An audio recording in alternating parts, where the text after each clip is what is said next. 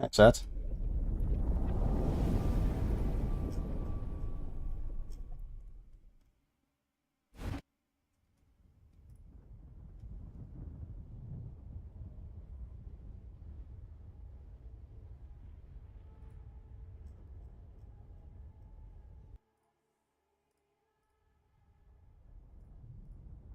All right. Oh, wait. Here we go. Welcome, guys, to the stream. How's it going?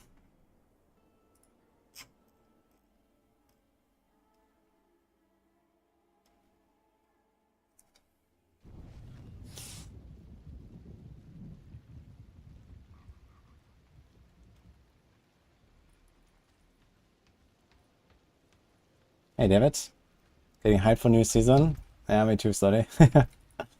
Excited for the campfire. It's only in 2 days. So I have like one more day here. Actually, tomorrow is my last day here. And then we have the 14-hour drive. Actually, it's in 3 days, right? It's on Thursday. Oh, it's Monday. It's on 2 days. Alright. I have to do the drive, and then on Thursday I have to like acclimate. No Blue Days, hello Sukasa, hello Deep Good, hello Trickleaxe and Timo. It's Sadar. How's it going, guys? Are you guys also excited for Season 5? Thanks, dude. Hi, Adam. Balls of Steel. No, they're like smooth AF. You know what's up.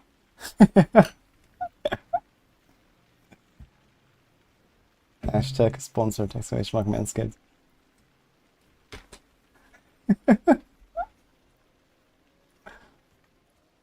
I tried out the stuff actually.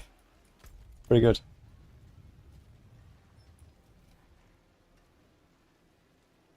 Don't know what to play, Bard or Sorc.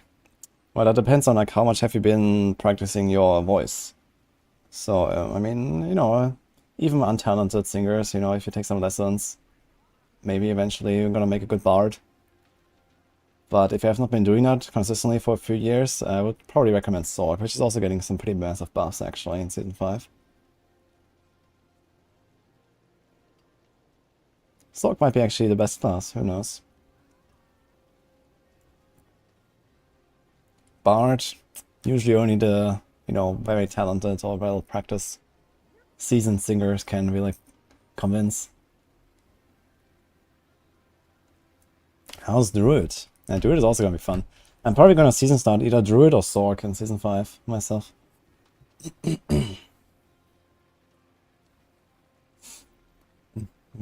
be funny to do a race of the Druid.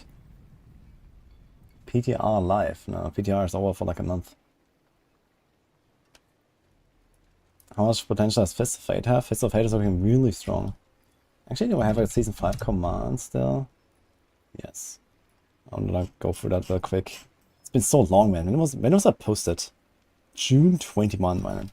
Holy shit.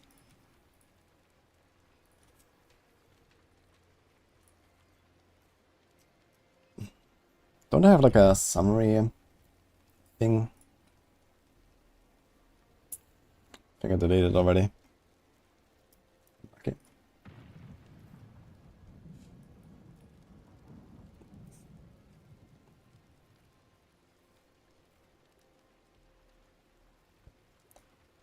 Okay. I have something special planned today, so I need to like just a minute or two to go through this real quick. Actually, I wonder if they're gonna fix this. So a bug report is on the PTR, but there was a funny thing about the rogue persistence, like in particular this one, increased maximum life percentage scaled while Dark Shard is active, it doubled it. So it gave you percent life, and then it would give you percent life again based on that new life again. So you get like double the benefit from it for some reason. Very strange. More than double actually.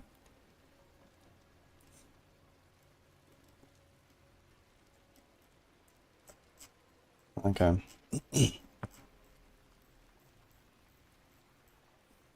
Do we have like the info already about like the higher level monster cap XP threshold? Was it actually a tribute? I think so, right?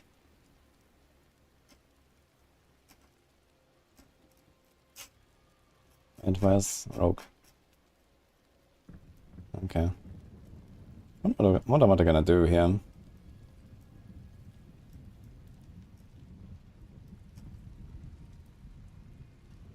Okay. Hello, Ray there. How's it going?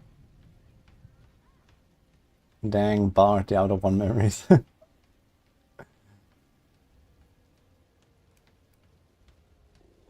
You misread the PTR dates by a month. Okay. Yeah, I mean, the season's about to start, and I built a PTR. PTR has been long done. We've been, I've been blasting it for like a week straight. I made like 20 builds. Sorc is a favorite. They always start with Sorc. Yeah. I'm very tempted. Sorc or Druid as a starter for the race. Will be fun to race with one of the two classes, I think. You have a favorite Fairycrafted Spiritborn build so far. I mean, I have a bunch that I'm working on already. My favorite. I mean, what I would probably use for World First race when the game launches and the current scenario is Quill Volley. I think that has the best potential to be #1 for the race at least. But in general, I like the Centipede Fiend the most.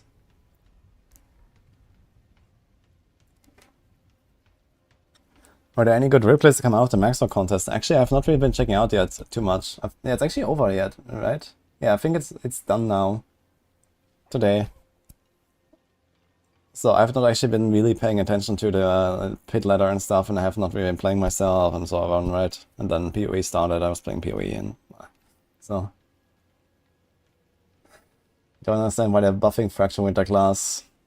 Yeah, you can nerf it again, right? I mean... It's also very confusing to me, but that's what it is. Like, the way that they approach some of the balance between items and classes and stuff is very disturbing. Because it leads us closer and closer to Diablo 3 territory. Like, Fracture Winter Class is already kind of like a Diablo 3 item, so to say. Like, playing Frozen Orb, you take off the neck. I don't know. I haven't tried it. But if you were to try it... I could do it, actually. I have a Frozen Orb Sorc built. I could do it right now, actually. But I would guess you'd probably go down at least 20 pit tiers. Just taking off the neck, right? That's a lot, Like, it's such a powerful item. In one way, it's also kind of like a build enabling item. The build doesn't actually really exist in the same way.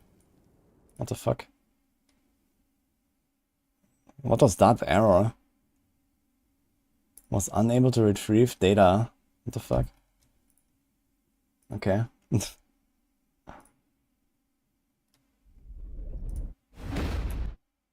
Necro on the top. Like the Freya. Yeah, we're far away from that. I mean, there's... Okay, Necro could be the weakest class next season, but it might have the strongest build. So... That is actually kind of a funny scenario for Necro next season. They have like one build that is like ridiculous. And then everything else is just kind of mid. And mid doesn't really cut it next season. Everything is going to be pretty OP. Besides Necro with Bone Spirit.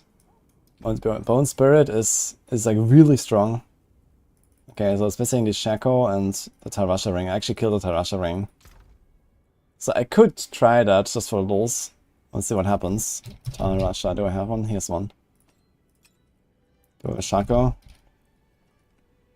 Dude, I have no rubies, by the way. Oh shit, do we have rubies at all? Wait. Uh-oh.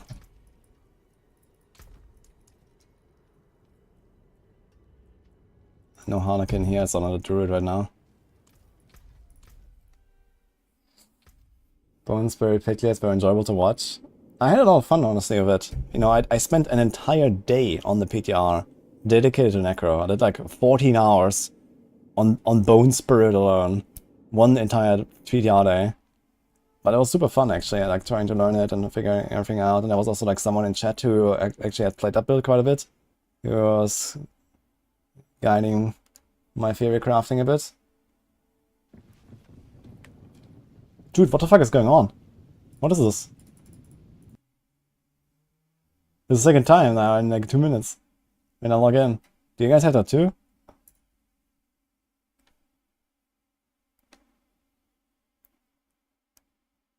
What's the name of this new game I'm playing?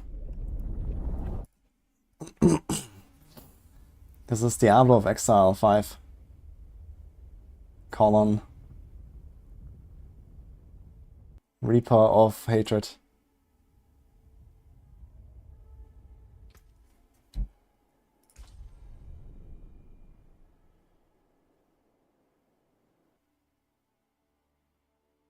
Turn off crossplay. I can try that actually. Is that a crossplay error?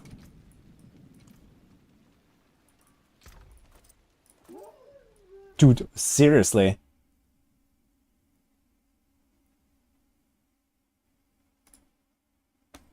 Okay, I'm tilted, man. What the fuck, man?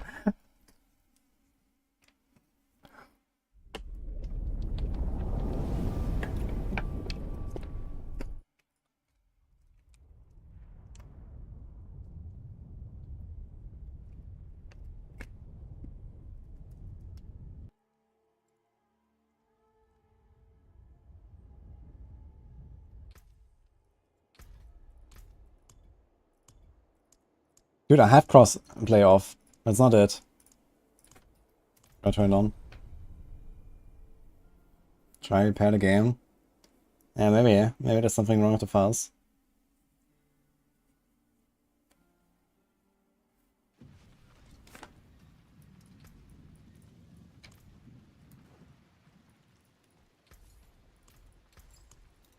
Here you are. Beware the envious, my friend.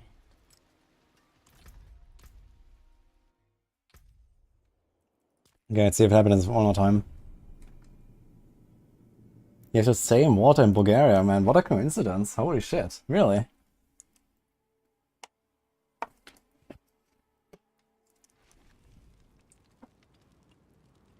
Tasty water, man.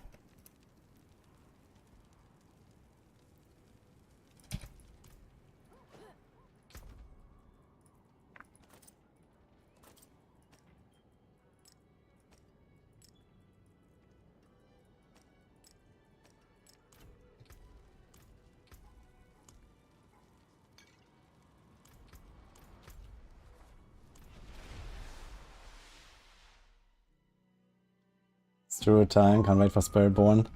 Actually, I played a lot of Druid before, you know, the hiatus and stuff. I'm not gonna do it now. Actually, I will. So my plan is, I'm gonna do one 0 to hero run on all of the classes. That is gonna be something like a level 1 to 70, you know, somewhat speed run, but with like a step-by-step tutorial as I go. I'm not gonna start with Druid though. I'm gonna start with Rogue today.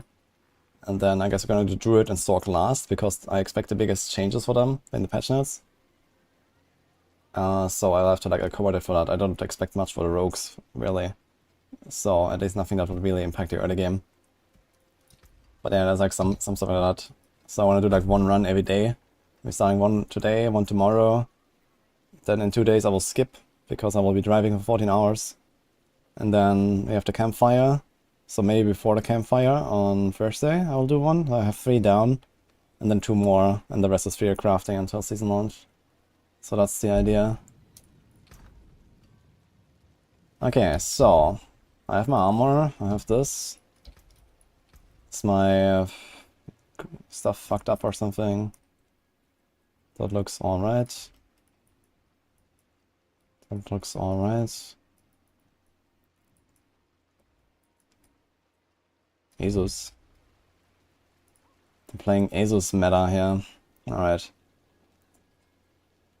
So just for the rules, right? It's not really gonna be a very fair comparison, because my plan is I will do like half a run, and then I will log out and do another half run without the amulet, and then without the amulet obviously we'd have to change out the build a little bit, because now we don't really have these considerations and stuff. Although we'll probably run mostly similar stuff, even without the neck. Inferno is kind of like a weird tech choice I have, but I'm gonna keep that. Okay, so 110. Let's see. Hopefully I don't crash and die instantly in the first pack, that would be cool. Do you have any advice for, as a rogue man for Ben? I mean, it's kind of like a very generic question you got there, to be honest, so I'm not sure what to say there.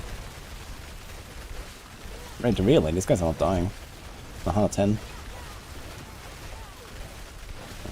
Slowly, but way too slow. Really? What? I was melting this shit on my only Sorc. What happened?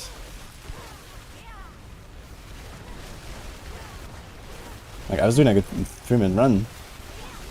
Not gonna do that at all. Okay. My god, the numbers.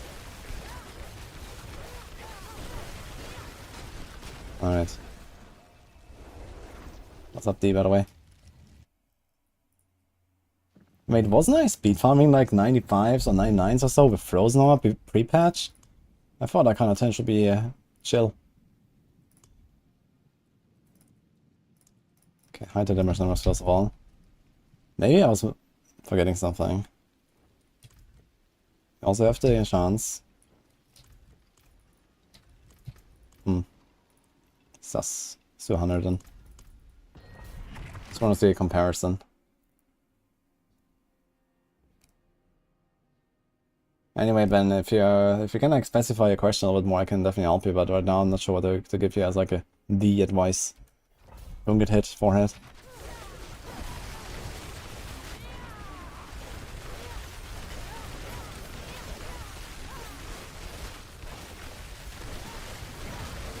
Okay, that seems very nice now.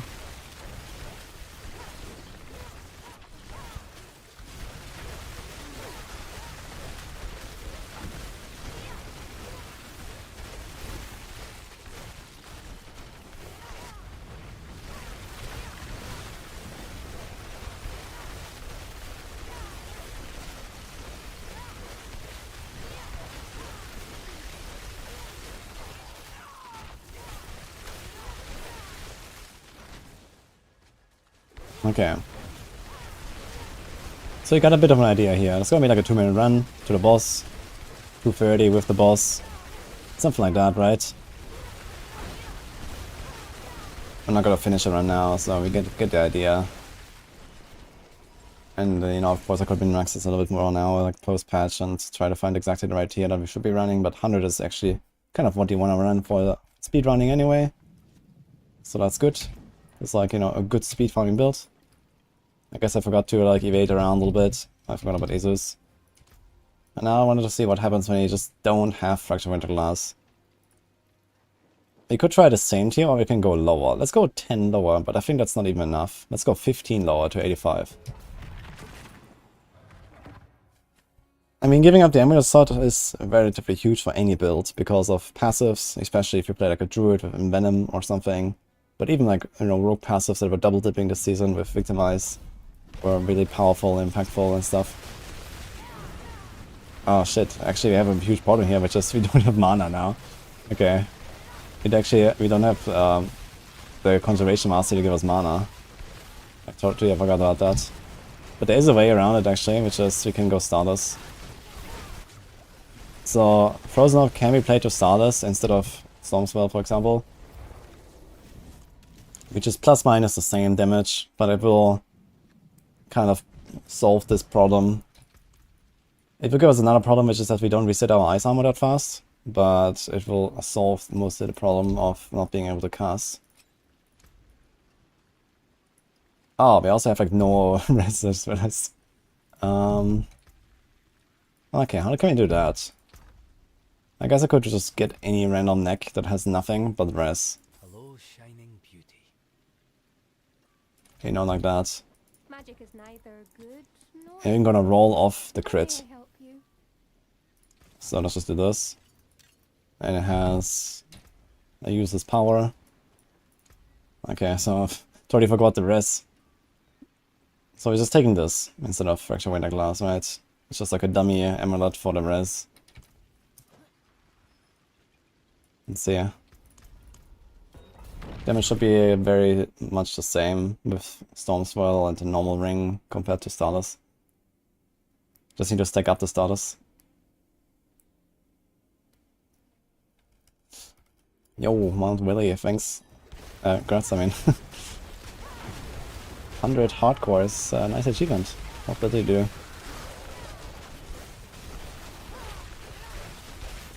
Okay, mana is better.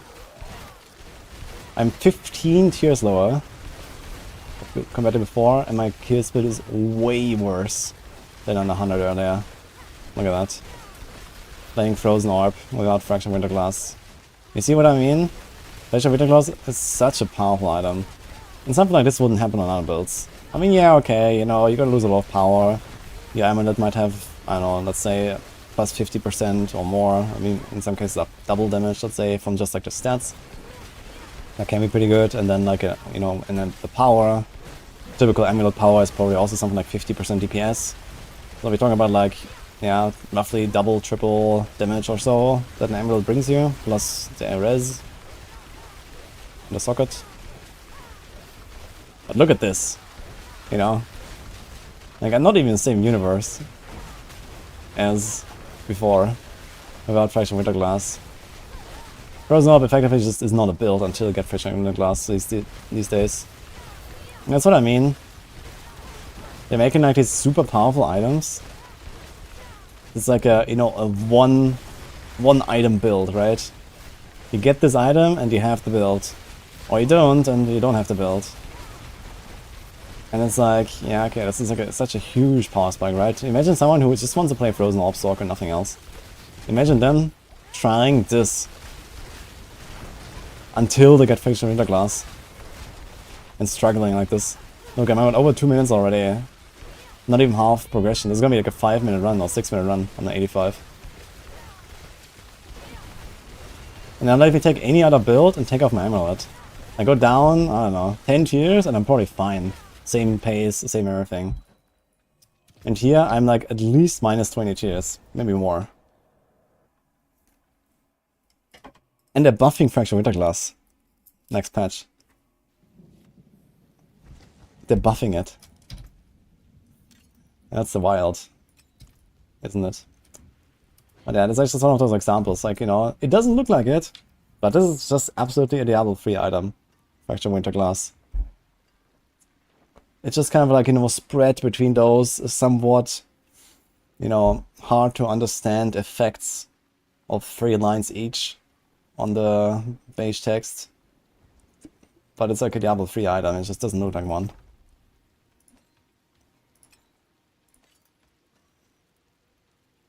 I can drop this one, it's just on the neck. Okay. Anyway.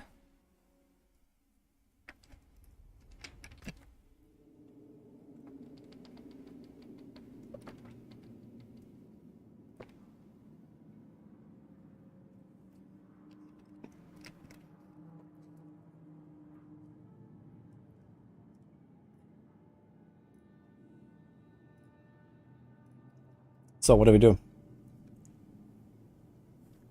Sorc time, baby. Yeah, I was saying it earlier, I might actually start season start of Sorc. That'll be fun. Someone asked what is a good leveling build for Sorc. Well, in season 4 I actually played a bunch of Incinerate for leveling. That was pretty nice. Incinerate was kind of like a surprise hit in season 4, I gotta say. We actually didn't have like a maximum guide for it for the longest time. I think we should have it now, right? At least I shouted at Norfa to write one at some point. I'm not sure if he ever did. Did he?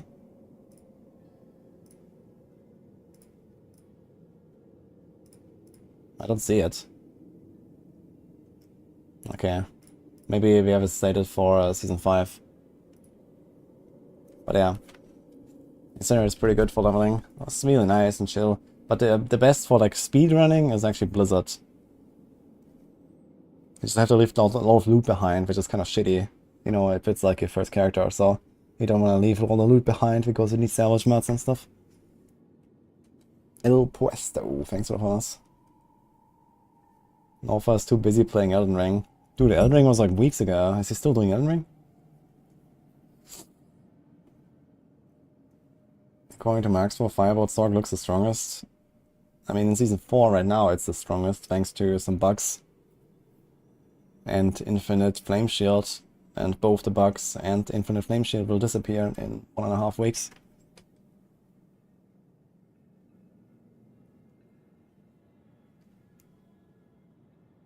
Nova was streaming Elden Ring a few days ago. Okay, interesting. You got competition in Sorc if I'm going Sorc. Yeah, I mean, to be honest, like hardcore Sorc, I've not really seen that much of it from like, you know, racers. Like, there's not that many Sorcs in general, and they're like all softcore, like the streamers and stuff, right? It's like anyone who's really like seriously doing. Like, I mean, season 4 it was kind of hard to really take Sorc seriously with this infinite flame shield stuff on hardcore, right? It was just kind of like bleh. I did enjoy Sorc, but mostly because I was not playing infinite flame shield. You know, Frozen Orb was fun, and the Undial stuff was fun. And next season's gonna be really cool, actually. So there's gonna be this Lightning Spear build. I'm definitely gonna make that. And then new version of Undial Sorc. And then yeah, we'll see what else, I guess, but definitely those two things. Hi, Katze.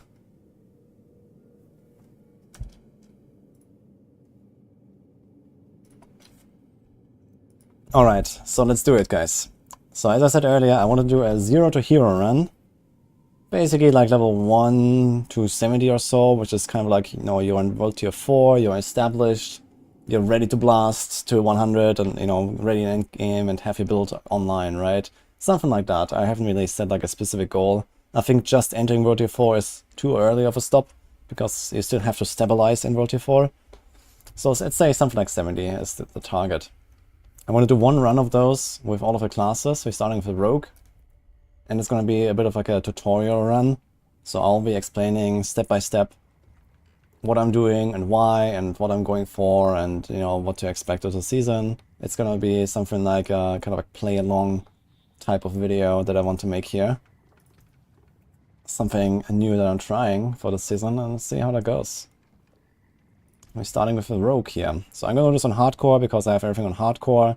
I'm not going to try to like twing it out or something. So it will be not a 100% season start run, but I will try to estimate roughly, you know, like make sure I'm not too powerful basically. So I'd rather err on the side of being too weak. We can also do a life split here to kind of time it a little bit, although I will probably not be exactly on time because, you know, I'll be sometimes stopping and talking or whatever. So that's what we're gonna do. Okay, start a timer. So we are rogue. We have 10 points. So usually whenever we pick up at the start is puncture. And then you can kind of go with like anything that is not rapid fire at the start. Usually a good start is penetrating shot, and I'll explain in a second why. I can take this. And then we also get our Shadow Step and our Dash. We can already put those here. Now we also want to go and get our kitty from the wardrobe. And we can do 2 points in penetrating shot. So where's this? The pet. Let's do that. Actually, let's get the white one. She's like more invisible. I like the pets basically not being there. And now we go for Helltide. We're in World 2. We have Havazar Helltide, which is a pretty good Helltide, if I have to say that. I like Havazar. Probably my favorite, actually. I like Havazar Zone, and I think Havazar Helltide is maybe the best. Although it's kind of hard to say. I've never really quantified what is the best for real. Well, there's some people running around. Okay, I guess that kind of imitates a bit of a season start on softcore with other people. I'm usually used to being completely alone here on hardcore. Okay, I want to invest more points in the penetrating shot because this is our main skill for now. Now, one thing you can do for leveling is Blood Maiden farm, but on the season start this is unrealistic. No one's going to have any hearts. They're also nerfing hearts in Season 5. Keep in mind this is still Season 4 patch. So we don't really have all the tools available to us from, for example, the new passives. They've reworked a bunch of stuff on the Rogue. Although Rogue probably gets like some of the least changes, I guess, when it comes to just like the overall skill tree. But there's a few things, like for example here's like Trick Attacks. That is now a damage passive, a very powerful one. So we don't have that at all, unfortunately. And we have to play without that, but that's okay. We can figure it out. Some good passes to take early on though, exploit, because most of the time you're gonna one-shot enemies. And you do extra damage to healthy and injured, you get 6% per point. Which is very nice, because most of the time it's gonna one-tap. So you have extreme value from that passive. So this is like something you wanna pick up early on. Just try to make pulls. Pull enemies behind you. Maybe you can go to like an Ancient Siphon event, that's a good one. I like doing Ancient Siphon. It's a lot of monsters spawning. Get the last point here. You're already level 6. I was gonna assume that people that play at this point probably have the renown figured out. If you don't, you're just gonna kind of take the points later. Maybe leave out some of the passes, maybe leave out like some of the upgrades here on pen shot. If you wanna like catch up on the skill tree basically, and you're gonna be a bit weaker for the start, that's not too bad. Yeah, an event like this is okay. Events are usually nice because they give you also obols. We have a lot right now. I'm not gonna use those. Only what I get, so you have to remember we had 1900. Obols are a very good way when you enter World Tier 3 and also when you enter World Tier 4. You can just go and gamble like a set of items. You don't necessarily want to do this right away, but after you hit the certain level thresholds to actually equip those items. For Sacreds, that's level 35, I believe, these days, right?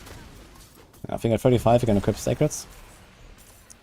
Also, if you saw that here, I was trying to like kite them together and have an entire pack lined up when I leveled up. If you look at your HP bar, XP bar, if you are about to level up, you want to make a large pull. Early on, you don't really have a good AoE damage. So you want to try to make those explosions count. And here we go, let's get this guy. Always check those item upgrades that you find. We don't really find many items right now. And we got this guy. Finish this. The chests are also good from the events because they can give a bunch of yellows. We are level 7 now, we can get yellows. Here we go, there was nothing. We got the glove. And we basically just kind of like run around, try to find big packs. I'll stay away from the Blood Maiden. It's not like a realistic season start thing. Now we can have like an extra point. We could pick up an extra skill, but we're gonna pick up Shadow Imbue very soon. So instead of being like very complicated here and speccing into like Poison Trap and then speccing out of it like 2 levels later, that would be optimal. But we're not gonna do that now, we're just gonna pick Malice. And now we have those unlocked here, we can get Shadow Imbuement. Shadow Imbuement is like a huge carry early game. Actually, another thing that we should be doing, that I almost forgot, is Rapid Fire. So we're playing like a pretty classic pen RF here, but we don't RF very much. It's just sometimes for an elite. I should have done it already for the event. So we can also take the improved Rapid Fire here, which is very nice. It says that it gives you back 15 energy when you hit a vulnerable target. And you only need to hit with one of the arrows on the vulnerable target. And you see this purple bar from our puncture, we can make enemies vulnerable. So on elites, it's a very good way to just like not run out of resources.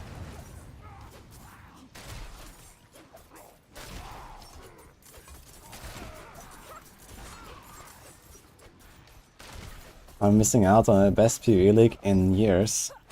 And let me tell you a secret, I've played it actually. What do you mean? Dude, I wanna play PvE too, I'm not too much in the mood for PvE1 these days, to be honest. Okay, we got a point.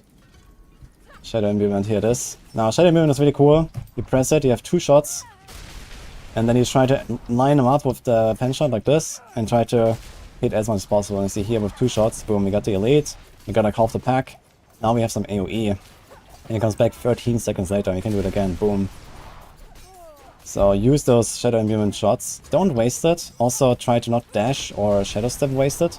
Because you see when you have Shadow Imbuement, those skills are also purple. Which means they can be imbued. And there can be a reason, for example here, you can dash through a pack.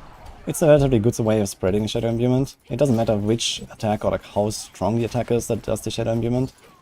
Just make sure you don't do it with Shadow Step or you don't dash into nowhere basically, but dashing through a pack is okay. Okay, here comes Rapid Fire. And you see the advantage now, we don't lose any resources when we kill this guy with 2 rapid fires. As a crossbow, we needed that. That's a huge upgrade. Like triple damage.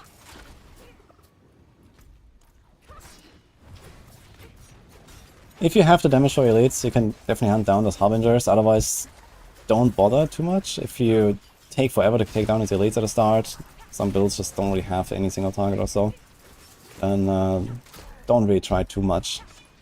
They're valuable later when you have like a proper farming build, but if you waste the time, you take like half a minute to take down the elite, then this is not really worth it. Okay, here I have to first unlock this guy. And here you can do it again. See my rapid fire? Bam, bam, bam. That's it.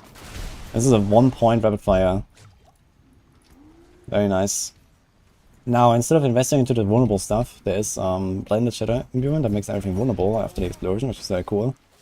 We don't need it just yet. Vulnerable is just 20% damage. Most of the time we one-tap packs anyway.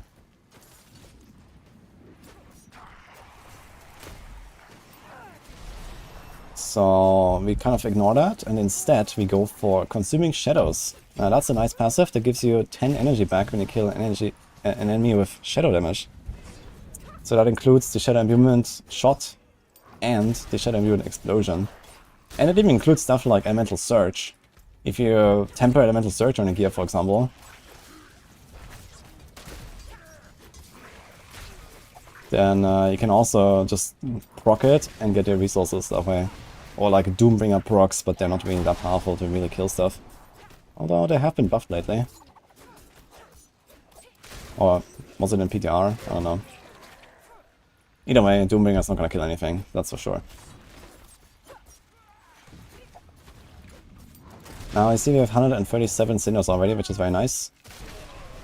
I hope that we have enough time to actually finish in this Helltide. 30 minutes might be okay, but we're not really twinking.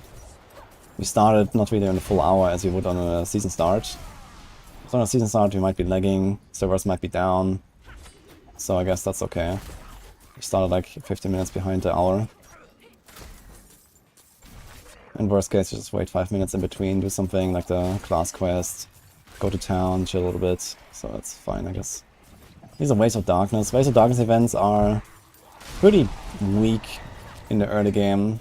I wouldn't really waste my time here, actually. But for example, if my Helltide meter would be filled now, it's at half. I could actually do this event, and I would just chill here, farm the waves at the same time as the Helltide meter. The Helltide meter takes roughly 1 minute to complete, which is also roughly what the Waves of Darkness event takes, so that's really nice to combine. But now I just run away, and maybe come back for another event. And the meter is full, or we try another one. We just kind of like run circles here. Actually, we could also go to the northern zone. There's like some nice areas here on the left. And also on the top right, there's a lot of open areas and lots of density, so maybe it's actually better to go to the northern Harvester zone. I'm gonna go there and see what happens. We take a second point in Consuming Shadows. Now we get 20 energy for killing an enemy with shadow damage, which is really nice. You see now, our resources just go up. Bam. It's a very good early game resource tool. I just realized compared to like a normal season start run, I won't get anything from Season Journey, so we're gonna play a bit of a handicap.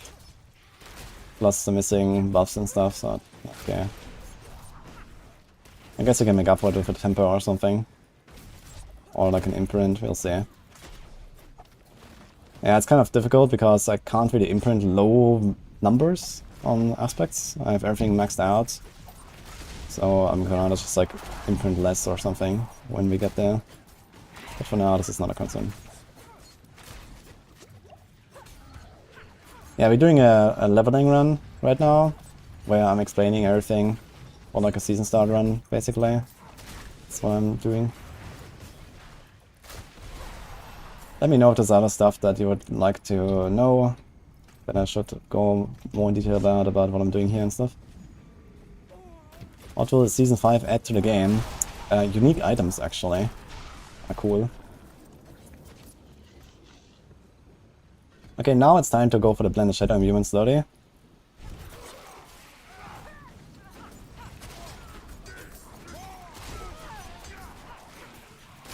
Now if you don't know what unique items are, I don't blame you. They are very powerful items that drop from bosses and other sources that have special effects that they cannot otherwise acquire anywhere. They're build defining. Stay tuned for more. Hi Herringer, by the way. Yeah, while Kitty is doing work here picking up the cinders. That's cool. You wanna basically get ready for Capstone Dungeon, which would be on a season start, probably something like around 25 to 30-ish. And then we're gonna open all the chests basically, and maybe we're gonna turn in a Whisper, but yeah, that's yeah, we'll see. Some people probably like really get stuck here and they have like 6 out of 10 Grim Favors, and then they're like, oh man, I really need to finish this before I go World Tier 3. You don't really have to finish it, so if you can, if there's like, some nice objective and you just like do it in like 2 minutes maximum, then yeah, sure, but otherwise just whatever, leave it.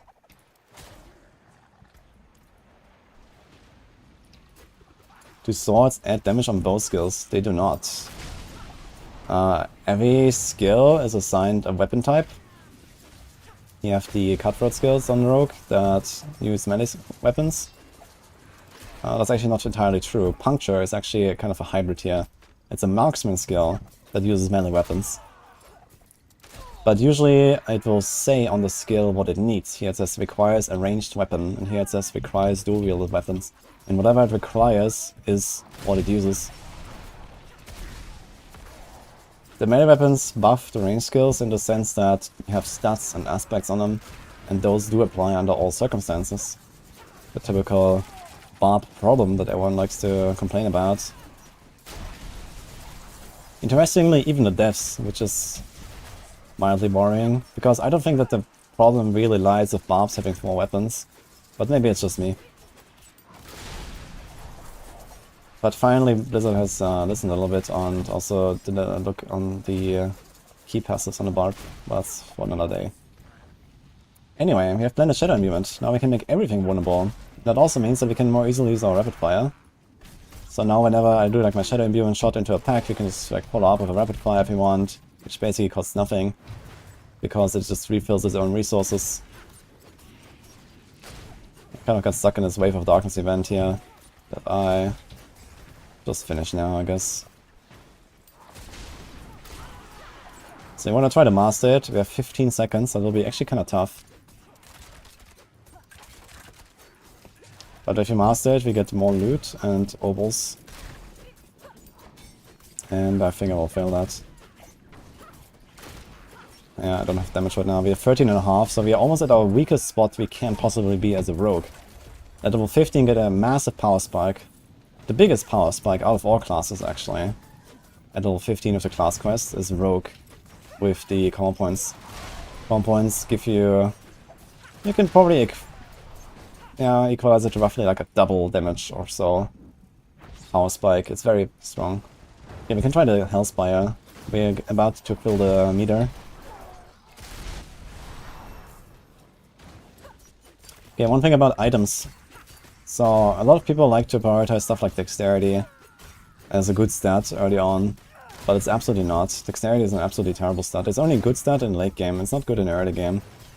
It scales very poorly compared to other stats, so if you get items that have like, 10% damage on the ring or something, or like 40 dex, you would think, oh, pork, man, 40 dex, I'm gonna take that. But that's a lie. You should take the 10% damage. This is reverse from the late game. Early game you have no additive damage, like all these like increased percent damage, like range damage, distant damage, close damage, shadow damage, whatever. You have almost nothing of it. No glyphs, no tempers. It's very powerful when you have nothing of it. And Dex is not powerful at all, it's just never really powerful. It just happens to be better than the other stuff once you have a lot of the other stuff in the late game. So there's like probably some kind of like noob mistake that many people make, which is why they're really weak in the early game. Maybe we can try to find another Spire or something like that. Wanna be a bit careful here since they're doing hardcore.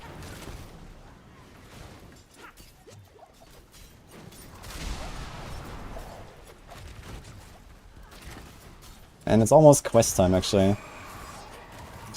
Just about now we get the proc. So I guess we're gonna finish the proc a little bit. But don't overdo it. Especially in hardcore, they can easily die to those spawns here, the what do they call the champions? Hellborn. So you don't want to overdo it, and rather just run away. If you're not sure in hardcore, just run away from the Hellborns. I can probably take him down. Since I have the rapid fire, we can actually put points in the rapid fire. Get a bit more single targets. I'm prepared for this. Okay, just for science, we're gonna see how it is actually, fighting the Hellborn. It's a Sorc, which is probably the most dangerous one.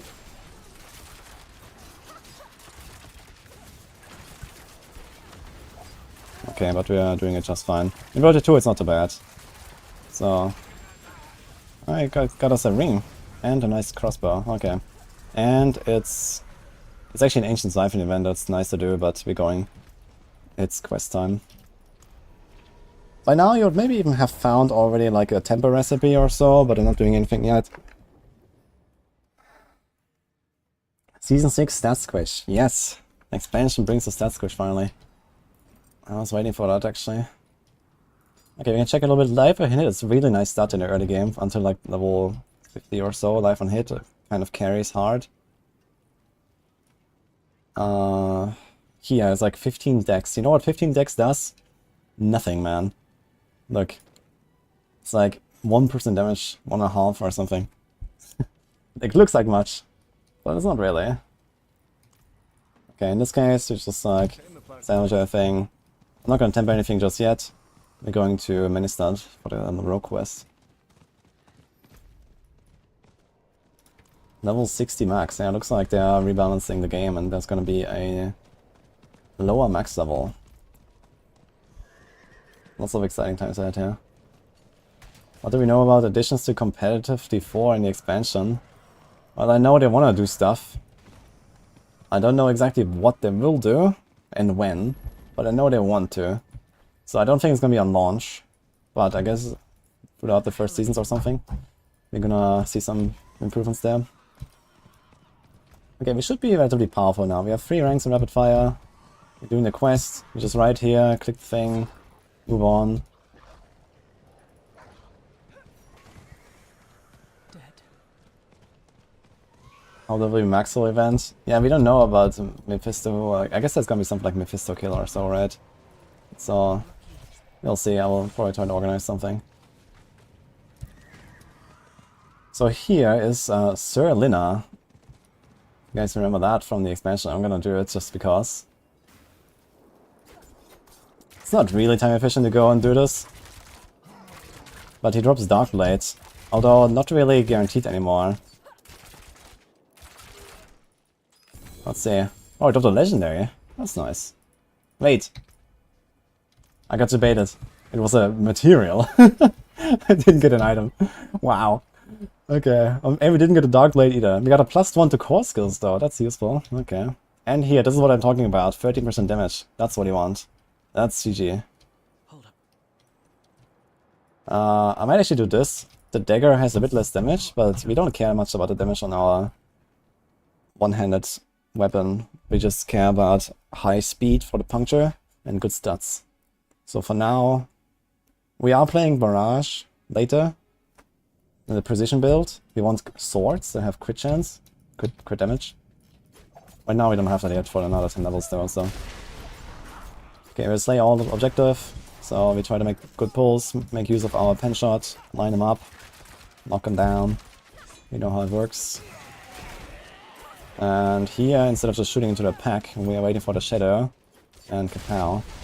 You see that? Beautiful. One thing about Shadow Imbuement is also that it also scales with the weapon that you have in hand when it explodes, basically, or when it triggers. So in that case, we get pretty big pops because we have a crossbow instead of a bow. Crossbows have very high damage, very slow attack speed, which means it has bigger value for Shadow Imbuement.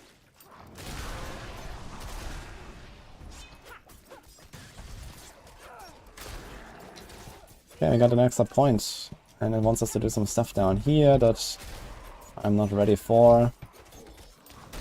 Whenever you're kind of like done with your skill tree and don't know what to do, you can pick up Haste. Haste is kind of cool.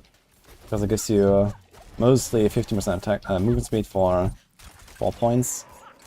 But it's not such a popular thing anymore these days, especially when you want to be very powerful. There's lots of really powerful passes now on the rogue tree in Season 5. They've been rebalancing some of them, and there's crazy stuff now. Actually, what we would be taking probably is this one here. Concussive is being reworked to, I think, noxious potions. I don't know what it's called. But something with potions. Where you press potion, you get a damage buff. It's 6% per point for 10 seconds after using a potion. It's very powerful. Basically any rogue builder is going to run that. It also enables you to use potions at full life, which is kind of wild. Okay, we got the thing. So here I click on the thing, you press on the X. And like this you will quicken up the dialogue here. Now you skip the part. And now you just wait for her to come out and that's it. We have a Blaster Shrine, she's going to go down instantly. We have Rapid Fire. Actually, it's maxed out pen shot.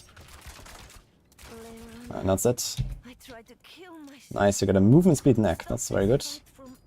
Let's get this here. Let's go drop this here, which is not something you should really do. On the season start, you want to salvage this stuff. But I don't really care too much right now, and I'm also not going to use many materials right now, so. Okay, we got our calm points, talk to her. And here we go. Let me go back to the health side. I don't have the waypoint there, so we probably want to make our way up.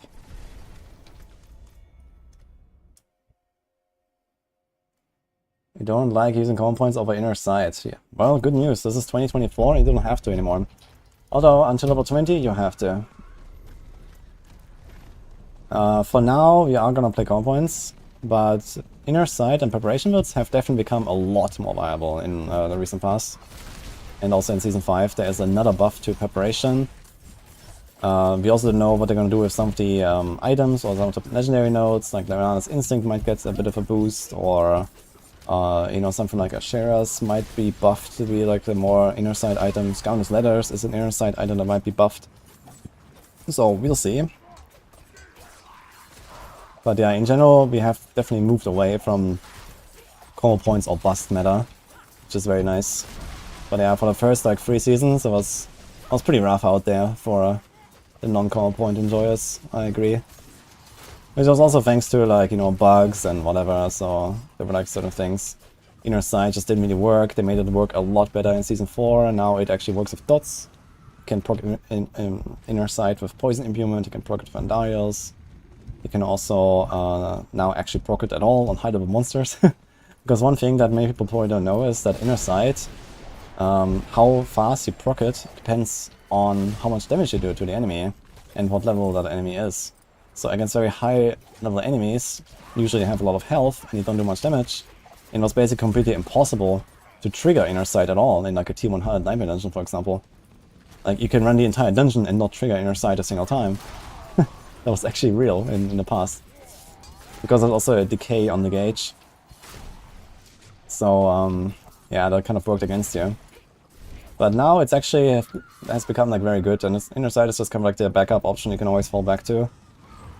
If you don't have common points, or if you don't have a basic attack, or if you don't have an ultimate. The thing is that both preparation and common points require to have a certain type of skill on your bar. And there's a lot of builds that don't want to use either basics or ultimates. I mean, Rogue only really has like 2 ultimates, since Shadow Clone doesn't count, I guess. We don't talk about Shadow Clone. And then there's like Rain of Arrows, which really only has viability in like a Rain of Arrows build, which is like the 10th best build on the class or so. So it also doesn't see much play. So it only really leaves us with Death Trap for ultimates users. And Death Trap can be used both as a support or as like an actual build around, like build defining effect.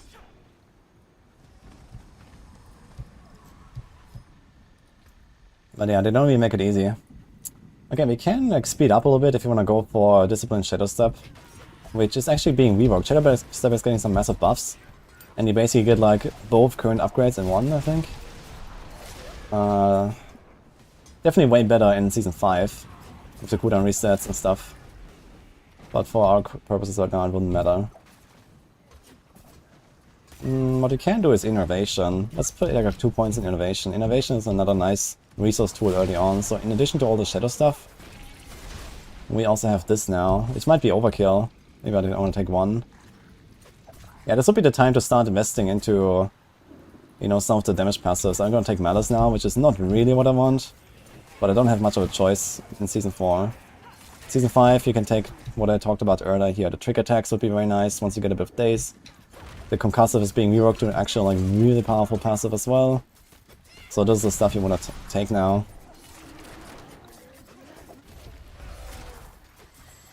I think I'm still missing like a point somewhere as well in our rapid fire.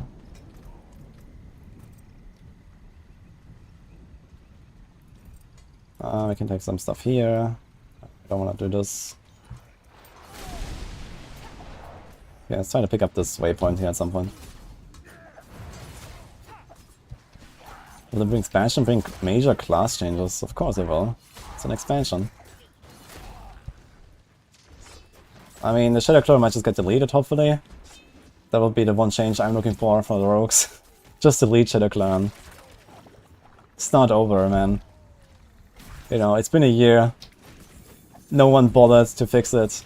Just fucking delete the skill. That's what I should do. Make a new one.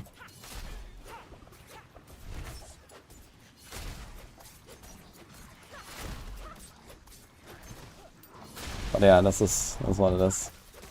Just start over, man. Yeah, you see the power to combo points, so you see here. Combo points is something you definitely want to use as much as possible, especially in the early game, when you have like no resources. So one thing about combo points is that it is extremely resource efficient. You see the 3 dots on the bottom of the screen there, on the XP bar. You always want to try to go 1, 2, 3, and then release 1, 2, 3, and boom. And it's very impactful. The combo points give you roughly double damage, depending on the core skill you use. And then they give you some other extra perks. Actually, it's a bit more than double damage, for example, for rapid fire. You go from 5 to 8 arrows, which is already a 60% improvement. Plus each arrow does more damage. And then you also get more crit chance per arrow. You don't necessarily always have to go for 3 combo points. Like here, for example, this guy was half HP. I know I can kill him with just like, for example, 5 or 6 arrows already. I just did like 2 combo points and killed it. But yeah, as much as possible, try to use those combo points here. They also make sure that you always have full resources. You see my resources are just full all the time. So, can't run out. Can Kicksoff? Does Kicksoff exist in World Tier 2 actually? I don't think he exists here, right? It's only in World Tier 3 and 4. It might be time to start opening some chests. We have 450 cinders. I'm doing it. We're kind of early, but we have only 10 minutes left on the Helltide. Oh, I'm getting something here. Rusty Strides. Oh, that's a pretty useless power. But in the early game, in the chaotic early game, maybe it can come in clutch in the Capstone dungeon or so. What else do you have? Okay. Yeah, it takes a while to actually open all the chests, so don't underestimate how much time you need to open the chests. You don't want to just like run around and only open, but here's like 1, 2, 3, 4, all kind of next to each other. I'm gonna open this one, probably make my way here, and then do like another circle around here, open everything. That should be the end of the Helltide almost. But a lot of people kind of like struggle to open the chests, so don't do it too late. Especially if you don't want to just like horse around. You also might get interrupted very often. You don't even have a good way to like clear enemies necessarily and not get interrupted. And I think actually in Season 5 this is getting cheaper. I think they only cost 75 instead of 100. You can actually open more chests in the future. You're gonna have a lot of loot. We're only level 20, which is not good. Would like to be a bit higher.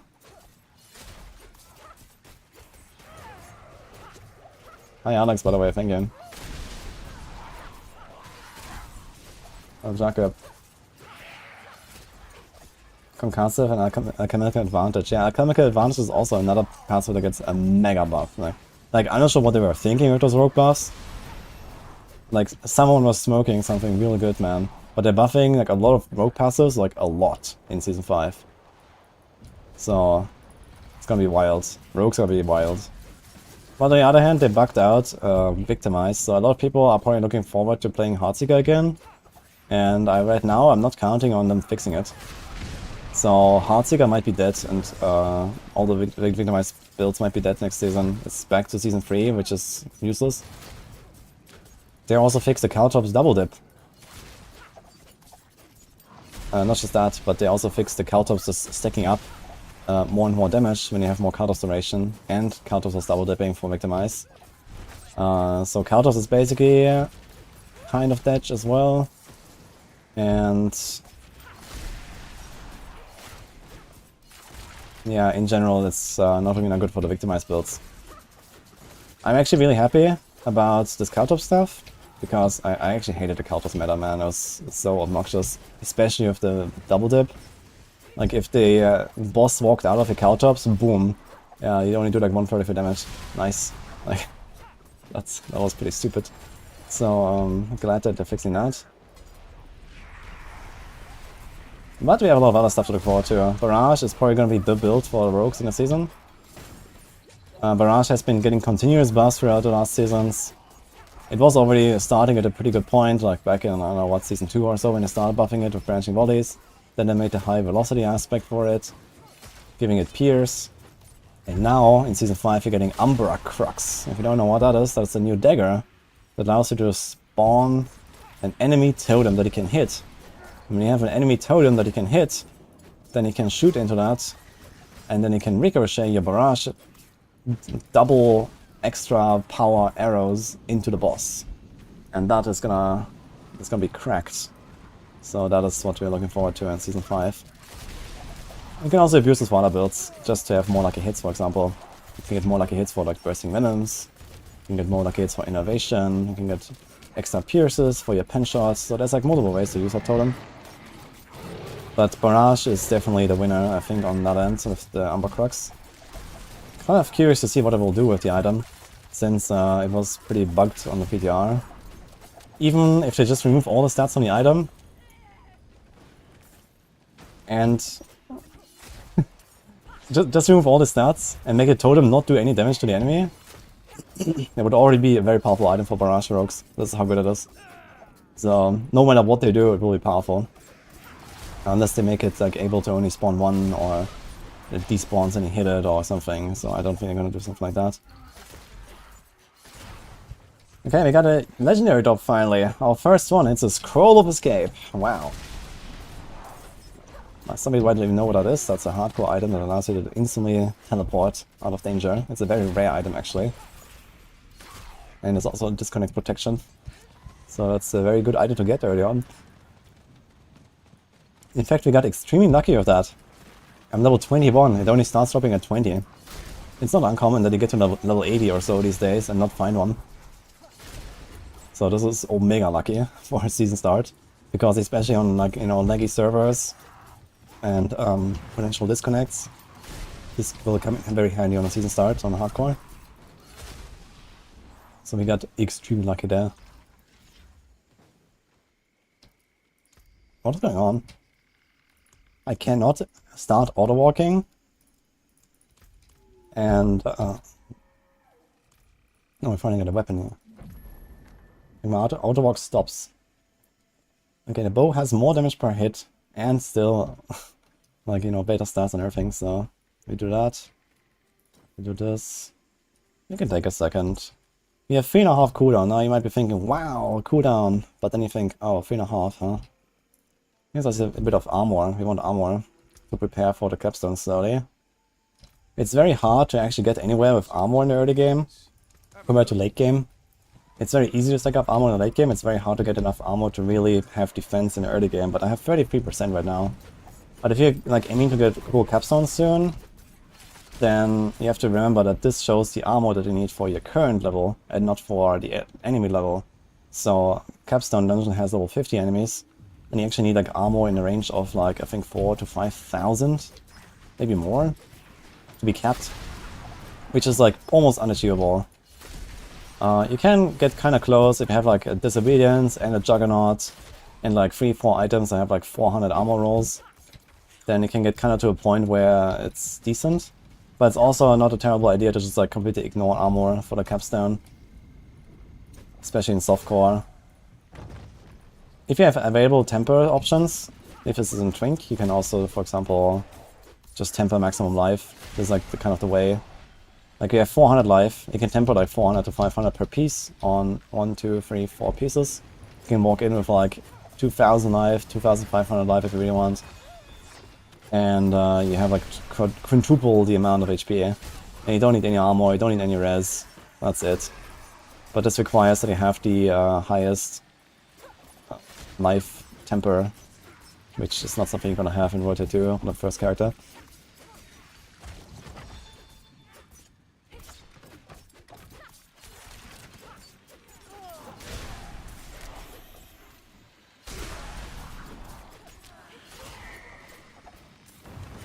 I did play Sacred 1 a little bit, but I didn't like it very much. And I completely forgot that they had this open world feature that Diablo 4 also has. I thought Diablo 4 was kind of innovating there. I mean, to some degree they are, but not as much as I thought.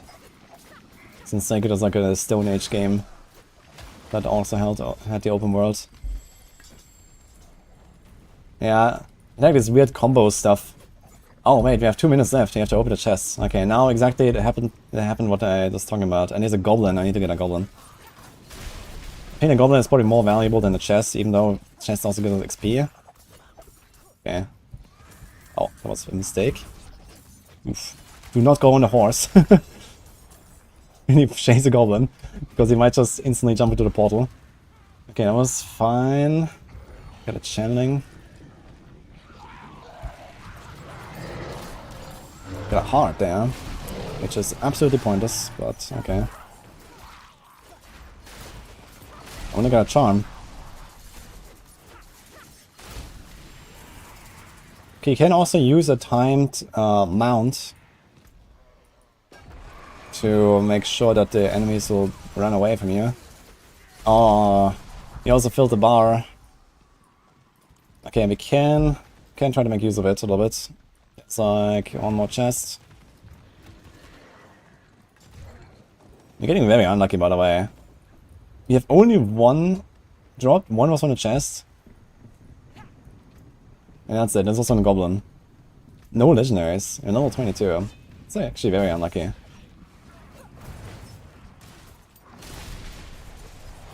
Okay, let's see if we can open this before they interrupt us. Okay, good timing. I think we just accept that we have 100 cinders wasted. We got a goblin for it though. When in doubt, it's probably just like a tiny bit of loot. Okay, we got a barbarian. Barbarians are the easiest hellborns. They don't really do much. They can stun you though, which might be a bit of a struggle, so keep your shadow step ready for that, like this.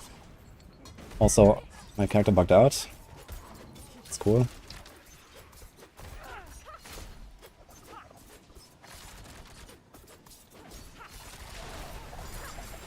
And we actually almost have completed the Grim Favors. Well, this is gonna be 6. Okay, now we have a 5-minute break, which is very bad. So this is something you don't want to have happen, but that's what it is. We can get this, and this, and this. I have everything maxed here. I guess we go to town real quick here. I don't have anything else to do.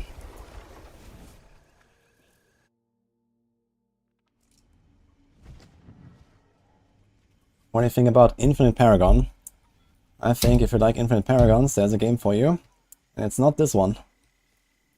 Actually, I completely forgot to equip a ring. We should actually get this one since it has a socket. Even though 1.2 resource is kind of useless here. You can't really add any sockets right now. Now, that's an interesting question. I think I'll do this. It has a socket and more res, We give up 5 movement speed. Giving up 5 movement speed is painful. But we also get a good bunch of damage there, and we're about to go capstone soon, so we rather want the damage. And I think I'll... tough choice. It has more life as well, and you kind of need all the life you can get if you want to go capstone. So let's do it. Yeah, level 23. So right now we probably have like a few tempers. I think we could probably do something like... Let's do like 1 natural finesse on this. And let's do like 1 natural finesse on this. And this should not be close. What this? My god. Okay, so we got this. We got close and we got normal, so it's okay. And let's do like... Would we have something like this here? Let's try to do it without any defensive. So it's gonna do this for now. What is actually the power that we got here? Opportunists, man. Opportunists and Frosty Strides. We're getting really unlucky with this stuff. I think we have to level a bit more. This is like unrealistic to go into capstone with this. Level 23, no life, no armor, no res, we have nothing. So we kind of just have to wait now for the health tide to start. So meanwhile, we are almost level 25. At 25 you're gonna get a huge power spike with this Precision. Precision is probably the strongest key passive in the entire game now. If you just look at the raw damage potential. Like even without any crit stacking, it already gives you guaranteed crits, which is like, you know, roughly 40, 50, 60% DPS. Plus, it gives you the extra 50% crit damage on top of it. And then you can start stacking it up. So this is like, it's like more than double damage right out of the box. It's insane. So we can get that at level 25, you unlock the key passives. And then also for the capstone, we're gonna do a little slight respec here to be more protected with Dark Shrouds and so on. But I'm gonna do this when the time comes.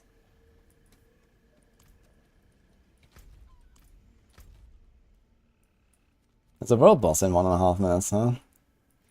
Now what you can do is in the downtime, for example, you could just like, you know, go there to Ket Badu, right down to the PvP zone, get the waypoint, you know, do like something useful, I guess, to be a bit productive. If you ever happen to be in a situation where no health tide and you can't do anything. You could also go and do like a dungeon to maybe unlock a power. For example, the Arrow Storms and the Vengeful powers is something I recommend for rogue leveling. I have that, for example, right now in the Twisting Blades guide. Like when the season came out, I predicted that those would be really good at low level, and they actually were. And I put them into the guide before the season started. And you just get those 2 powers, and you just like spawn Arrow Storms everywhere, and you're chilling. And they're actually getting buffed in Season 5. So they're really good now for early game. If you want to be any kind of like powerful in the early game as a rogue, you just go unlock Vengeful and Arrow Storms. I'm not sure which dungeons right now, but they're in the guide. Or you can check it in the codex. And you don't need anything. You can do this with any build on rogue. You just shoot, you spawn Arrow Storms. Arrow Storms, in fact, is going to be a very powerful build in Season 5. I'm making a guide for Arrow Storms Rogue. It's basically Andariel's Rogue, like a poor man's Andariel's Rogue. It's like the entry level for Andariel's Rogue later. We also level 23, it's probably time to get some potions. Don't have a potion at all. And we got a nice crossbow from the box I opened. That's cool. Okay, so we're at 46 minutes, health tide is back. We just kind of chilled here a little bit. Oh look. And I got the data retrieval error again. For the 4th time today. What is going on? Patch. Downtime, go to the toilet. Yeah, I mean, it's kind of hard to go to the toilet like 45 minutes into the season start, right? So maybe it's fixing my game now. Maybe I don't get this bug anymore. It just kept crashing my game a few times. Hi, Darkface. What? Now I get this error even before I launch the game. Okay, I think my game is just broken or something, and something is going on. That's insane. Let's try this again. Best Barb builds in Season 5. Dude, I literally cannot launch the game right now. Okay, I think I have to take a break here on our tutorial run. Probably have to cut this. I can't, man. Scan and repair. What a well-shaved face. Dude, you should see my other body parts.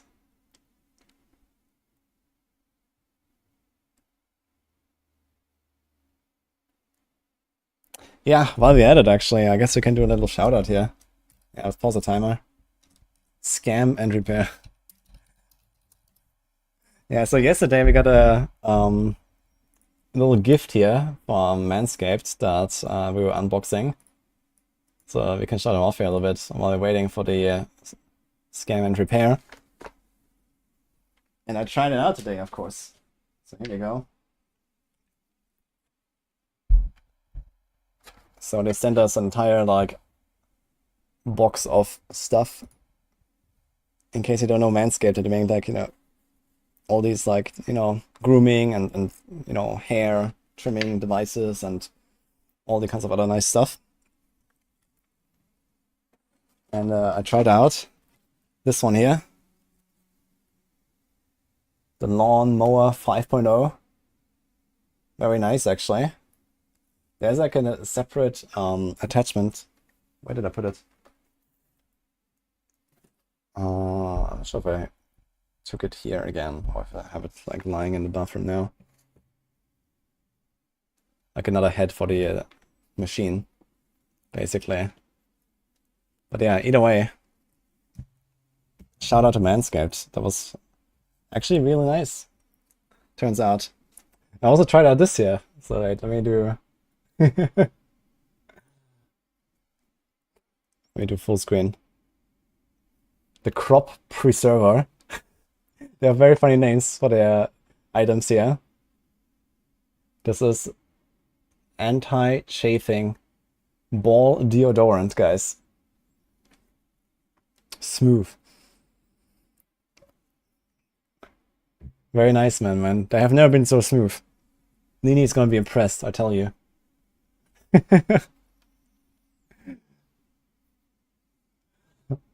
You have a kit as well, good team. You've been getting ad bombarded with Manscaped on YouTube. Well, yeah, they're probably doing some campaign right now as well, right? So with like many people, I guess. Yeah, not for you, Katze, I'm sorry. Actually, I'm not sure if they do anything for like females. Like, I don't think so though. I think this is literally just like male company here. So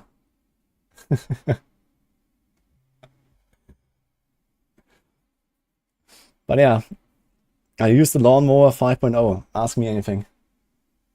That was an experience. It was actually really... I didn't cut myself, it didn't hurt. Smooth, guys. Can recommend. I actually did it earlier. So they also have like other stuff here, like for beard grooming. The Beard Hatcher Pro Kit, for example. So this is not really something I need much. They actually gave me the offer to either go for this kit or for the... what was it called? The Perfect Package 5.0 Ultra. This is the one I got. So I had a little box here. With the slogan.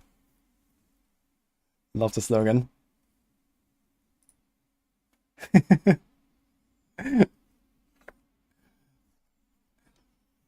Very nice. It's true.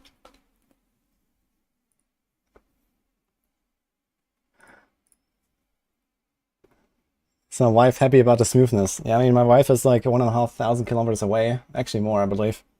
But when I get there, man, she will be impressed. They are thankful, yeah. Okay, it says scan complete, no repair required. By the way, I don't believe it. You know what? I was gonna run a second time. Okay. So impressed. Yeah, by the way, Manscaped, they have this sale running as well. So 20% off if you use the link. I'm just gonna copy paste that in YouTube chat. Where's Nini? She's in Athens. And I'm going there in 1.5 days. But it's a 14-hour drive, so gonna be fun. Anyway, 20% off right now. And they also, on top of this, actually have a sale. And I think they stack here right now. They have a 46% sale right now. This is exactly the one that I was unboxing yesterday. So there's the lawnmower, and then there's also the nose and ear hair trimmer. They're called Weed Whacker 2.0. Then you get the crop preserver balls cream, basically. And there's this other one. Which one is that again? The crop soother. The ball aftershave lotion. I didn't try that one yet, actually.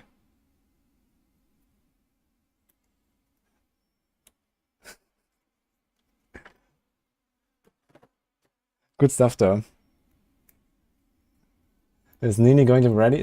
Nini will not know what hit her after this. Yeah, they have funny names here. They also have, what is... the crop mop, the crop exfoliator, the crop reviver, the crop cleanser. Here's the beard hatcher. Yeah, they have very funny names, all this stuff. They also have like some funny little like explanations like in their leaflets. Calvin Klein Manscaped underwear is the way to go. I don't think I've ever tried that. But yeah, they also sent like some boxers and like this bag here. I have that here. It's just a nice little like necessaire. Necessaire. So that was nice as well.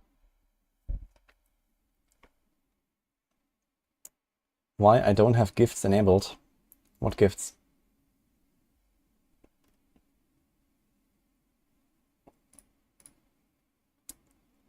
We get sub gifts from time to time?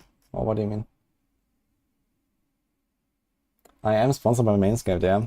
So this is why we are showing it off here while we're waiting for our scan and repair anyway. But yeah, really good stuff, so I can vouch for this. I actually kind of needed like some, I only had like one machine that I used for like, you know, the shaving and whatever, and it's not really that great. And seems like they have some really nice high-end quality devices here that help us. Let me see, is there something else that I'm missing right now?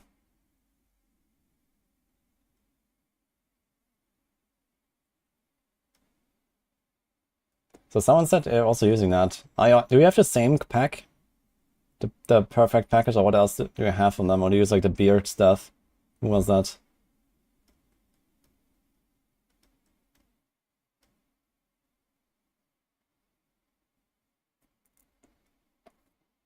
On Rax's channel you can see top gifters. I think you can see that here too. No?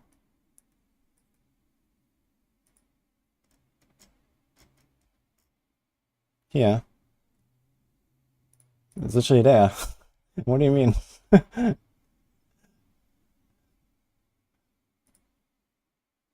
Use the trimmer.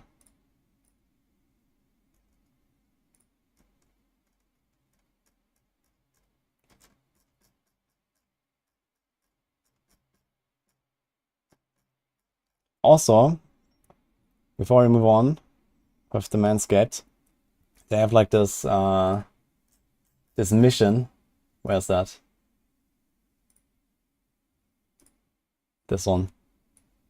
So they are really emphasizing this. We save balls. I like this picture as well. Kind of cool. But they are also like supporting Testicular Cancer Society. So that seems to be like some very under-discussed topic that they're trying to shed some attention to and help.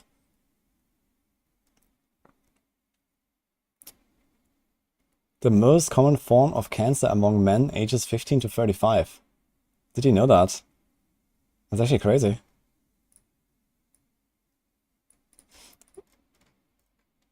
So, yeah, you also support this basically. They really like balls here at Manscaped.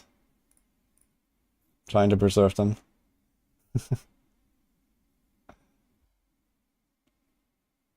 Take care of your balls, yeah. There's also like some instructions on like how to do like some self-test and stuff. So to check that out, so don't neglect that. Okay, let's leave that for later.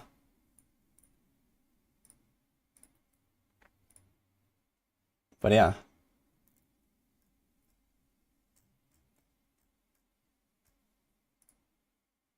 Found by Lance Armstrong. Oof. Let's see if we can go back into the game. Okay, Harosh, send me a screenshot. Send it here if you want in chat. What do you mean?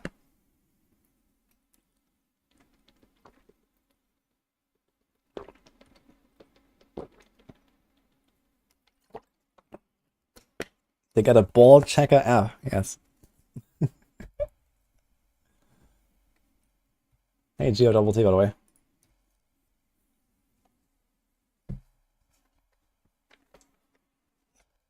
Yeah, I hope that the game works again.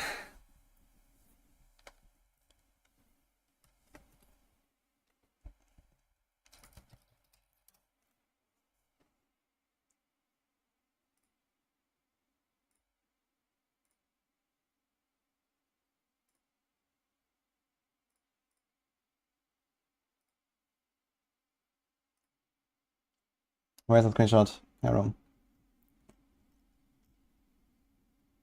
Before I start. It's so that my game actually launches.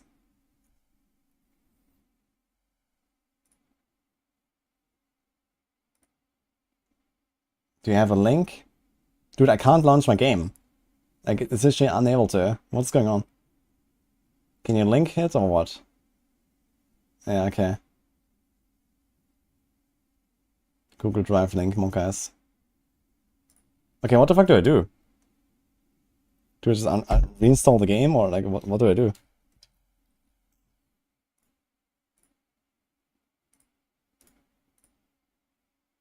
Is my hard drive full? No.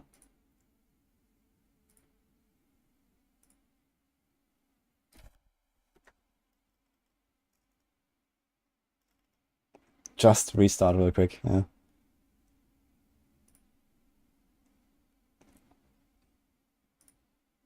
Restart Battle.net.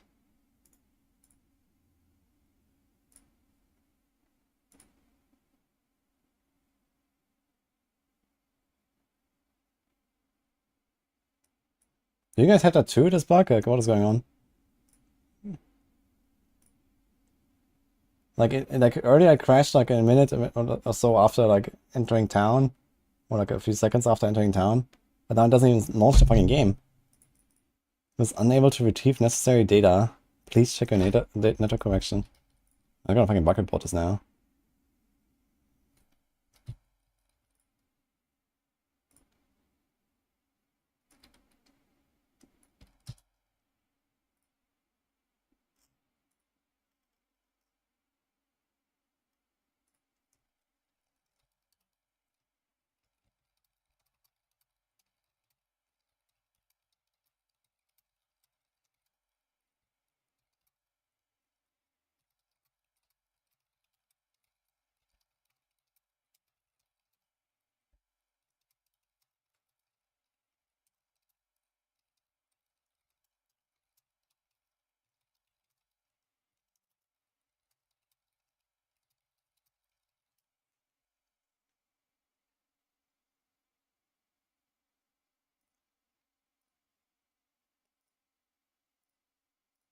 Access denied. Hero.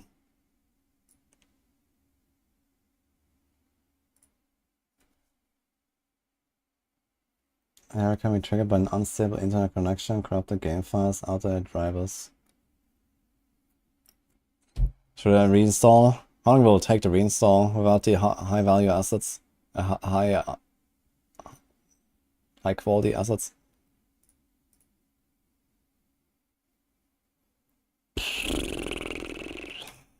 Let's try it.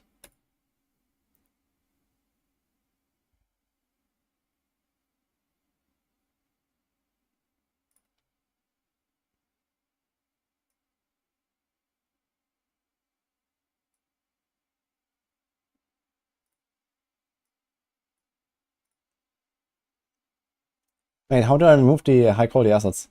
There's no checkmark for it or something. It's just 95 gigabytes. How do I change that? Here.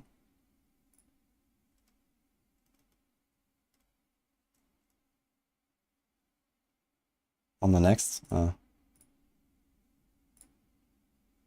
Ah.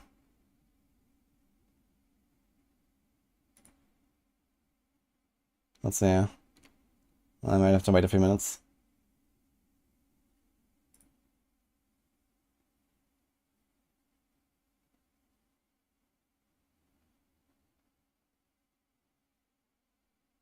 Okay, so here's a screenshot that Harrow mentioned to us. And what do I see or not see here that we have on other streams?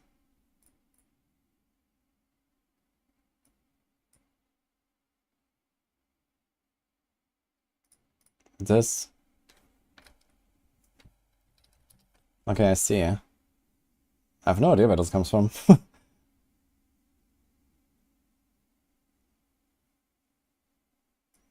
I mean, I don't use my phone for Twitch, but he's talking about this here. So for some reason they have like this extra line of gifters, and I don't, but I have no idea where this comes from.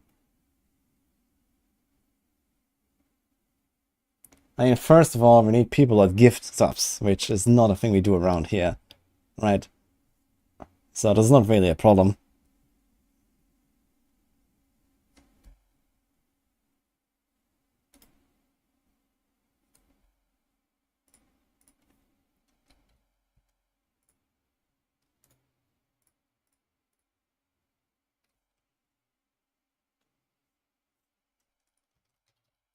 In creator dashboard, okay, let's see. Oh, it's already at 24% actually.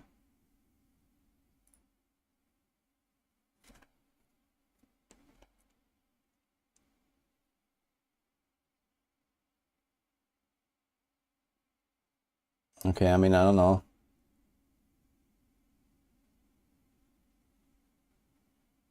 Do you guys want that? Gifted subs leaderboard on top of the chat? I mean,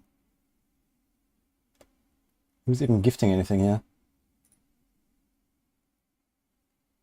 Yeah, for me, I just got like a 50 gigabytes Diablo 4 patch out of nowhere. I was also surprised.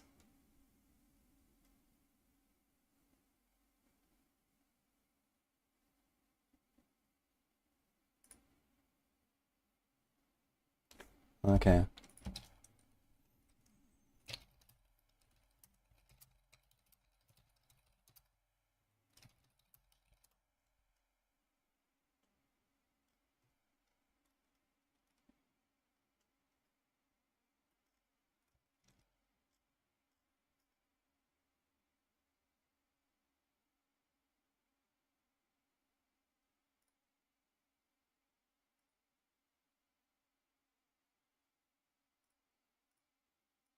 Okay, I found this.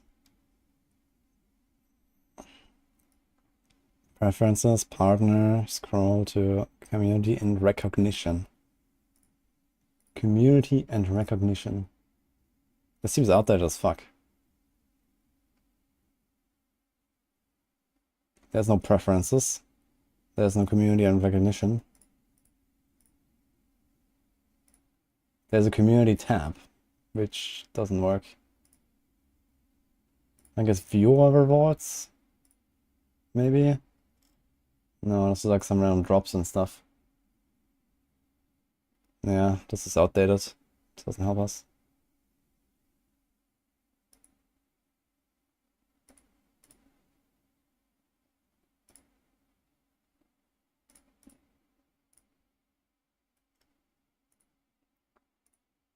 Stream settings. Nope. Channel. Nope. Moderation. Nope. Partner. Nope. Yeah, dude, I have no idea where to put this, and I accidentally closed my chat as well. Oh, I have one here. Okay, never mind.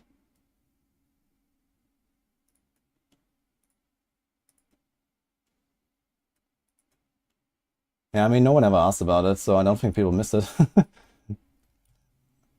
If anything, it's probably more annoying, right? It's just like takes up screen space.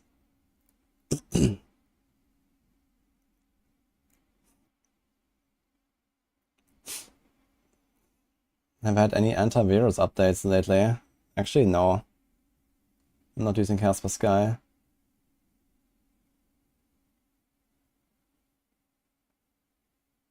Yeah, I mean, it's almost installed again, so let's see.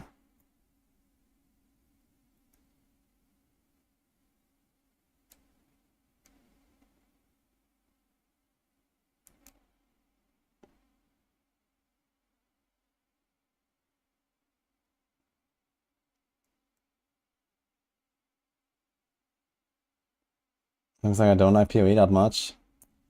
Yeah, I felt PoE was a better game half a decade ago. I played a lot then.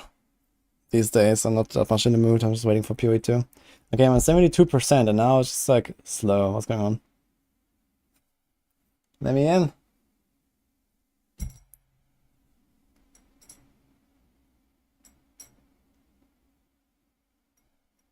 Yeah, I'm downloading expansion patch right now, exactly.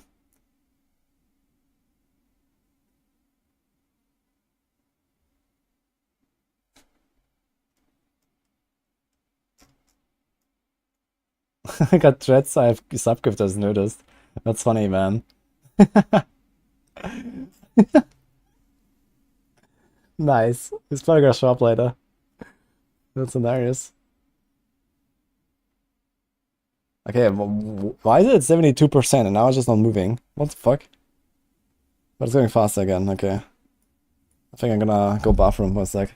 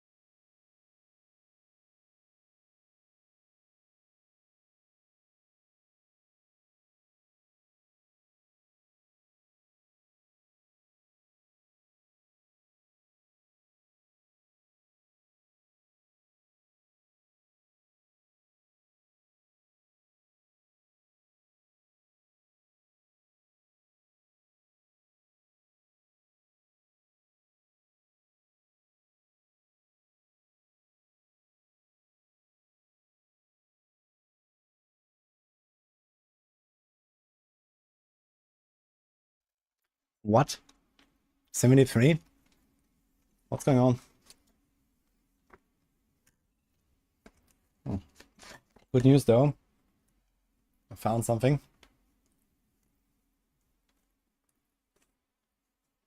Pausing and restarting. Okay.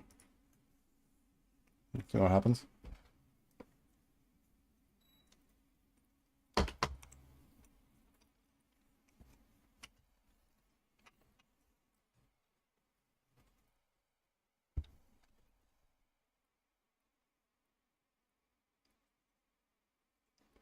I have to load everyone's stashes. Mm-hmm.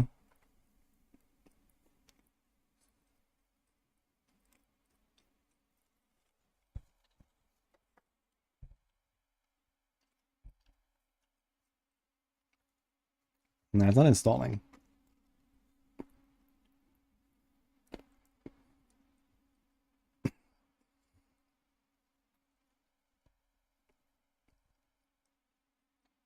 Oh, 1 megabyte per second.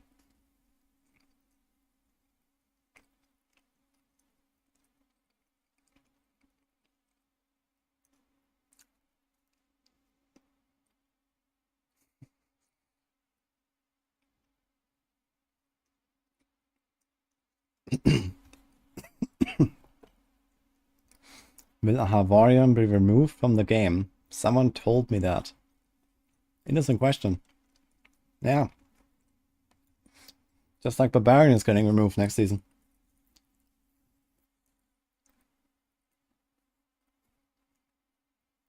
We're all Sorcs now.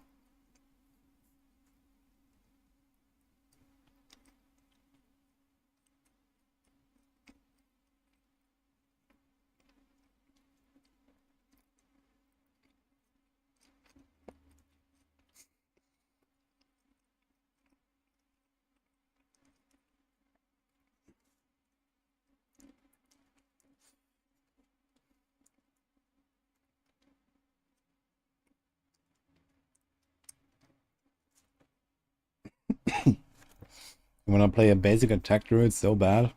You mean Stormclaw or what?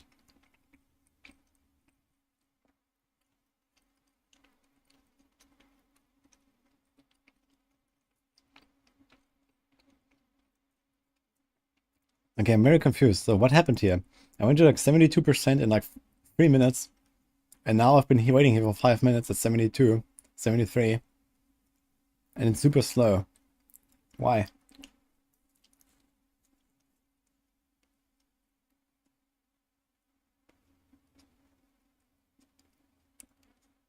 What am I eating?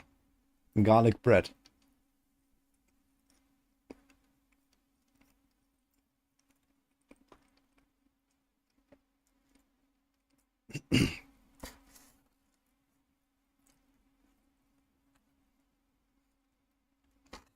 Can I lend you money? Do you need to like reconsider your life choices now that Barbs and Avarion are getting removed from the game? Or take another path? The path of exile maybe? It's free.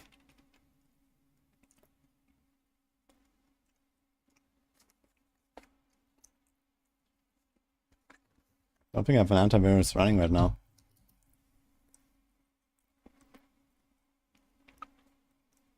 I'm not sure I see here.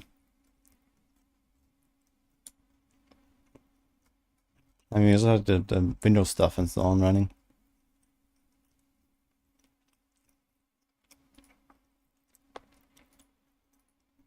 Maybe I'm gonna tweak the download speeds a little bit.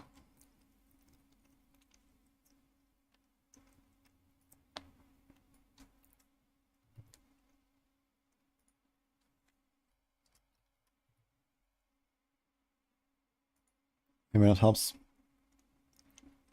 Oh, I went 1% up. Wow. Okay, let me like restart the Battle.net again.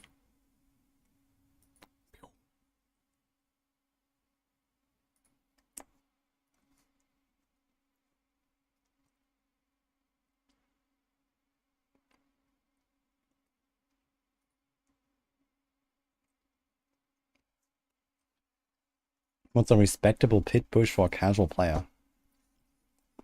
I mean, do you want me to give me like a list of every single build now, or what?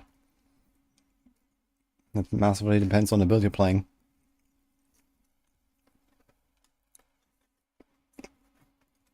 But then I guess it starts at, let's say, 115 or so for like the better builds on weaker classes. Then goes up to like 140 or so if you play like Barb. It's like an okay push.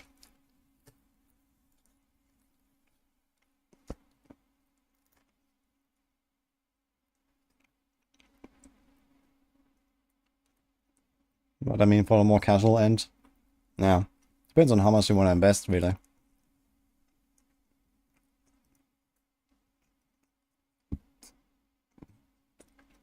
What's this update? I just reinstalled the game. I couldn't start the game.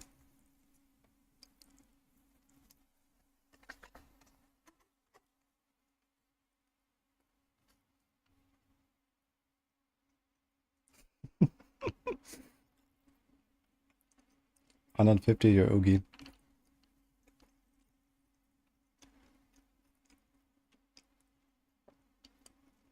Yeah, I gotta say that pushing pit is just not really fun. It's not anything close to like Diablo 3 pushing. It's kinda sad.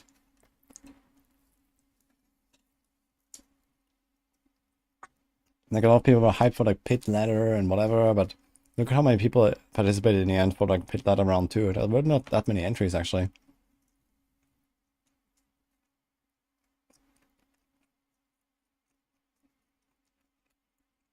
Bash Barb. Yeah, I think Bash Barb, if you do like 130 plus or so, is pretty decent.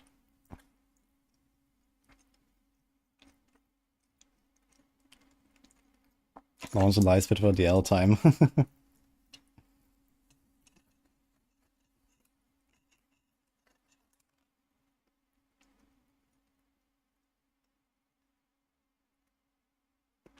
Then give Blizzard feedback on the current endgame.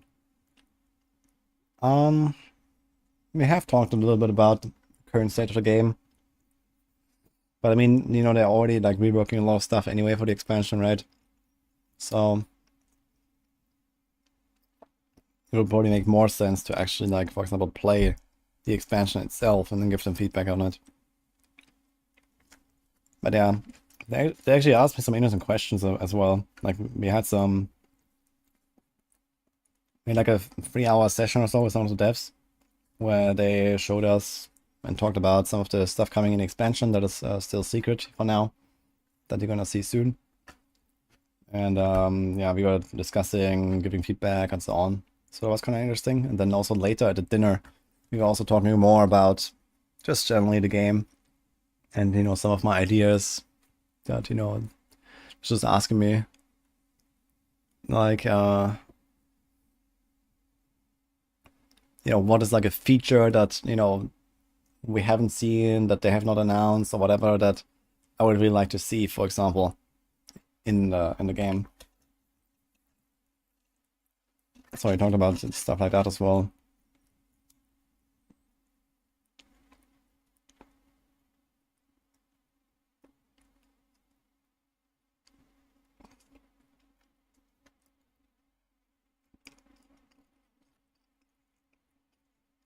Yeah, game's gonna be pretty big.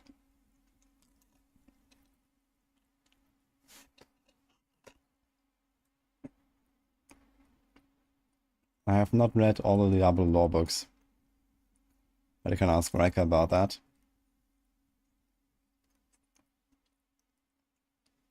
What did I say which feature is missing? I told him we need an Atlas tree for Nightmare Dungeons, basically.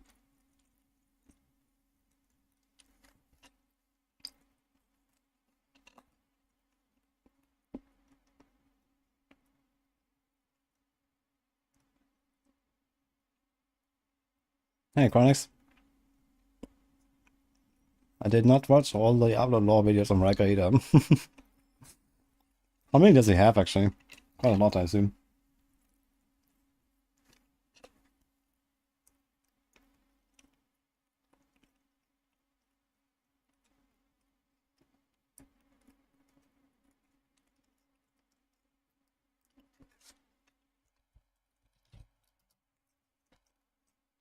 21 videos. They're pretty long, I assume, right?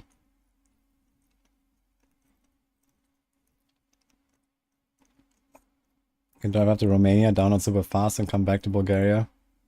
Yep. And Romania has even better internet than this country.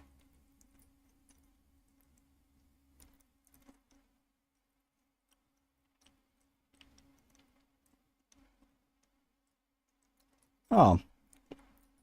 Let's go do that. Yeah, I had the update like 4 days ago, so... Dude, I checked the Twitch category for No Rest for the Wicked. There were 4 people online, with a total of 5 viewers. Like, yesterday. Like, what the fuck? Where's everyone? Crazy. They just had a patch.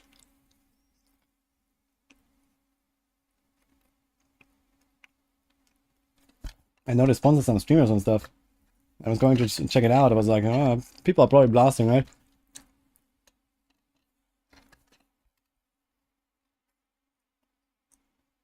Yeah, okay, I understand a lot of people playing PoE and stuff, but man. That was unexpected. This is like... You know, Wolfen level dead.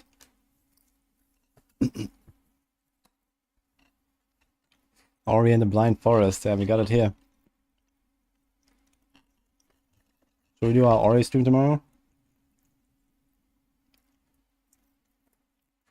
Okay, enough of this bread. I'm just eating bread, man. So...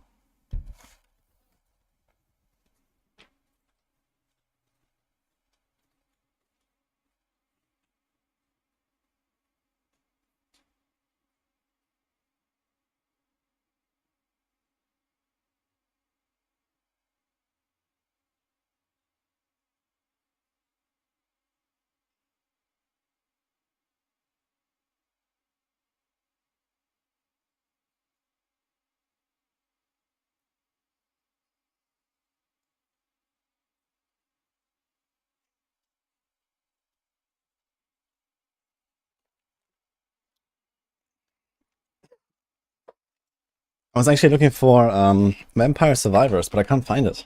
Where is it? Do I not have any favorites? Yeah, it's not in the favorites, that's fine. I don't have a controller though, I remember trying to play this with PC, it was really awful. Oh my god.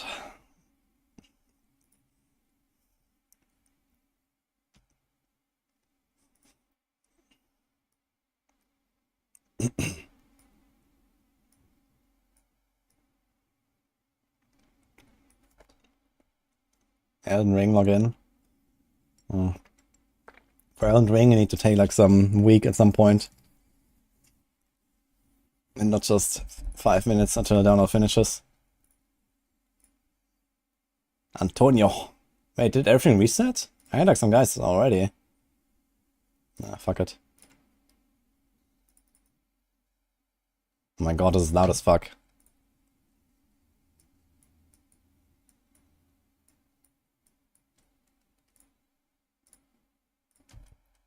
Actually, don't hear it, right? It's like...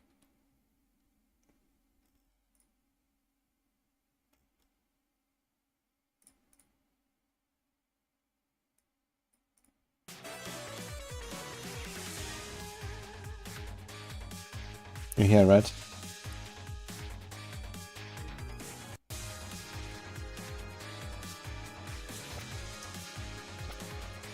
Let's go.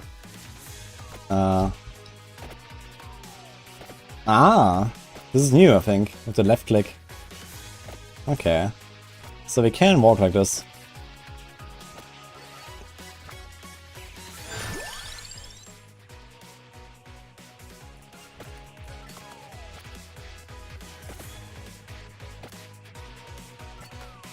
Oh my god. I'm dying.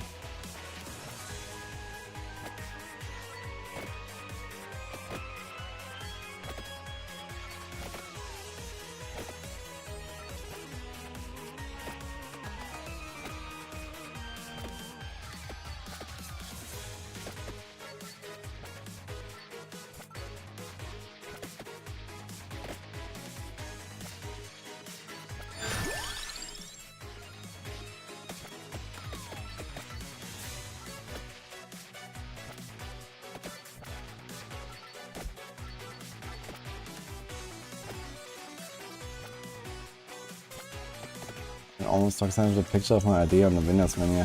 Oh. Well, now that you say it, there's certainly no one gonna look it up in the VOD.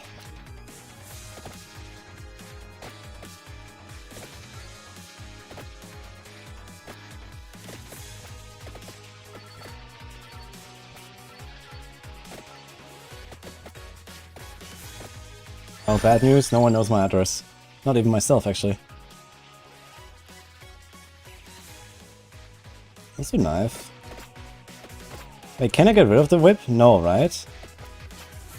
Unless I... No, we have to upgrade the whip at some point, I guess. And I think there might be recipes where I can exchange the whip into something. If I'm not mistaken.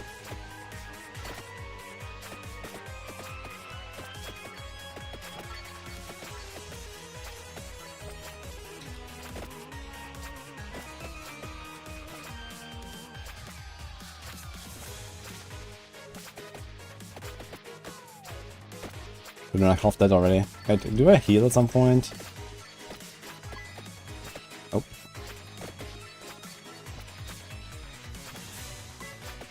I think there are some heals, right?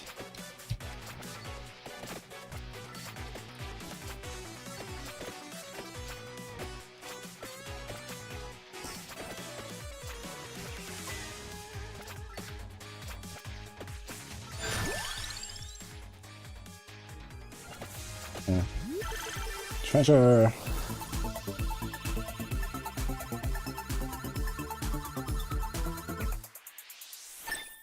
Ah, it says playable. Ah, look, 99%. Okay.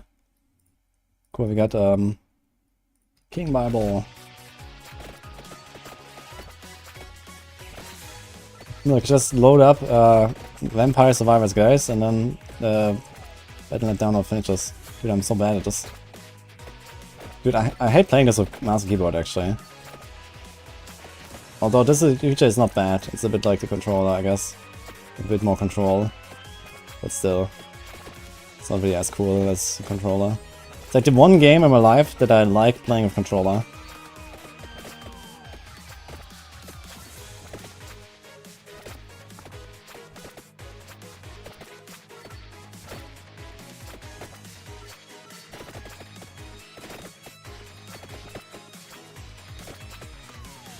I'm dead. Out of 4. Okay, log in. We're back! We can continue. Let's go. I just reinstalled the game. Let's see if it actually works. I hope it works. It's the first bullet hell. I've played this game for like 1.5 evenings 2 years ago or something. Did I break D4? Not just once. And I will do it again. Okay, so my timer is still up at 47 minutes. Let's see if I can actually log in. Oh, are my settings saved and stuff? Looks like it. This looks kinda normal. Okay, nice. Turn on some music. Alright, we were level 23. We continue now. Goal is around level 70, 0 to hero. Get ready for season 5. I'm gonna do like a commentated run. I'm gonna explain everything, basically, as I go. Yeah, okay, so we had the Helltide break earlier, and then I wanted to continue, and now this Helltide is over in 9 minutes. Alright, let's see if we can do something in 9 minutes. I guess we TP down. Timer, let's go. Go to the Iron Wolves. So let's try to maybe rush 2 chests. Although that might be a bit unrealistic. But 1 at least. And then we'll see if we're gonna be ready for Capstone. We're not really thinking this out. So I just tempered like 2 items now with some damage, that's it. No elemental surge and stuff. Elemental surge is cheating. Now if you have an elemental surge available to you, then you definitely want to pick that on your weapons. Because it will just like insta one-shot anything.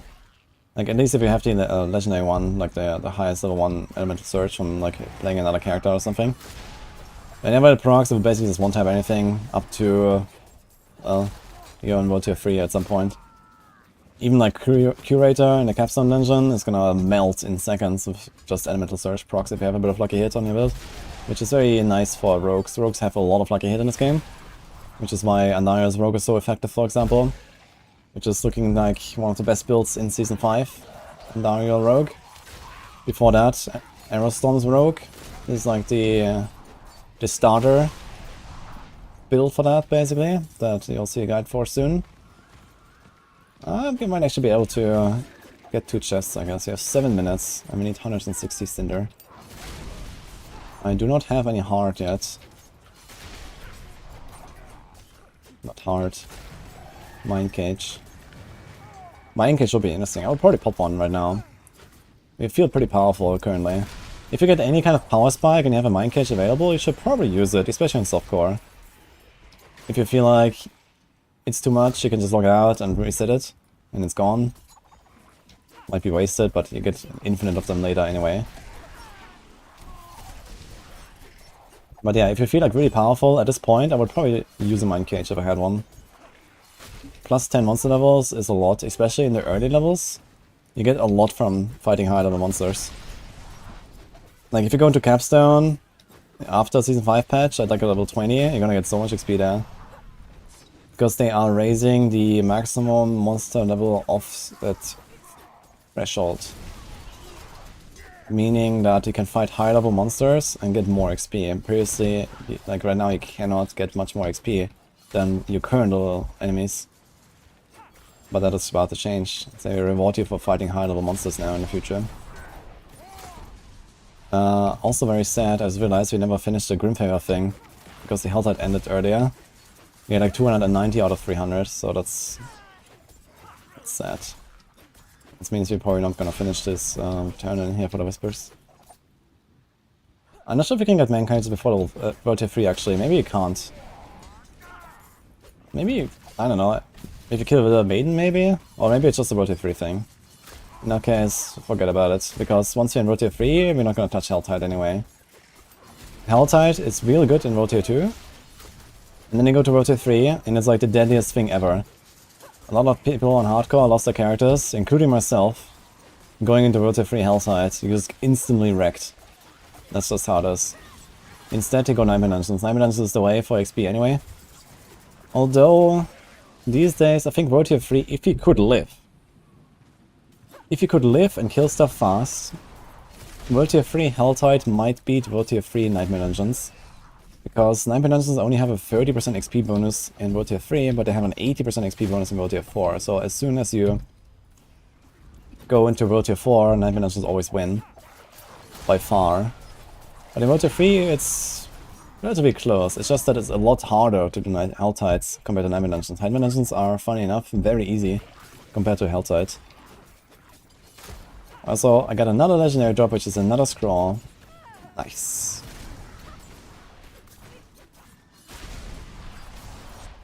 Okay, we have 100 cinders and we have 4 minutes. That's gonna be tight, but doable.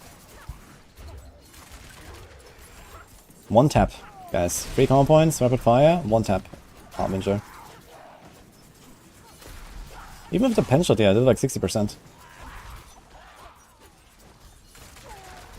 We're having a lot of damage right now. So there's the power of combo points.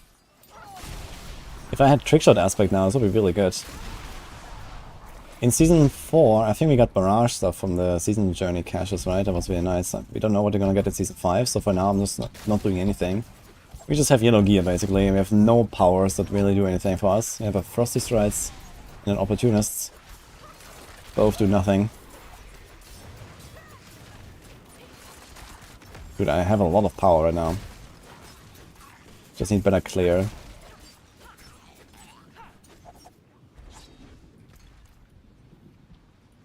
Can I do the Hellspire? Yeah, that's the problem I have now. Like, I would like to take all these like crazy powerful damage passes with the potion and trick attacks, but they don't exist yet. So I can't really do anything there. What do we do? Could put like a point into like Shadow Imbue for now, just get a bit of pops. We need a bit better AoE clear. It gives you a higher explosion damage. So it's not bad to invest a few points in the Shadow Imbue for now. Shadow Imbue falls off really hard in late game, in terms of like damage output, at least in the pit. But outside of the pit, it can remain relevant actually, if you try. There are some ways to invest into it later. Even Nightmare Dungeons in T100, you can even get Shadow Imbue and pops to kill stuff. It's not that bad.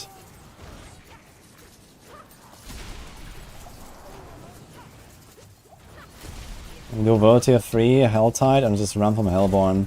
That's the start as well. Hellborn are significantly harder than any other enemies in Helltide, including Kicksarf and whatever. So just running away from them, especially in hardcore, is not a terrible strat. But you have to remember, like, you go into World Tier 3, enemies are at least level 55 in outdoor content, and then plus 3 of that on Helltide. So they're gonna be 58. If I go to World Tier 3 right now with 58, with like 600 life, no armor, no res, I'm gonna get shredded.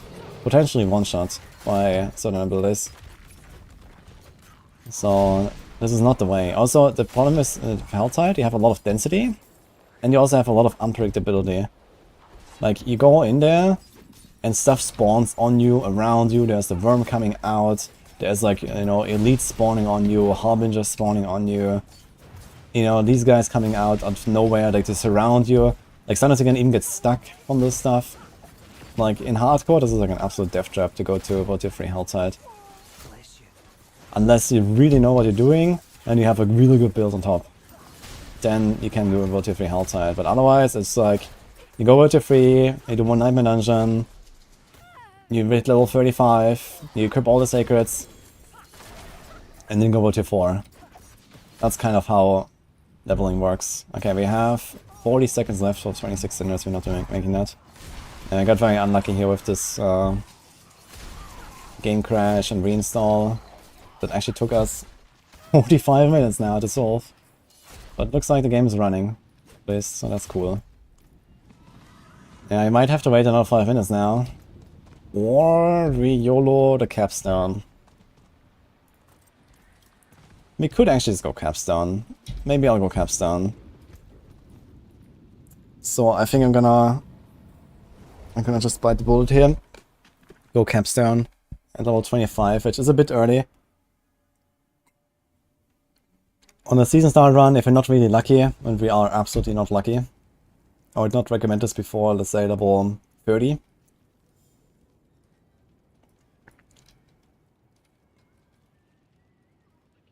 Can do this. I think we have to add like a temper or something. This is nice here, 10% damage, 25 life. That's like a perfect combo of stats that you want. Life does a lot on low level. Percent damage does a lot as well on low level.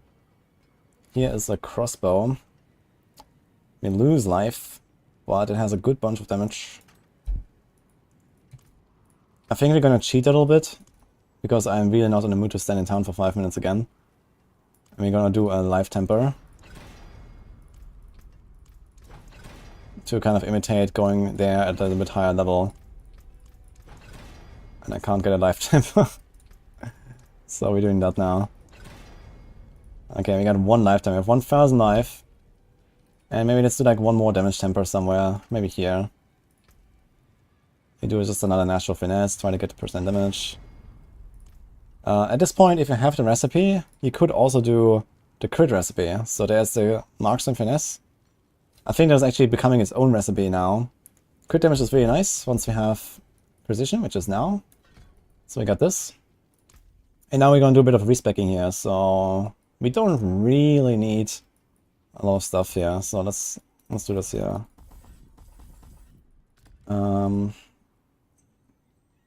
Oops. I think this is a barrage angle. Although we do have the 2 ranks in rapid fire. I deleted the gloves earlier with the core skill ranks, I just realized. Which was a mistake. But maybe it's time to go barrage. If you have twink materials already, then you can also go to the alchemist. And you can get these caches here to get a few legendaries. Because I feel like we were kind of unlucky. I'm gonna make 2. Just to see if you get anything. Because we got very few legendaries this entire leveling session so far. We got 2 rings. And they are also both completely pointless. Unlucky. Light keep you. There's a flurry one, and the evade drops grenades. Wow. And let's make a bit elixir. 1 precision elixir, I'll say. This was with life. Okay, we had like a temper on this, so let's do a temper again. So as I said, I'm not gonna fully twink this out or something. But we're gonna do it a little bit and see if we can do this with like 1k life. 1k life is probably okay-ish, but you have to be careful. And we got extremely unlucky there with the crowd control. That doesn't help us at all. He has distant, he has close, he has percent. And with the crowd control, so that's what we got now, I guess. Now we do some other stuff. We can do the movement speed. We can also do... we don't really need dash. Dash is nice if you're like already confident. Spoken is actually getting buffed in the season 5 as well, pretty tremendously. But we don't have the luxury right now to use that. Okay, so remove all this stuff here.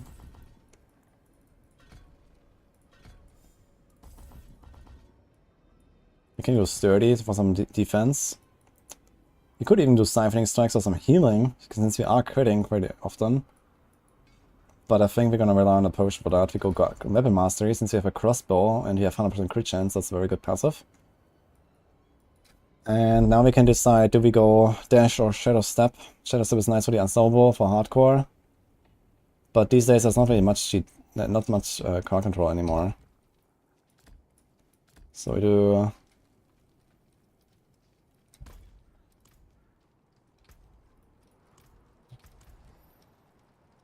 for some reason you cannot walk with the screen open. Really? That's interesting.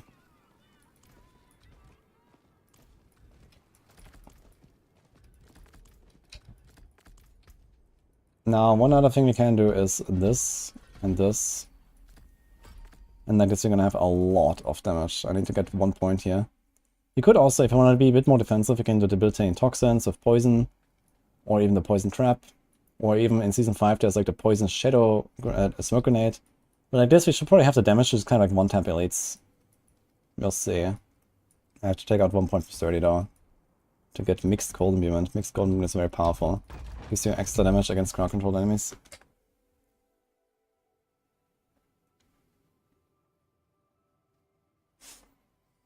If you use this Mind Cage at level 45 or lower, it doesn't increase the monster level. True. Because they just go by like the minimum level. Okay, let's see how the damage is. You have 1000 life, you have no rubies or anything. I didn't actually put anything in my sockets, I just realized. I should have. You can say it's fine, Copium. Okay, my damage is kinda low.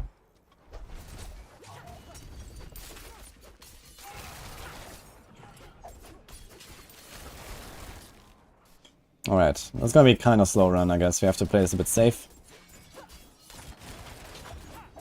Maybe it's too early, to be honest. It's quite early.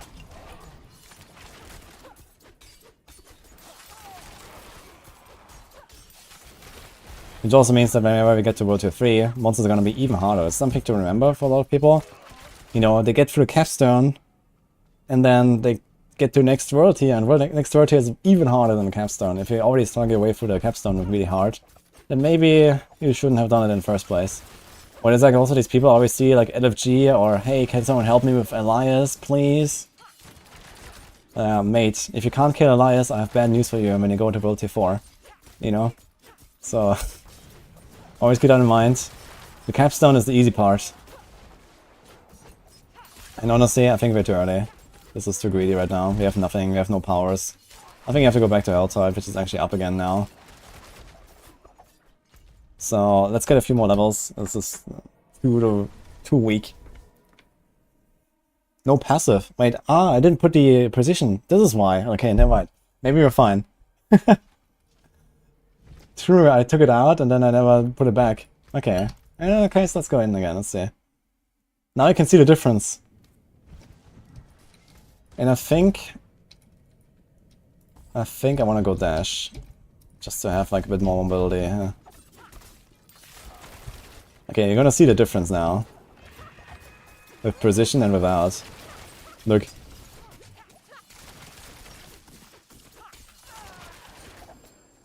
That was like one of the animal carries. Okay, this seems okay now. Yeah, I was wondering why I was so weak, man. It felt extremely weak. I forgot to put the precision back after unspecking. Since I was respecking off the tree, I removed that. So you have to be careful since it's hardcore. Smoke grenade is 25% extra damage taken to the enemy. Very nice. Okay, you don't have to actually really kill anything in here. Just get the animals carriers and move on. But some of these guys that are blocking away might want to take care of. But yeah, if you feel a bit more confident, you can also just kind of like walk past some of these packs. Try to find the guys. Problem with barrages, we don't really have good AoE clear currently. We have no aspects for it. Barrage is actually a pretty good AoE machine later. Without any aspects though, it's not that great AoE. So we kind of have to like eat through the packs. Also here, we can let this guy teleport on us. Here he comes. Got him. Get this and move on. We try to keep our health potions full. Let me just ignore these guys. We don't care. We're gonna get a lot more XP once we go to 3. In fact, they're buffing XP, right? If I'm not mistaken, in Season 5 as well. Or was it just Season 4? Either way, it's gonna be a lot of XP in Season 5. So.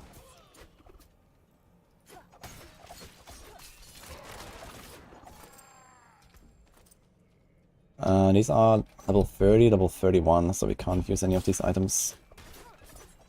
At least not anytime soon. Can we go up here? We got this guy teleport on us. We don't want to get caught there in the middle of the entire pack with the guy with the lightning enchanted. You gotta be careful with the lightning enchanted.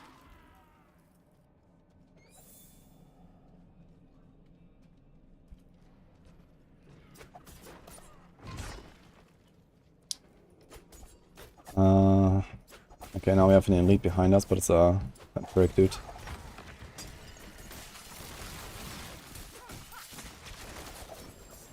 And that's all. And now we go to the boss. So that's part 1.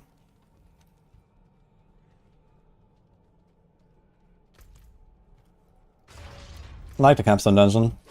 It's a really cool system as well.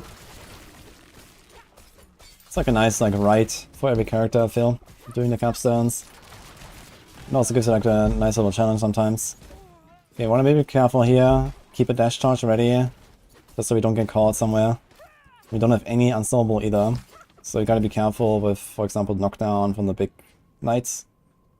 But outside of that, you can kind of just like walk. So keep an evade, keep an dash ready. Use one if you want. Like this.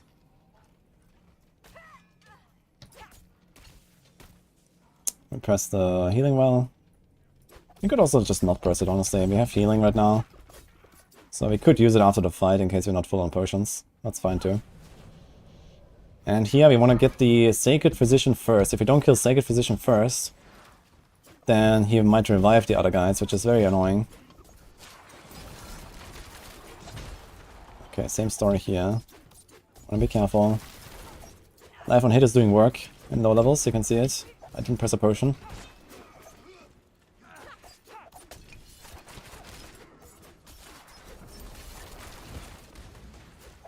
So you mostly want to stay away from the big dude, which has this like star cleave here. And it can easily hit you if you don't play around the pattern. You staggered him.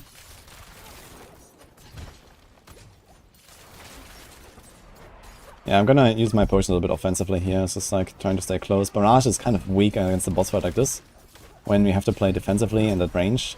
Because Barrage, you want to shotgun into the enemy's face. You want to be very close to them.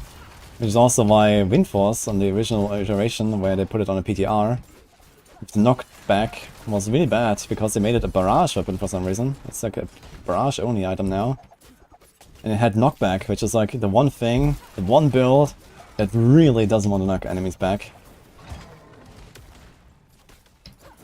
Okay, we're still trying to focus on the big dude as much as possible. We don't want to kill the Grand Inquisitor just yet. Because when he's dead, he will constantly blind you or daze you. Yeah, with this attack, he does this all the time. And every second, he's gonna get dazed for like half a second. It's very annoying. So we wanna try to get him late. But he has died now. And now he's gonna do this.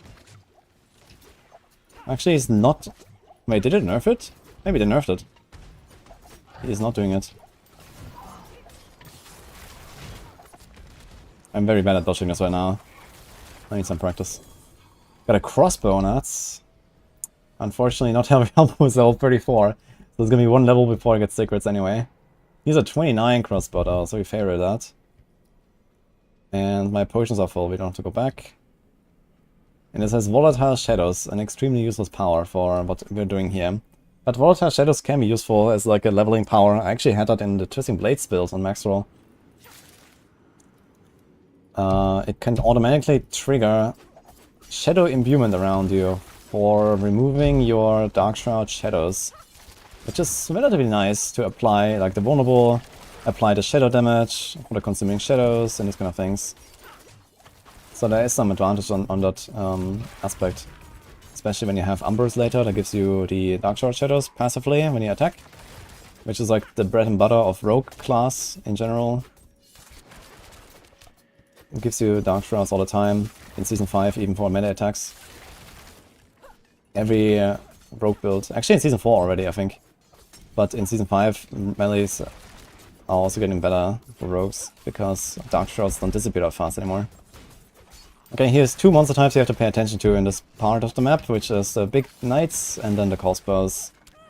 So make sure you don't get sniped, kill the small stuff, and the rest is kinda chill, just like slowly fight your way through. You don't have to necessarily go for every single monster, as long as you engage enemies once. Like here, for example.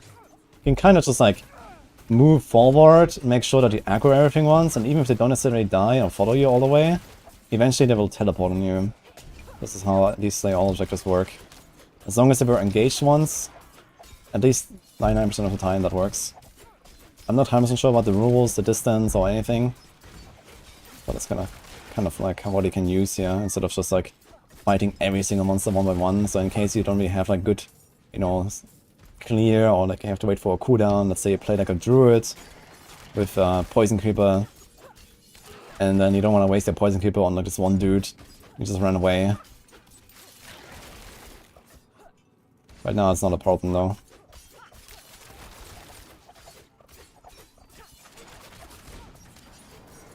Activate our Dark Shroud sometimes when we expect some big hits.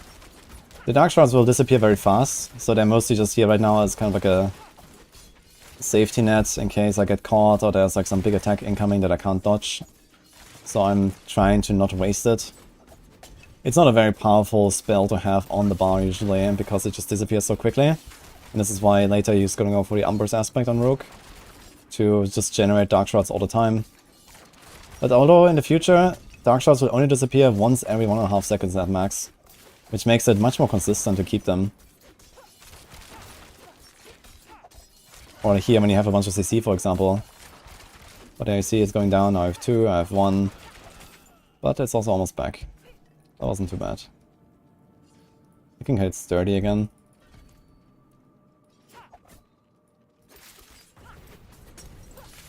Throw a smoke grenade, freeze them.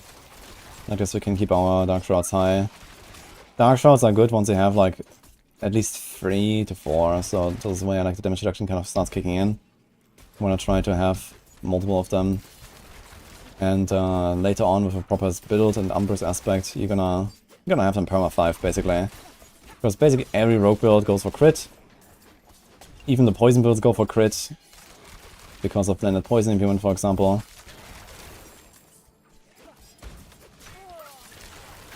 I guess the one exception is Andario's Rogue, since it's a dot build and also not a poison imbue build. Usually go for like maybe one crit roll somewhere just to like trigger Umbrus a little bit and stuff, but you have so much lucky hit and attack speed on that build that it doesn't really matter. Just like the base crit you have is almost enough.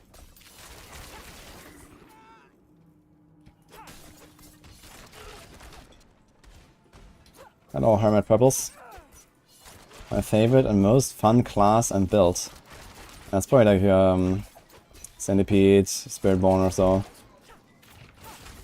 Nah, but to be real, my main is Rogue, so I've played a lot of Rogue, made a lot of races, a lot of guides with this class, so... Ooh, that was a bit too greedy there. We have a crossbow around the corner, so we're gonna kite him behind this wall now, because now the crossbow can't snipe us. You gotta be careful though, because not all the monsters are rendered here. There might be a big dude. And look, there's also the crossbow. Let's activate our... Okay, we got this guy.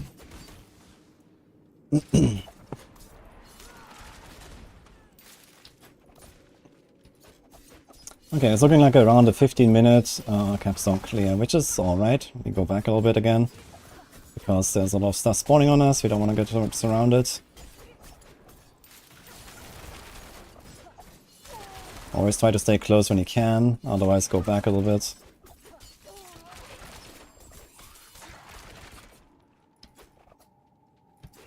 Okay, we are basically done now.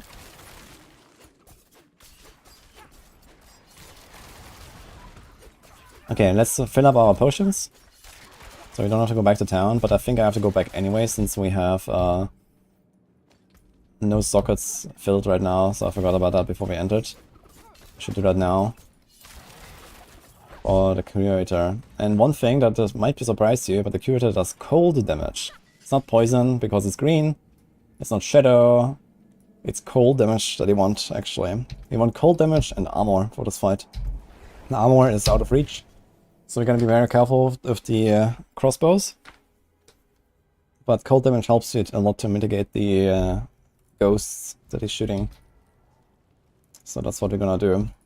Do we have any cold? Nope. Tell me about gem crafting, Krayshaw. Well, you want 3 of these. In the past, this always used to be like a ruby quest. We can also do 1 here. We can do 4 rubies. We actually have a lot of sockets, so let's use them. Rubies into armor. This is like the only option really for any class, for any build. It's always rubies. There are some exceptions for people that really want to go all in on main stat later, but it's usually a very bad option. And is there anything we want to roll?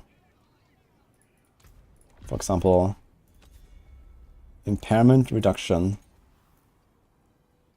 I mean, 11 life per second. That's like around 1% life right now, so I'll take that. It's also 2% resource cost reduction, completely pointless. Can do a bunch of life. You know, just do like 1 roll on something. Don't waste your mats. Just, you know, 1 way crystal, that's fine. 14% damage here, for example. I should have done this before the run. It would have been kind of noticeable. 4% attack speed. Just like 1 roll here, 1 roll there. And we go. I'm even gonna roll off this here. 260 armor, let's go. Okay. That was quite an improvement. Moody mains Typhoon Sorc. Okay, now the question is, do we want to change something? Barrage is actually not bad because it kind of clears up the enemies in the area. So you're gonna keep that, you're gonna keep the dash. Although this is completely pointless here. So we can actually go for the poison now. Even though precision and poison imbue doesn't really have any real synergy. Maybe we can get this 1 point for blended poison imbue though, to be honest.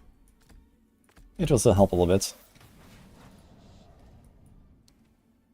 It's also unlikely we're gonna stagger the boss, I think.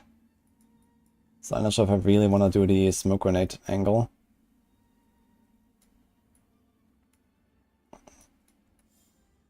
But there's really nothing else to take right now, I think. Besides something like caltrops or so, but that also doesn't help us much. So I think I might just keep the smoke grenade. Maybe gonna throw it on a crossbow or something. Yeah, I might be tempted to go rather rapid fire for this fight here. But there are ads. You have to deal with the ads. Maybe you can stagger him, let's see. Okay, try to outplay him a bit. Oh, we're doing pretty good damage actually.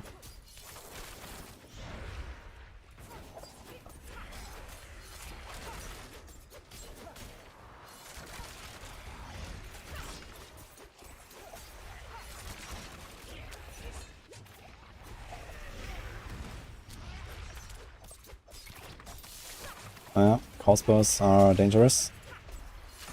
Don't waste too many potions. Wanna preserve them.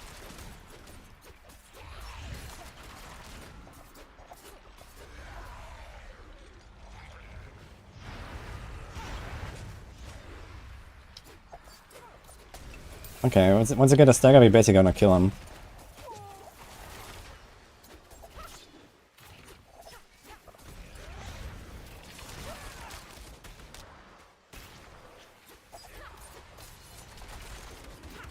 Try to throw a smoke grenade on the guy. Stay away from the glowing walls because they will explode. Oh, we can actually stun him with our evade.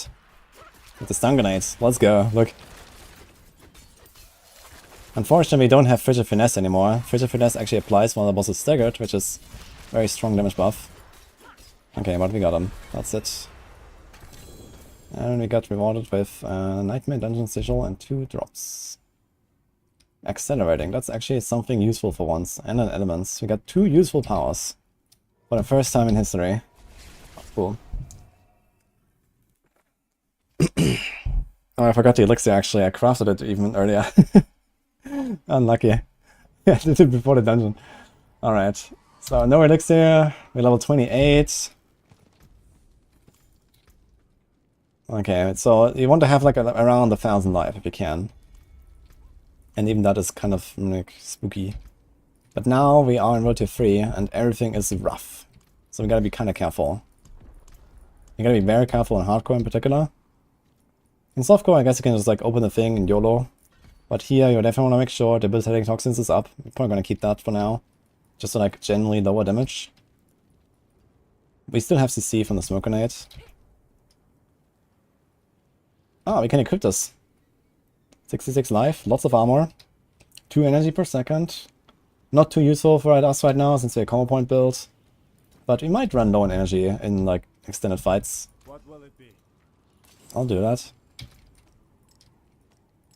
Okay, now we have already gotten 200 obols, so we can gamble like 3-4 items or so, but not yet. You wanna wait until you've actually found some items.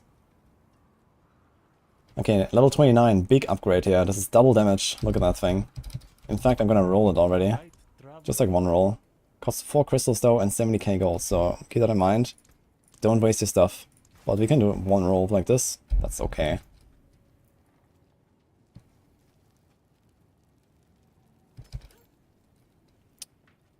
There's also this here. This is level 30. Level 31. Sacreds are level 35. So, oh, I can actually wear these.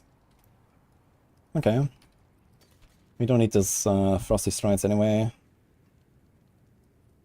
I think we're gonna keep the cheats aspect. We have this 25 vulnerable damage, not terrible. And this is level 34. Probably not gonna use it, and actually I might just keep this. Although, okay, we use what we can, so let's try to make use of everything. This is level 34. We're gonna keep this for later. This might be just like aspects to imprint. Have to keep track of the aspects that we find here. Level 30. Probably gonna switch to this. We probably don't need the extra energy per second, so we do this. Salvage a bunch of stuff. Don't forget the potion, and now we do unlucky. Sepulchre of the Forthorn. Okay, now comes the hard part. We have to get to the stronghold before we die. But there's no health at least in that zone. So it shouldn't be too bad.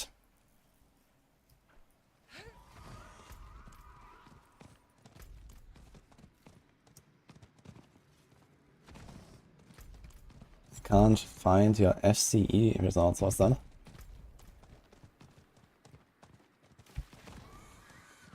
You know how to configure letter T to the P to a specific town. I know how. Yeah, you should wait 9 weeks and then download Vessel of Hatred. Whoops. Okay. What's happening here? Now the good part about going to strongholds in the next world here is that the enemies are low level. I'm not sure what they found down there. They're gonna be... Wait, that's a lie. They're level 45 and they should not be. What? For some reason they are not scaled to my level. Usually they are scaled to your level no matter the minimum level of the zone or of the world here. Strongholds are always +2 of the character. But apparently that's not true right now. I'm not sure why. We got bamboozled. So we're gonna play this carefully. Yeah, so the advantage usually is that you go to the strongholds and you get the extra world tier bonus XP. But the monsters are actually the same as before. As if I go over to 2. Because they're the same level, just like 2 levels of my character. Stronghold 7. Ah, you're right. This is the minimum level of the stronghold. Yes, it's a level 45 stronghold. I forgot about that. I was... Okay, yeah, because these minimum levels of the strongholds change every season. Like they're moving them around, depending on which is the starting town of the season. So, for example, this season it was Kyrgyzstan.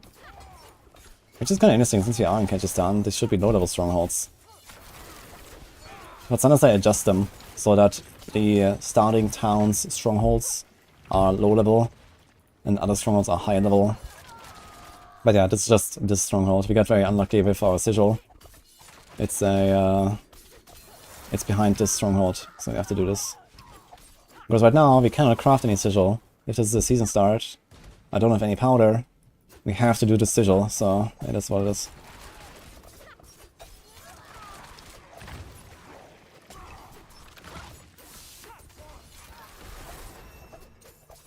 Level 29, you can equip something. You see, actually the poison is doing some work.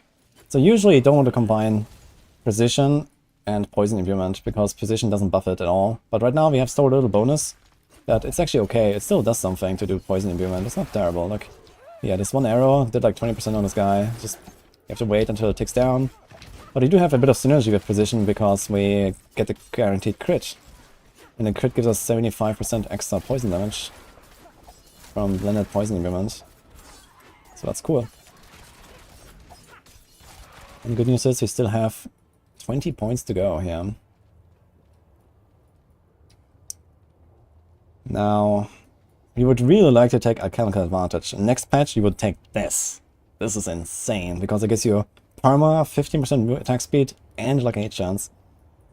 But right now we can't, so we have to find other solutions. We can do something like Stutter Step. More rings in Dark Shroud, more rings in Poison Imbue. Maybe I'll do that actually. It does do something right now. Okay, what can you wear now? Ah, double damage is what we can wear. That's actually big. Alright. Let's do this guy. Get out of the circle.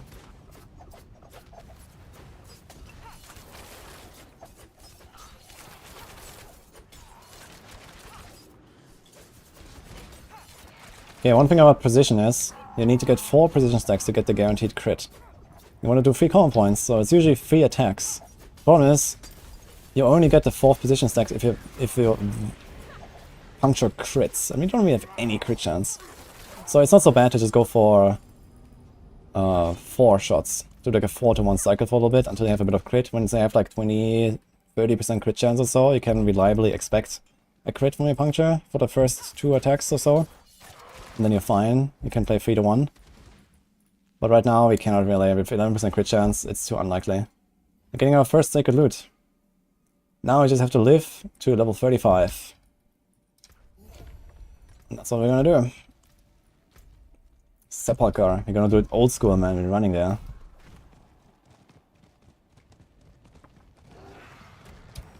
Maybe not the wisest choice. All these monsters here. Oh, look, sacred.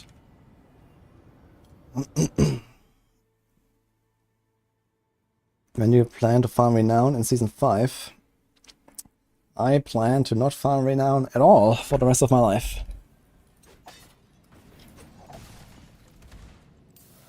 Okay, now we have to be very careful. This is a 9 dimension and we have a rock, and this rock might just one-shot us straight up. So we cannot let this rock touch us. And we also have Blood Clan here, which is not too bad. It's not Moon Clan. But we wanna proceed carefully, not get one-tapped. For example here, if you get the Chilling Wind frozen, that's it. Don't get Chilling Wind frozen. I'm gonna stick with Barrage for now. Barrage is what we're gonna play anyway. Barrage is like the meta. And I think the pen shot time is over for us anyway at this point. And you see the XP are flying now. And we have to play this very carefully though. Pick up all those items.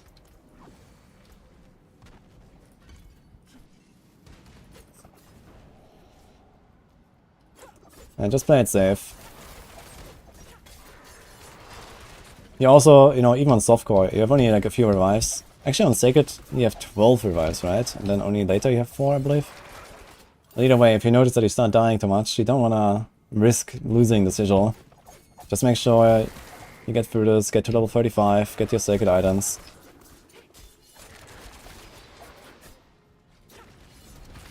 Oh god.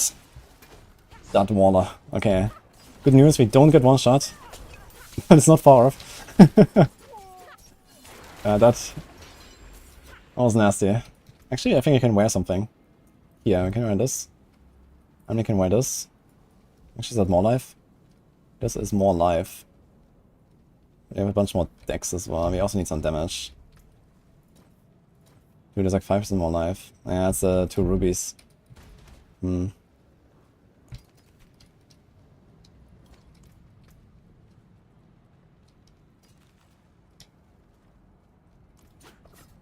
Oh, wait a minute. I changed the pants. Okay. So, we're not gonna do this since I had the Emperor. Almost missed that. So I have 1.5k life now. Okay, here comes like one big downside of Barrage, which is champions. It's very hard to deal with champion packs when you don't have any aspects. Later it's better once we have better AoE, because we get vanishing volleys and we get high velocity to get pierces, and we get all more arrows, we get ricochets. We can kind of just shoot into a pack and deal with it. But right now we cannot. Oh, this is a very good drop. Can I use it? Damn it. 42 elixir at level 2 is 20% life. This is something I'd really like to pop right now. But unfortunately, cannot. Level up is doing work. Yes, it does.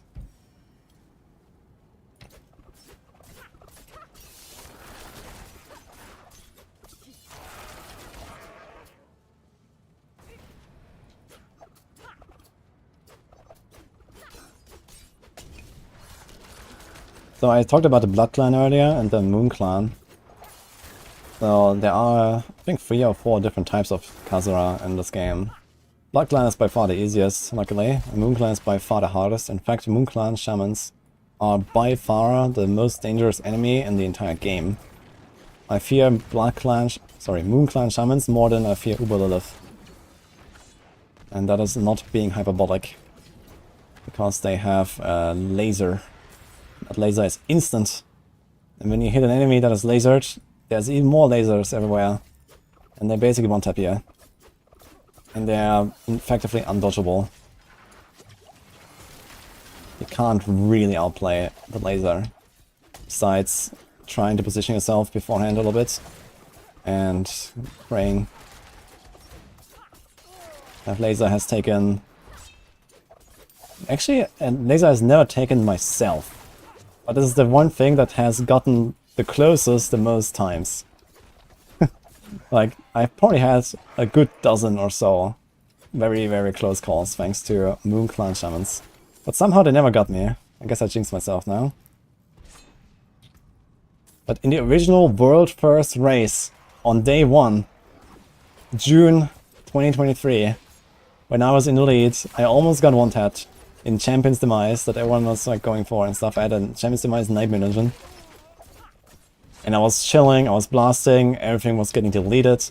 And then there was the Moon Clan Shaman man who almost ended the dream. But just almost. We got that world first in the end. Because somehow I lived with 2 HP.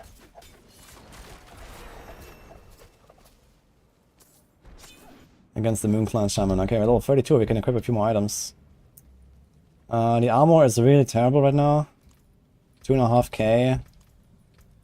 So it might actually be okay, just like change this. Sort of dex, it has more armor on its own. I think I like the attack evade cooldown, it's the same stats otherwise. Dive, yeah, it's not tempered unfortunately. Dude, this rock, please. The thing is, every level up is really valuable right now, and in 3 levels we have the huge power spike with the sacred items. Okay, multi-shot succubus. This is actually how I died once. I did a capstone, rolled to 3, walked into Helltide, worm came out of the ground, spat out a multi-shot succubus in my face, and she one-shot me. And that was it.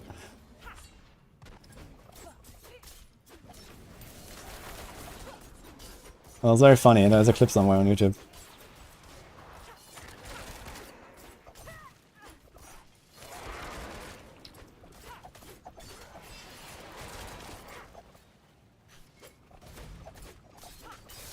Okay, don't want to stand in those mortars.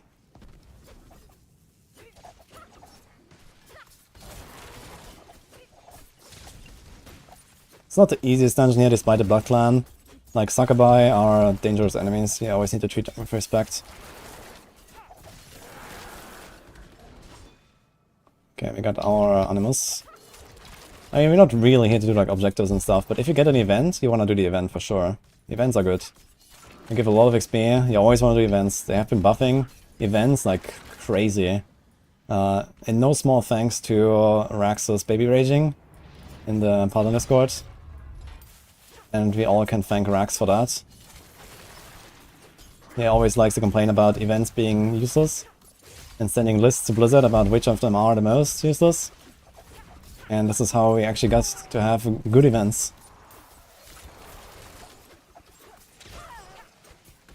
And almost all of them are actually just no-brainers now. There's a few exceptions.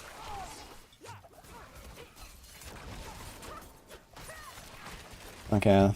Chilling Wind and a Cold Enchanted is actually a pretty nasty combo here. If they catch me, that's it, I think. You can't score with Escape while to see it, so we don't have any unsolvable right now. Just playing this carefully. Kaza and Demons are one book combo for getting killed. Yeah, for sure. Okay, we're getting some really nice loot here. We just need to make it 2 more levels.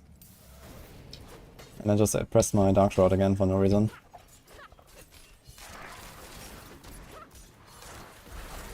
Alright.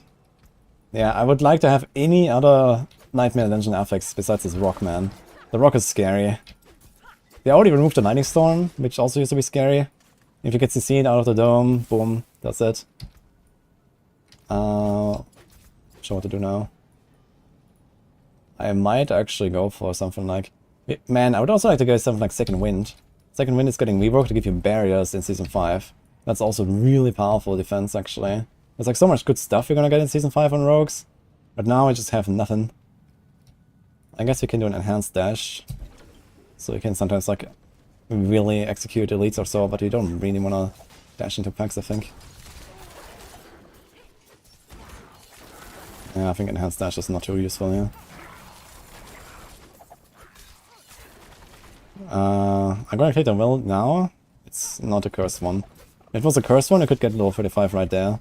Just have to be careful, don't get complacent and stand on the rock. All these elixirs, level 50? 50, 50, 50, yeah, they're all 50 for some reason.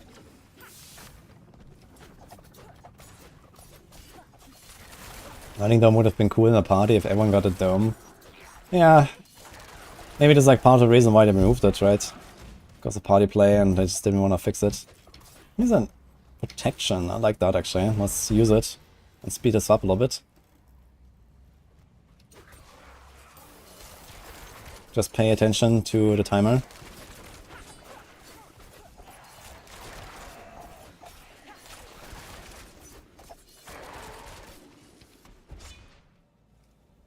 One more pack maybe?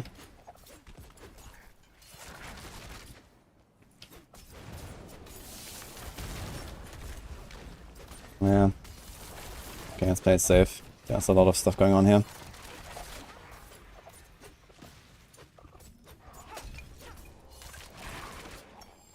Just controlled, kill them slowly. On softcore I could definitely YOLO a bit more than I am. I'm just trying to play this safe. But you see, you know, kite him back, get a smoke grenade in. Can basically one-tap these elites here. They're 20 levels above me. And I one-tap them with one combo. With the smoke, with combo points. Precision.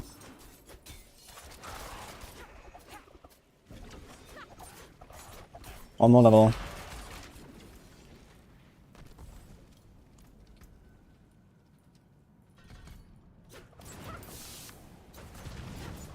I think this explosion doesn't do much damage, it just looks very threatening. From those spires. Okay, be aware of like multi-affix elites like this here. For example, you could have Frozen and Teleport. Or I could have like Cold Enchanted, Chilling Wind, and just CC me. Looks fine. Let's try to get 35 before the boss. This is not a pit. Pit is only in Motive 4.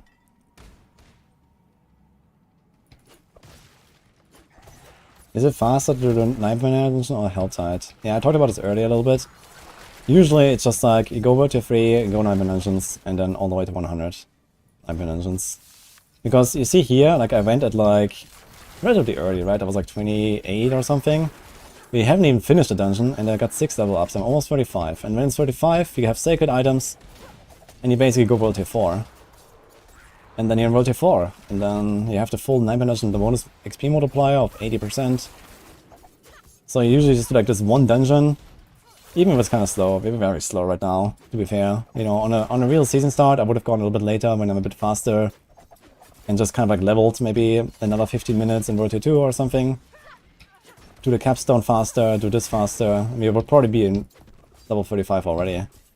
I just kind of got stuck with this with this Helltide downtime thanks to the game we installed earlier. So I just did this here. Okay, don't get pulled in there with the... Oh. Ooh. That was nasty. Okay, smoke, and now fearlessly just kill them. Get them. While they're smoked. And we're 45. Okay, trigger the rock here and go out. Alright, let's equip some items.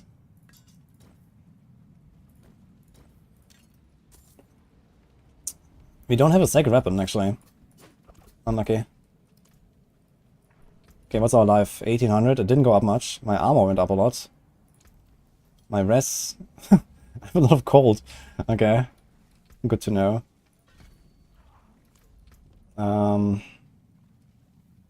This thing has res. That's kind of nice. 7.5 all res. That's very good. So now it's the time when we start actually stacking res and armor. Your objective now is to get to capped res-ish. Before World Tier 4 at least. And like 5-6k armor or so is usually kind of the entry level for like World Tier 4 enemies to be capped. And if you have that, and maybe like 1 life roll or so, or 2, you're chilling. Life rolls are very, very potent in low levels. and then they fall off slowly. But if you get like a Sacred Item that has like a good life roll, which right now we don't have, it seems. He has a bit of life, 260 life, look at that. My total is only 1800. You get a lot of life here.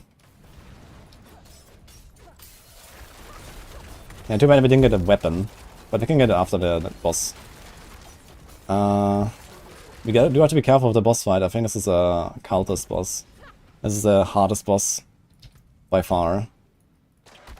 So we want to be paying attention there. Let's get our Dark Shrouds. We also have a few of these powers here.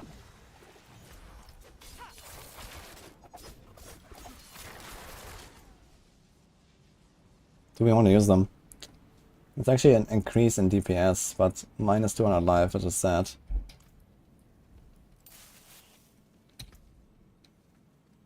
Similar damage per shot.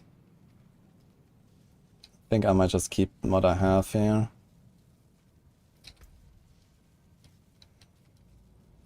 Alright. Oh no, it's a Thieving Hive Master. Okay, that's not a hard boss then. But we do have to be careful with the knockback. We don't want to get knocked into the rock.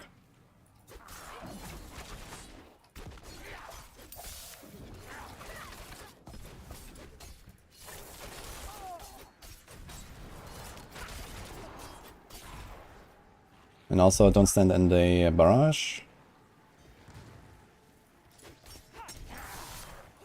Oh, I think in Season 5, Smoke Grenade actually affects bosses. Smoke Grenade is such a good skill now in Season 5. Right now it doesn't. It just gives them a bit of stagger and that's it. And in the future, it will actually be a boss killing skill. I've been advocating for this for like a year and they've finally done it.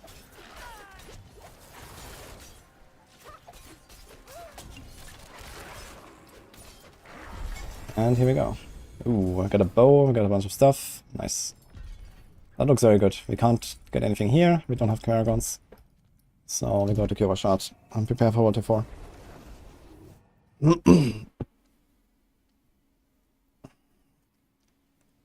What's the best class for Season 5? Probably Sorc. But it looks like it's going to be relatively balanced anyway. Okay, this is a very good crossbow. Unfortunately, not a useful power. Not yet. Conceded it's actually going to be useful in the future. I talked about it. Second wind is going to be barrier source for rogues. You could use it. Okay, res. Res damage over time. Maybe we can roll this. What do we need to roll this? 6 crystals. We would have those.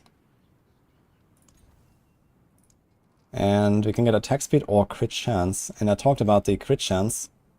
I'm actually going for the crit chance here.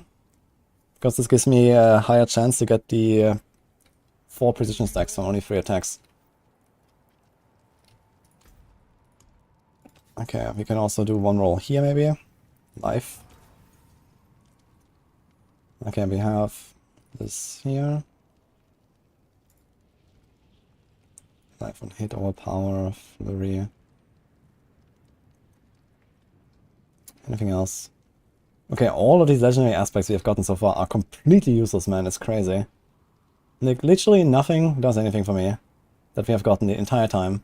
We have an accelerating though, and we have an elements. So I will actually go and imprint those now. They are actually somewhat decent rolls. So I'll use those at least. We'll just assume that at least those are found. So let's put them, I don't know, here.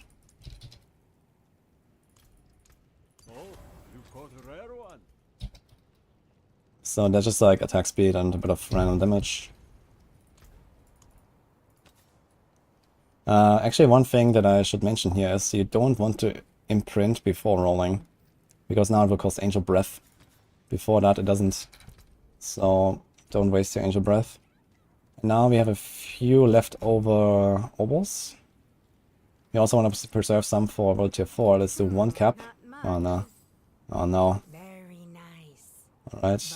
But could be better. Pants. Okay. Let's hope they're not terrible. This one is pretty terrible. The pants are good though.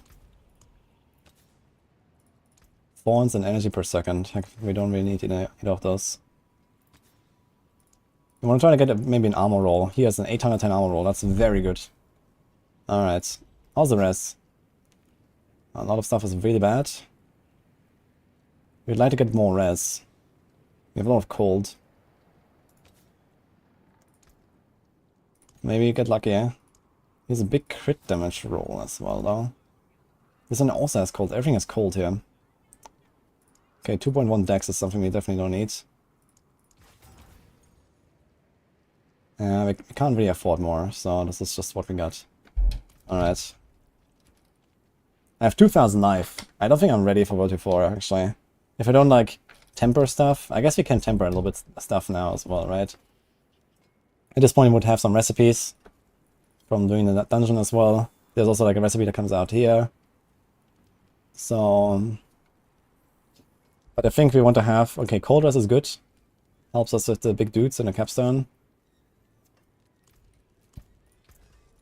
Just get rid of everything first. Came apart nicely. Do we have the next gems? They're level 40. So we put these. And I guess we're gonna up this a little bit. We're gonna be kind of weak right now to lightning, poison, shadow. Poison shadow is not too bad. But you want to have the others in a good spot.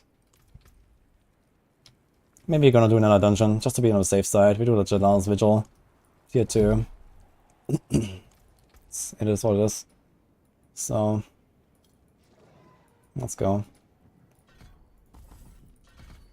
Get some movement speed here from starter step.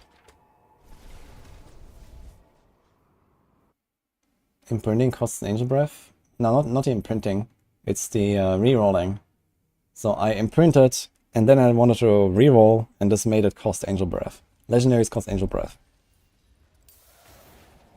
Okay, Jadal's Visual is a relatively chill dungeon. But you have to be careful, the werewolves can come out of stealth and knock you down. And I think there's also chargers here. And chargers... I mean, you have 5.5k armor. We're probably okay right now. We should be capped against chargers right now. So, we have Sacred Loot. Actually, that means... Yeah, okay, this guy bites me for like 5% or something. But we still don't want to get like CC'd and kills, so let's play this somewhat carefully. Get a few level ups. If you want to be a bit on the safe side, especially on hardcore, you can also just go to level 50 in World Tier 3. And then go World Tier 4. Level 50 is because you get the Paragons. You have a huge power spike at 50.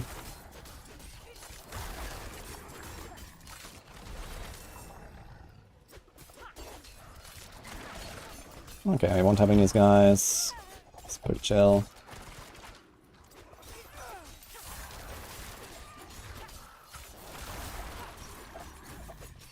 Yeah, these chargers, gotta be careful with those, they can hurt a lot. If this was my first dungeon, you wanna play this kind of like monster by monster, the entire dungeon. So you don't get charged or get like, you know, also the bears, they can charge at you with this little attack.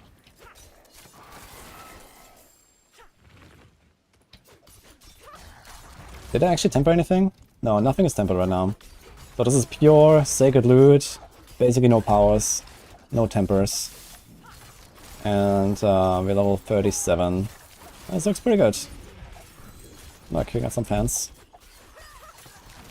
And we still have like around 60 leftover obols, I think. So we can use like 1 or 2 gambles in World Tier 4. Maybe we're gonna find an event.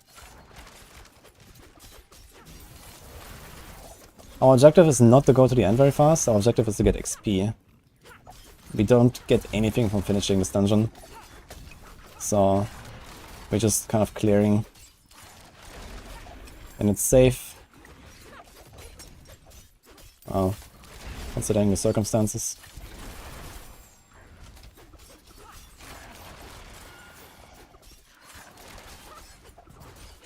I think I made an error and I reinstalled the game. Ah, damn, yeah, uninstalled. But I didn't do the streamer client, I just did the normal client actually. Yeah, I'm gonna fix that later, it's fine. This is like a showcase run for the season start, right? This is supposed to be relatable, right? It's a relatable run. So lucky. Ah, here's an event. Let's get rid of the champion first though, so he doesn't interfere at the wrong moment. Okay. Very good event. Always do this. Guy lying on the ground, very nice. Again, careful of the wolves. They can come and stun you with a jump.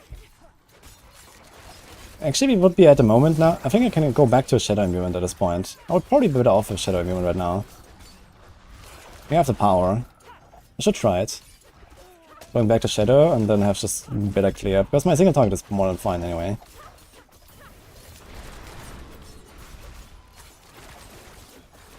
So if you really want to be tryhard, you can like respec now for one dungeon or two, and then spec back to poison and kind of do the same strat that I was doing now for the previous capstone, for the second capstone. And the reason to do that is to just like, you know, optimize your speed. Right now we have the power to just kind of kill stuff, and I don't eat through the packs fast enough, so Shadow Movement is good. If you go very slow monster by monster, then poison is just better. Poison is like generally good when monsters are difficult and long fights. And here we go. I got 23 almost. 7 Angel Breath. Let's go. You can wear this. Poison Rest. Some movement speed. Life. That's pretty good. We could do this, yeah. Although we have a very good life roll. 710 item power. Item. Damn. Maybe I'll just save it. That looked a bit weird. Something is going on there. We have 4 points. I'm gonna pick up haste here. Just 15% movement speed basically. Haste is kind of useful for that. We don't know where else to put. We have Stutter Step and haste now, so we get 30% movement speed from our tree. Ah, we have Metamorphosis. I was wondering why my evade feels so weird. Okay, that's very good. Because now we actually have an Unstoppable. So I think I'm gonna try to not use my evade very much and just kind of like wait for the moment when I need it. Too bad it doesn't have the attacks that reduce evade cooldown. But okay, that's fine. In Season 5, that might actually become a reality, I hope not. But if you didn't know, Metamorphosis is still bugged and still has 100% lucky hit. Now you might think, what do I care about that? Well, there's a build called Ondariel's Rogue that relies on lucky hits. And you can metamorph through an entire pack and apply 100% lucky hit to an entire pack, which is insane. So this might be actually a build, because there's also Shroud of Khanduras, one of the new uniques, that works with Dark Shroud, where when you evade, you release an explosion that also is bugged and also has 100% lucky hit, just like Metamorphosis. And turns out they both trigger at the same action. So on PTR, some people are actually playing a build like that. Just Andariels, and you evade through the packs. It's super stupid, man. I really hope they fix that, because it's just like that might actually potentially become the meta, and it's just insanely dumb. So brace yourself. Maybe that's gonna be a thing.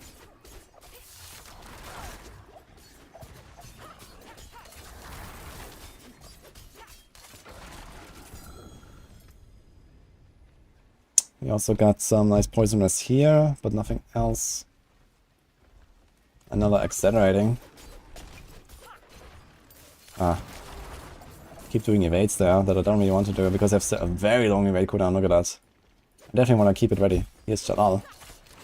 Just pressing evade out of habit.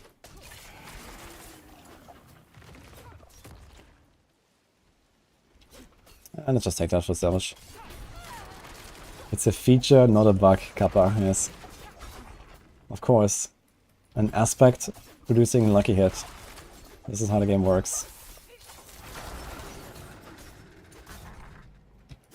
Either way, it's a very toxic bug that should be fixed. So it's just not fun.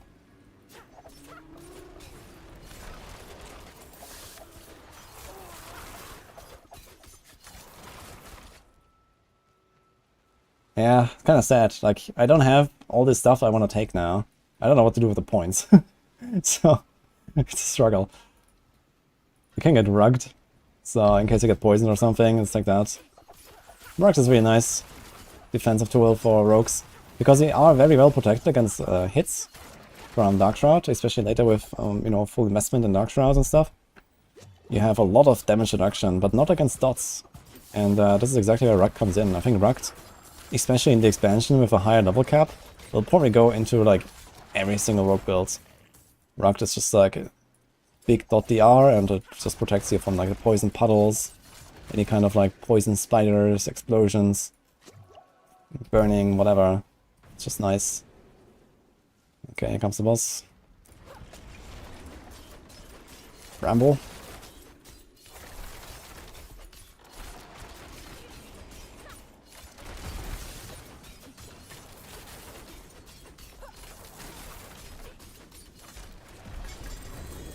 Oh, we got our first unique. So sounds like Penitent Greaves. Now we got Beast Wall boots. What? No, that's kind of funny. I mean, they have good stats, actually. I could use them. They're actually pretty high roll, too. Like, We give up the life, though. Not the effect. Like, actually, the effect is also not terrible. Using a cooldown restores 50 energy. That actually has nothing to do with the ultimate skills. You can just use that effect and get cooldown resource all the time.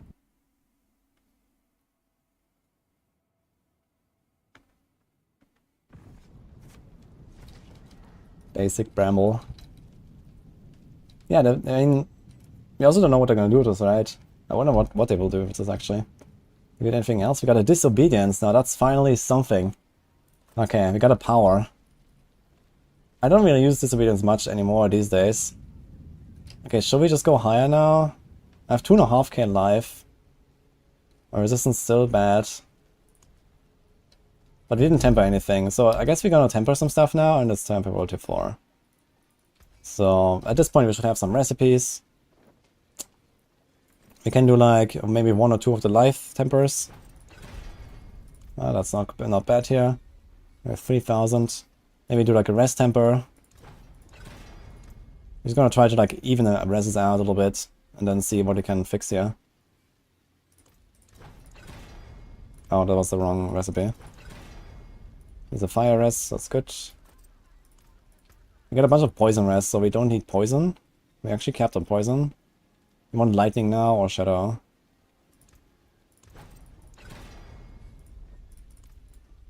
So let's do that. Here's a shadow. And we could still do another one here for the lightning. But fire, shadow is good for Elias, and cold is good for the animus carriers in the capstone. But yeah, we can't go in with 15 lightning. So we have to... We don't have any sockets either. So I think we're gonna try to just get the rest. Hopefully don't run out of attempts here. One shot. Here's fire. We had fire on this one. We have 1 shot left. Cold. Unlucky.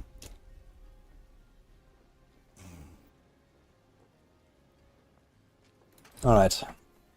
Now I'm not gonna go elemental search. We're gonna go just like marksman finesse, I guess. Try to get crit damage. Here's marksman damage. I guess we're not gonna assume that we have everything perfect. So I'm just gonna keep that for now. Try to get like 1 or 2 crit rolls, maybe. At this point you can definitely like invest a little bit into tempering. You would have a few materials. It doesn't really cost gold. Here's another marksman damage. Let's try this. Marksman damage, everything is marksman damage. Here's crit. And here's crit. Okay, so we should have crit everywhere, but I'm just gonna like try to keep this a bit scuffed. We can put better rubies, and yeah, the lightning res is a struggle, so this is something that we can maybe try to fix with a roll or 2. Since they have so much cold res right now. Also how much poison. Yeah. So this is gonna be tough, rolling one res into another specific resistance. But you can give it like 1 or 2 rolls or something, or at least you can get like a life roll here. And maybe here there's shadow res. Instead of attack speed. We're gonna be capped there. Life. My armor is looking okay, especially once we stack up disobedience. That's a good roll there. You're gonna be fine on that end. Yeah, it is what it is, so I can't really fix it. This is Siphon Victuals. Actually, is there any other powers?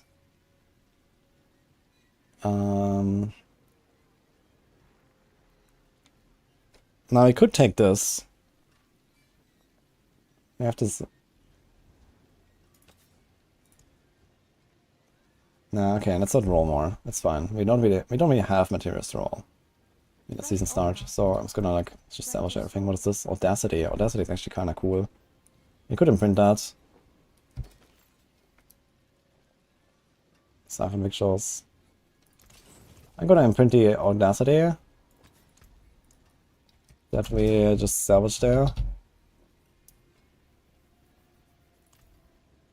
It's kinda nice to have.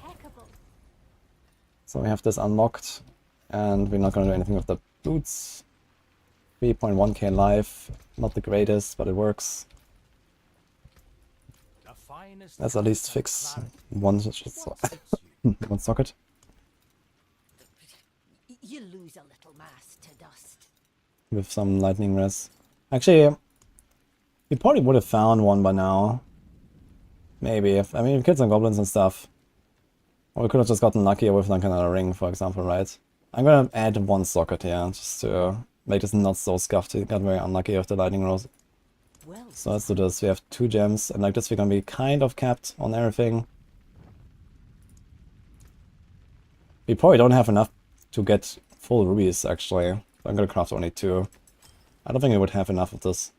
So let's do that. And this. And then we go. So my armor is looking nearly capped, I think, after disobedience.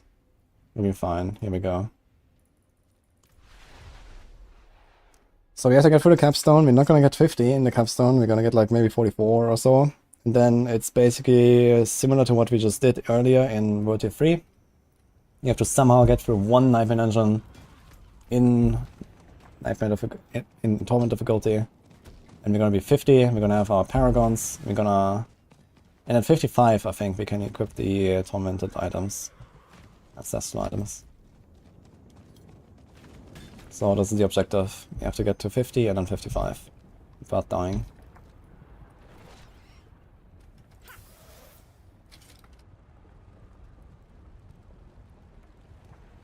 Why not upgrade elixirs?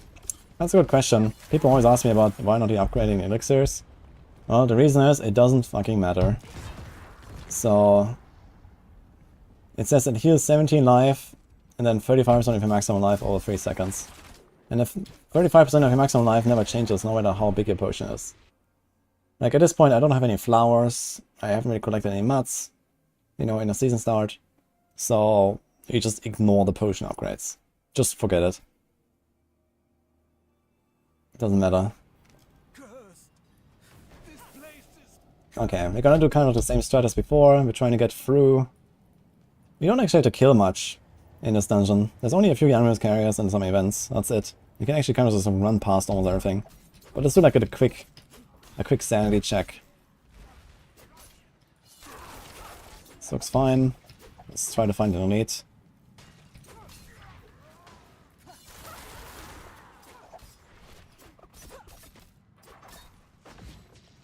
Also Audacity proc. Kinda cool. Okay, we actually blasting.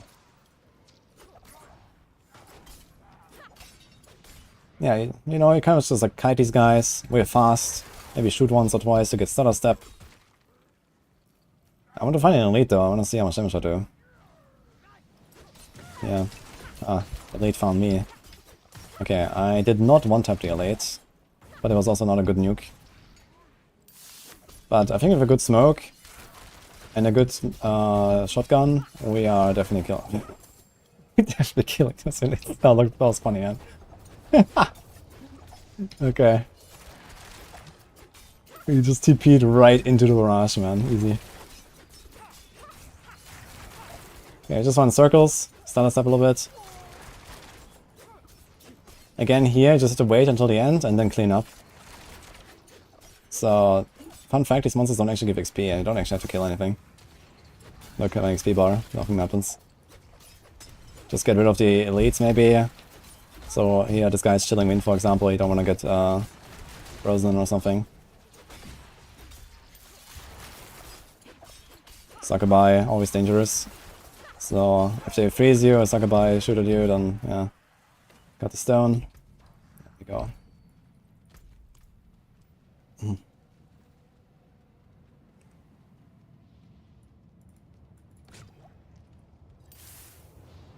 Let's go into part 2. Can you kill 75 monsters at 42? You can, yeah. In fact, the next patch you're probably going to be very incentivized to do that. There's actually going to be a much higher ceiling of monsters you can fight now for XP. So you actually want to try to level with a really powerful build if you can.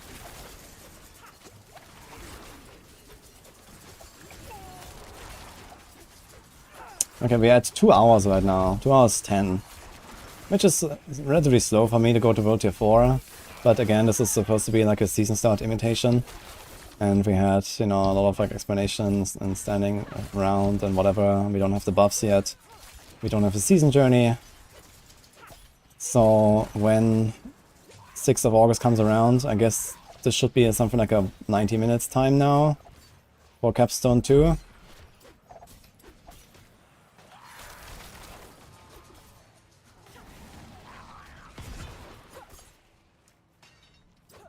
Okay, definitely don't try to get caught in those lunatics. That will kill you. Good thing is, once you enter the room, everything just runs away. Even through the room. That looked funny. Okay, careful with those Carver Shamans. They do Pulse Explosions that freeze you. You don't want to get frozen. Okay, and we're in the last part.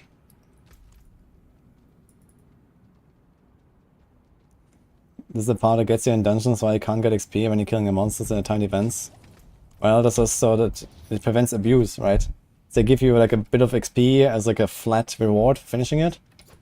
But you can't just, you know, finish the event down to the last second and then die and then restart it and then die and restart it. So technically you could do that. I mean, okay, you have limited revives in Hyper Dungeons and whatever, and, you know, it's not possible in hardcore and whatever, but yeah, you know, the reason is sound. The implementation is not very good, because it just makes you kind of feel bad about having the events in the first place, even though they added a reward for it at the end. The reward is just not really good. So you get like a, you know, survive 30 seconds, and like if you kill everything in the 30-second survive event, all the time it will respawn. So in fact, you don't want to kill anything, you just run circles all the time, and then whenever you might get overwhelmed, or you just, you know, press a few buttons, and that's it. But generally, you don't want to kill anything in those events, because it just keeps spawning more and more and more. So they could either limit how many monsters spawn, for example, and make it kind of a joke. On the other hand, I guess some people maybe really like those events because it's just like, you know, meat grinder, right? You just stand there and like, and just start blasting, even though you don't get anything for it, just for the fun.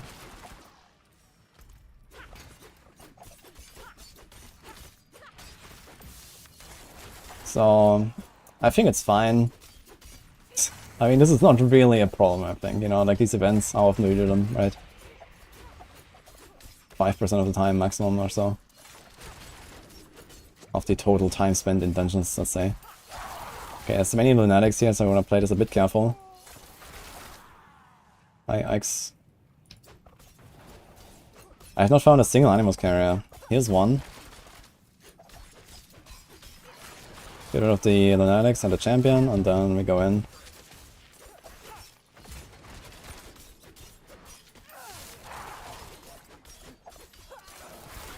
So the thing about these Animus carriers is, they do a lot of cold damage with their charge and a lot of physical damage. So you gotta pay attention here. Gonna try to show this off once. So this animation, he like stomps and then prepares for the charge, and then it's like boom, and he has like this big wave in front of him. This is the hardest part in this dungeon, outside of the Elias fight itself, I guess. So here again, he's gonna do it in a second. Watch him. You can also just like smoke grenade him, kapow. And that's it. And he can also smack you down. Like these big cannibal dudes, they have like an attack where they raise both hands over their head. And then smack it down, and this will knock you down. And if that happens, you're dead. Like, there's no way out. Although... Wait a minute, is that a Season 5 feature? You can spam potions in stun?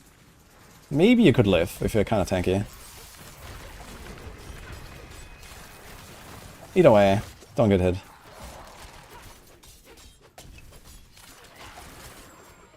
Okay. Dude, I'm really running out of ideas where to put those points. It's just like freestyling my skill board here without Season 5 features.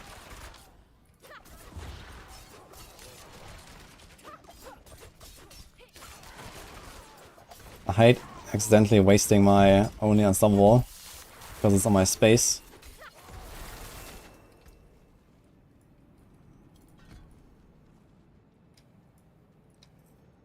Maybe do agile, but you also dark shroud. I don't know. Nothing really feels good. Is there some passes I miss?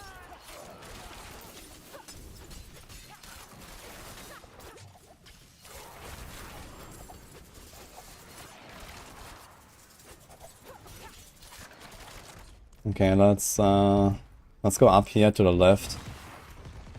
The last guys might be here. Here's the door. So before we go to the right and it's not there, then we have to go all the way to up and then all the way down. So let's do this way. And this here is cleared.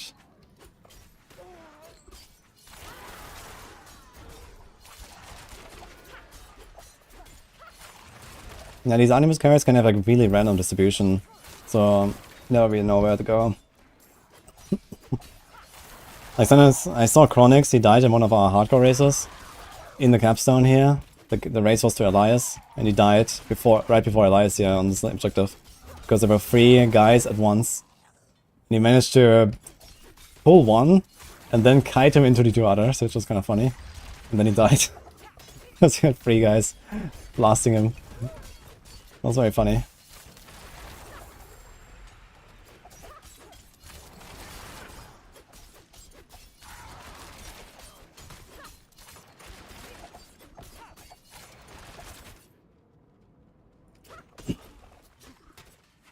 Unless you have a Baron, then he punched him back 20-fold. Yeah, I mean, I'm definitely playing this like a bit too safe, I guess.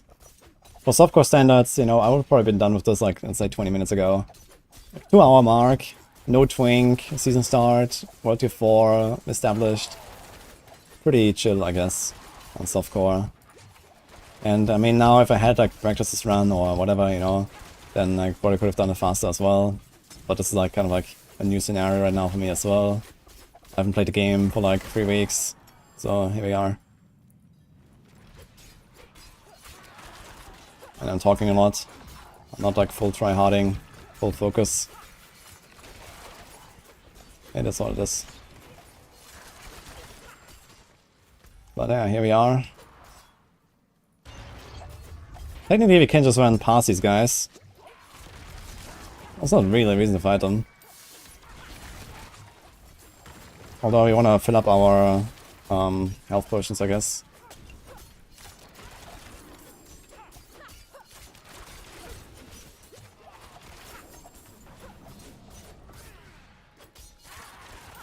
Okay, so this cannot be cursed here, by the way, as far as I know. I don't think there can be any events in the capstones. And here it comes. So Elias does a lot of shadow and fire damage. People usually focus on fire part, which is, to be honest, probably the more dangerous.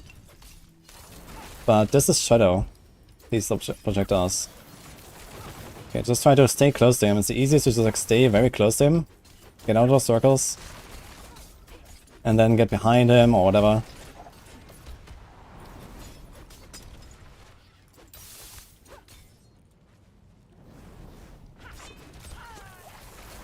Okay, well, Elias is fairly easy. As long as you don't get caught in some of the big... Oh, now we have a funny problem, which is we don't have a sigil. We got a sacred sigil. They haven't fixed that. In Season 4 they introduced a sigil drop from the capstone dungeons, but both capstones give you a sacred sigil. So I think you're gonna cheat here a little bit. What you would do is you go over to 4 and then do one whisper run, and that likely gives you a sigil. Or maybe you would actually have enough sigil powder to craft one, because we did a few sigils earlier. Let me see. How much does it cost? A 21 sigil costs 50. We might have 50 sigil powder actually. Just some like doing an event or whatever, but probably I don't think so actually. But I'm gonna do a shortcut here. I'm gonna do a sigil. It's a 23 carry on fields. Alright. So that's all we got. Do a world boss, sigil guaranteed reward. Yeah, just do a world boss and world tier 4 real quick. Around 2 hours into the season start. With no one else there. Against the level 90 boss. That's gonna be good. Yeah, you don't really want to touch any of this until very, very, very later. Yeah, Elias should give a T21. It might be fixed in Season 5. So, it might just be fixed and it might give you a 21. Because that was kind of stupid, right? But yeah, now we do this. And I guess we're gonna just get rid of all the items. Did we get anything? A Blast Trapper, Blood Boiling. I like Blood Boiling a lot. For builds that can overpower reliably. It's a very good aspect. But not for rogues, unfortunately. And an Uncanny Treachery. Yeah, so nothing really helpful. 2 to Heartseeker though. This would be worth saving if Heartseeker is still a build. But it might not be. Okay, so we delete everything. Our gear is still mostly yellow, man. It's crazy. We have basically nothing. Basically nothing. Okay, basically nothing. Okay, okay. And nothing. So, very cool. That's our setup here. And I need 4 more levels until I can actually use any of those potions. Let me go carrying fields. So as I said, if you don't actually have a sigil, so let's say Season 5 they don't fix this, you will go and do 1 round of whispers now. You gotta focus on like harvest whispers, they're pretty good. Or just like cellars, you know, corpse whispers, like these like 1 whisper thingies, they're kind of fast. You go around for like 10 minutes, you turn it in, and you're probably gonna have a sigil. Alright, we have a pretty tough dungeon here. This is Carrion Fields that has crossbows. But we have 6,000 armor with stacked disobedience. We might be okay. But, again, we play this very, very careful. These guys are level 77. 31 levels above us. Which is actually optimal for XP next season. If you can kill them fast. Which right now we're way too slow. So we are like way slower than we want to be. But we don't have a choice.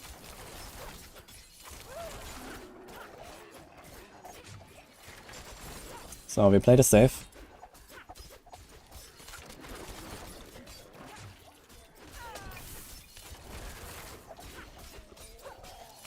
Oh, we have blood boils. Yeah, you definitely don't want to stand in those.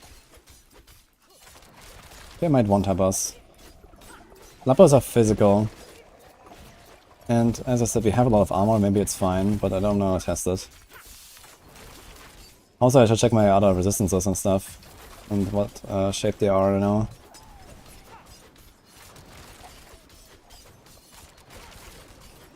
Main objective is now get level 50 for the Paragons. Once you have the Paragons, we are safe.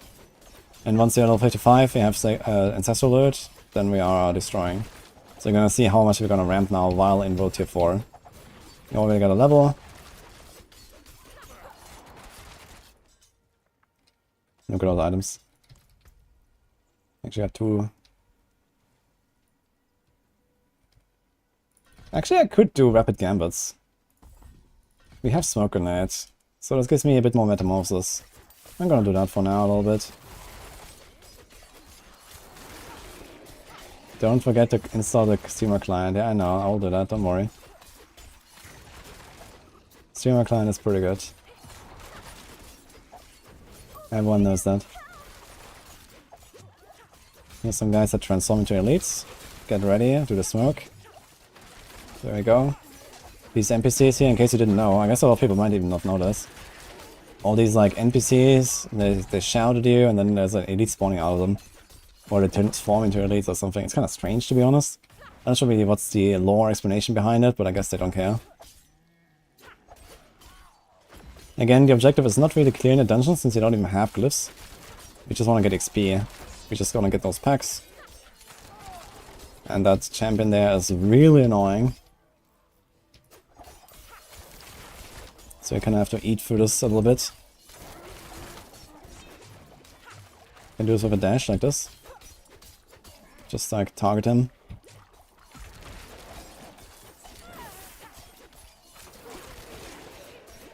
And again, as soon as you're powerful enough, you're gonna spec to Shadow Imbue. You don't really want to level with poison, it's just, you know, we are behind, we are weak.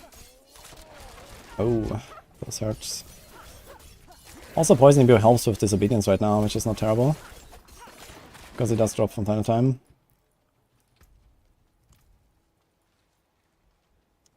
Is Sorc weaker in Season 5 compared to Season 4?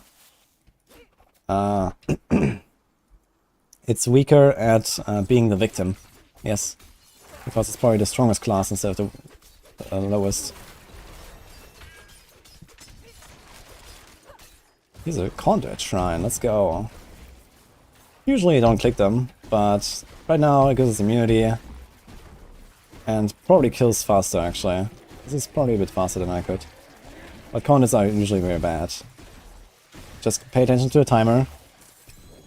Don't get surprised. Okay.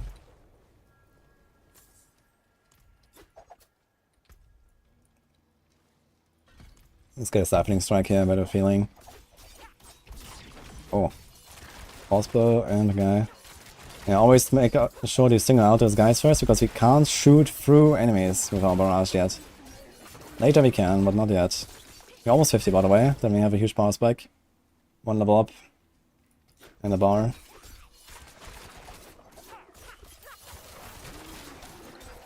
But you see how every single monster actually moves the bar. It's very nice. Pre-50. It's like XP breakpoints, in case you didn't know that. You can actually check that when we level up here. It's a lot more XP you need after 50, and then again after 70. Oh. That's a nasty waller. This is why I always want to keep a dash ready. In these moments, when you're like underleveled and stuff. Oh. Okay, let's try to juke the waller. Perfect. Let's get rid of this guy. Wallers can be very deadly for something like this here.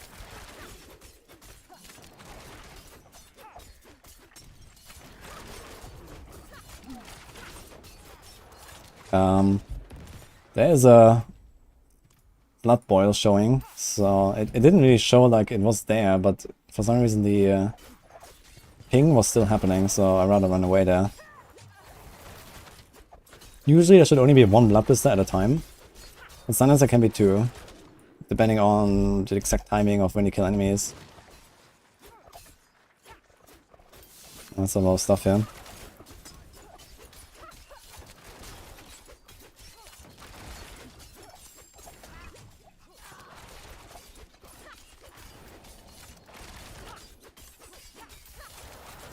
Also here, one thing about minions. A lot of people probably don't know this.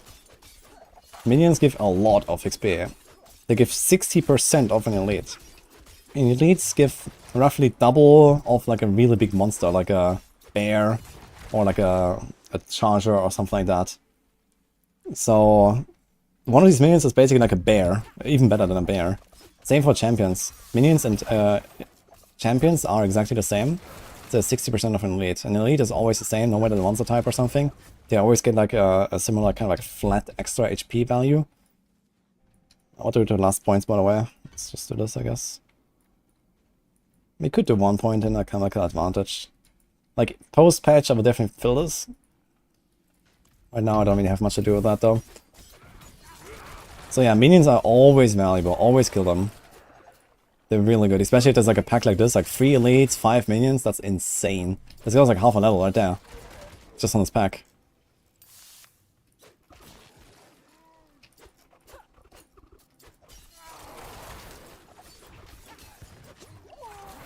Okay, here it comes, I guess.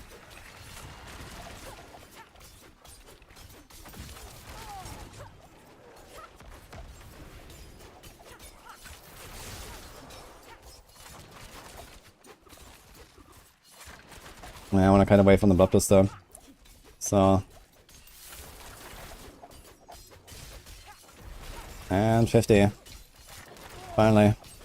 Now we have rest, now we have armor, now we have damage. Let's go. So we just kind of pick everything on the entire thing. Ding, ding, ding, ding, ding.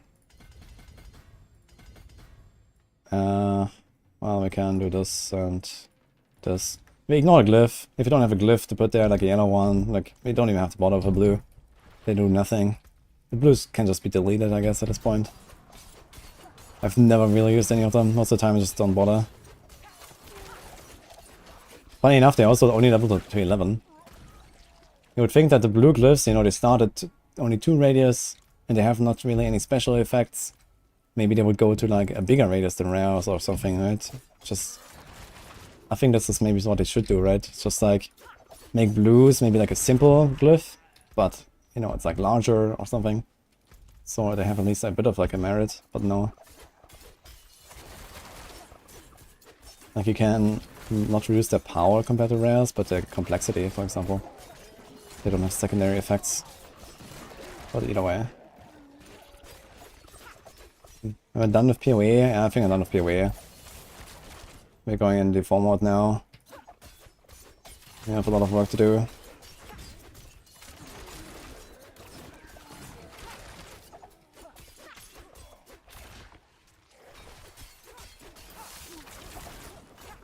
New high pit tier pushers. Don't use exploit, just want an extra rare node. Wait, what rare node exactly are we talking about here? Okay, let's get the armor there. Kind of just want to like pick up everything here. Get the damage, get the armor, get the life there. The life nodes are always good. Like in Paragons in general, there's one thing that matters, which is life. Life and damage reduction. Those are the nodes that you pick up, you know, on the way. And everything else in Paragons you just ignore, besides, you know, all the glyphs and the legendary nodes you want. That's kind of how Paragons works these days. But I mean, most people probably just like kind of follow a board. If you want to make your own though, then go by those principles. Life is good. DR is good. Damage reduction. And then all these damage nodes and all that stuff that's all over the place, like ignore it. That's how you make a Paragon board.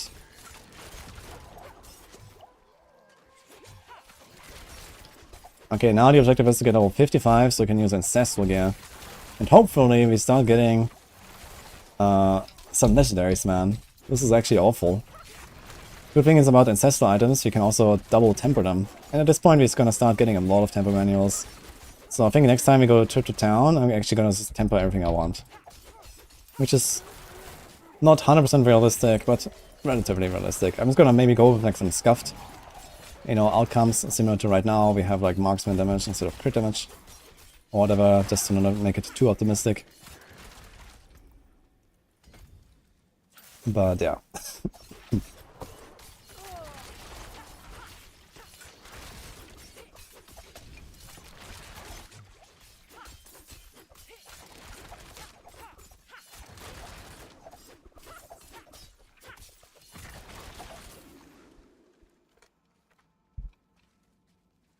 Is that really worth it? You mean like this taking rare nodes? I mean, it depends on which rare nodes you take. As I said, you know, like the damage rare nodes on the Paragons that are all a joke. They're all like really, really weak since Season 4 especially. Like in the past we used to, you know, go for like fewer glyphs and fewer boards and just max out all the glyphs because the additive was actually pretty valuable that you get from the glyphs. But these days you have tempers. And some builds they go to like, you know, 2000+% additive damage or so. And then you pick up like, you know, this cluster of like a rare node on the paragons, and you get like, I don't know what, 50% additive or so for like 7 points. And then you realize those 50% additive, they give you like, 2% DPS, and you're like, huh, nice. 7 points well spent. So, you never want to do that, basically. In the past, though, this was different. In the past, we used to like max out basically most of the glyphs. So most of my paragons, for example for rogues especially, they were like 5 boards, like 2 free legendary nodes, something like exploit weakness or cheap shot was usually included, like it is now. And then you had like, 5 glyphs or so, and you had them all maxed. And these days you just don't max the glyphs, you just min the glyphs, and you get the additive from your tempers. So the meta has kind of shifted there, especially in Season 4. In other classes this was not as extreme of a shift. For example, Necros, they have a lot of glyphs that you don't really wanna max. They just kind of like did that in many cases already, just like stack multipliers on glyphs, for example, because they don't really have anything on the paragons to get anyway. Necro Paragon is like really badly designed. They don't really have like universal choices. They have, some blood board, some bone board, some skelly board, some golem board, and yeah, I mean, what are you gonna do? So you have to take that one board for whatever build you're doing, and then you have nothing else. That's kind of how Necro works, which is really stupid. You need like a massive rework there.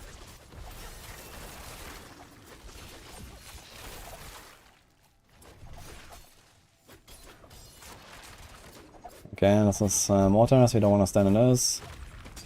Oh, the waller, man. No.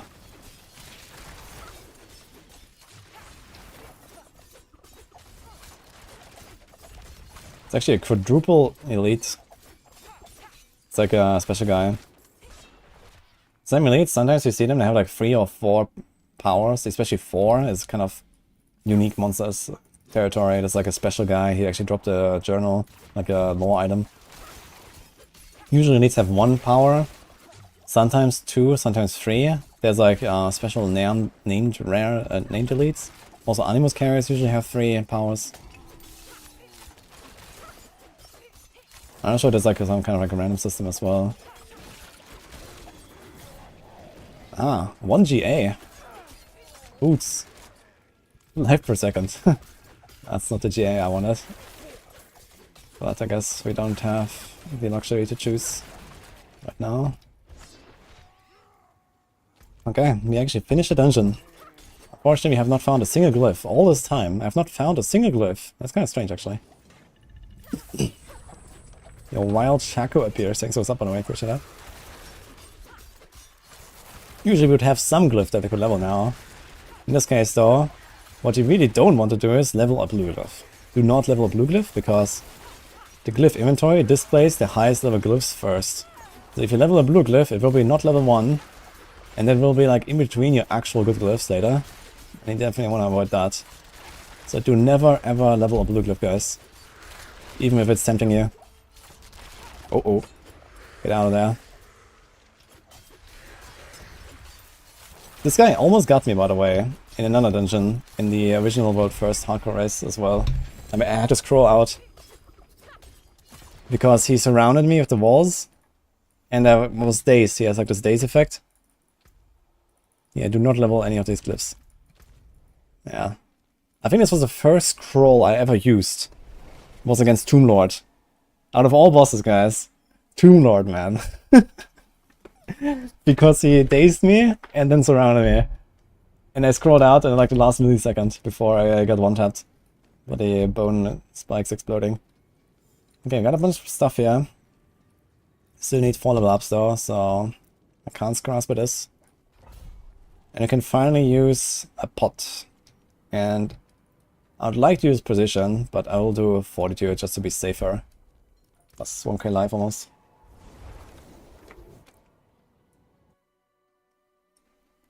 Tomb Lord loves standing in his own daze, so maybe can't do anything. I think this is another Tomb Lord dungeon. I can actually show you how to outplay it.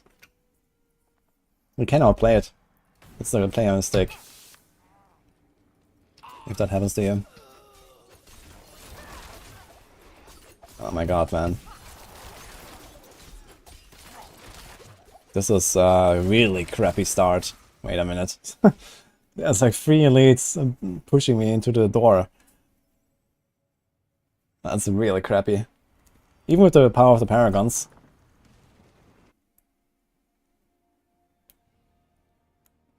He's a meme, but he has a 1-tap, yes. Actually, I think I could have tried to pull the second guy before he disappears. Okay.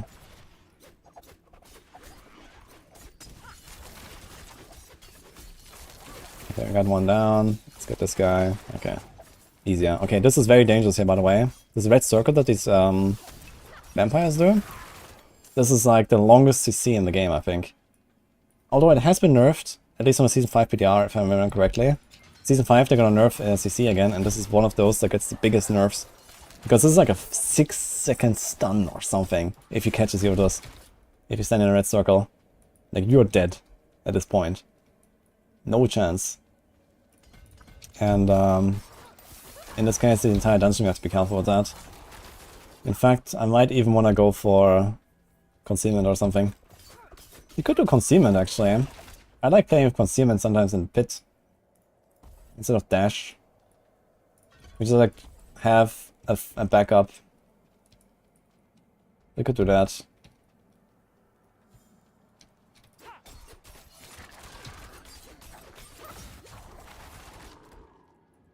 So we just don't have any mobility skill. Okay, now he's just gonna go towards the next pairing on board. I'm not sure what will be the first board to attach. So we are going for a Shadow Imbue Barrage build, right? So that's kind of like what the leveling build is, I guess, for getting to 100. And in that case, maybe do Eldritch Bounty as my first board. It doesn't really matter, I guess.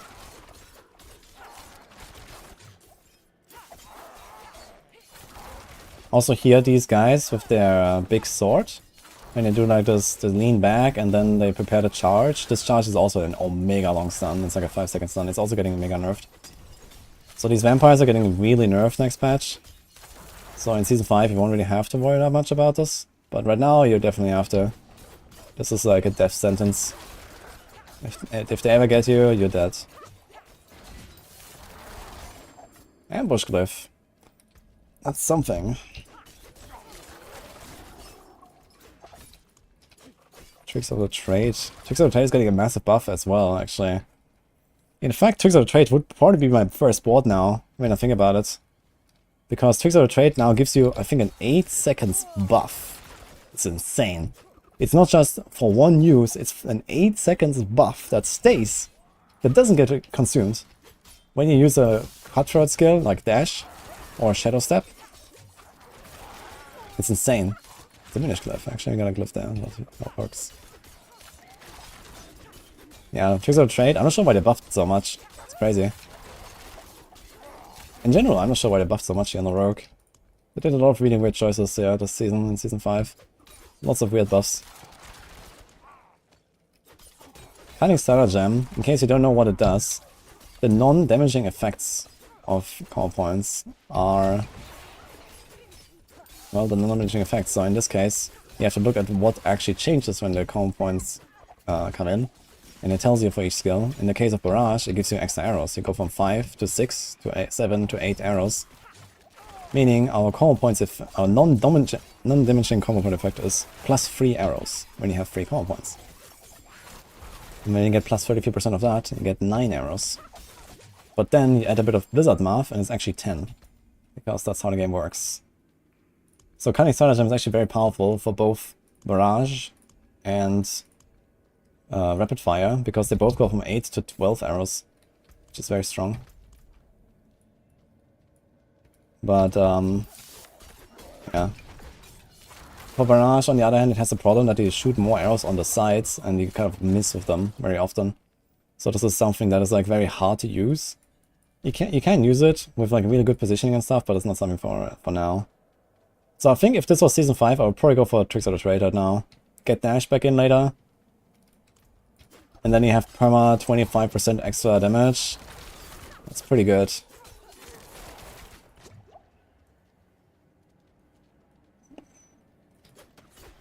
I think for now I might go for Elvish Bounty though. Just so I have something. The thing about leveling up in Paragon boards is that you are strongly incentivized to rush legendary nodes while low level. And then when you're level 100, you have everything maxed out the way you want it. You're actually strongly incentivized to use the legendary nodes like very late, you know, like don't waste the early boards with just like picking up a legendary and so on. So usually you have to do like a respec at level 100 to like fix your setup. You can kind of compromise between the two or just go straight for like another 100 version if you don't care much about optimizing everything about leveling. But it's usually how you want to level as a pro. You want to respec after 100 basically, because your leveling board will look very different from your endgame board. Depends a bit as well with like what kind of build you want to go with later.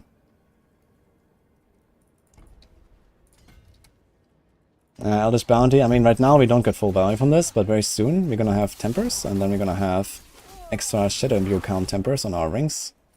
And I guess you're gonna have like basically perma Shadow Imbue, and then we're chilling.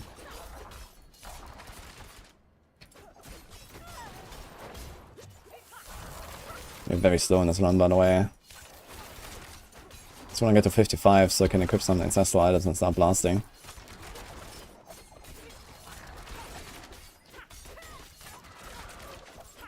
Can't wait to see the uniques. Yeah, it's gonna be cool, man.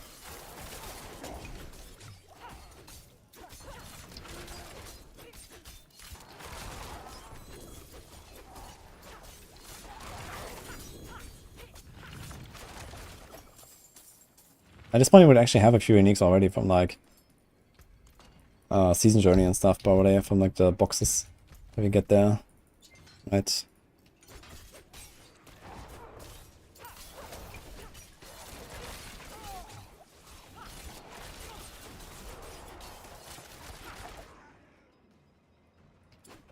We have been having a Blast of Barrage endgame build. And if you like it now, then wait for Season 5, man. In Season 5, this is gonna be cracked. This build. So, what we're doing here is Child's Play.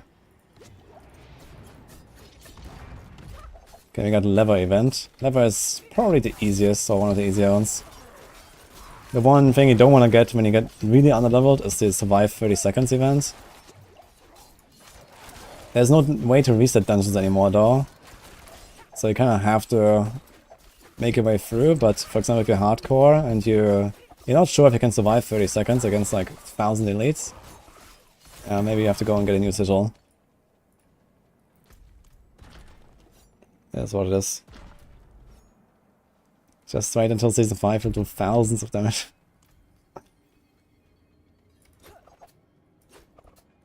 Level 100 in 24 hours or 10, does it really matter?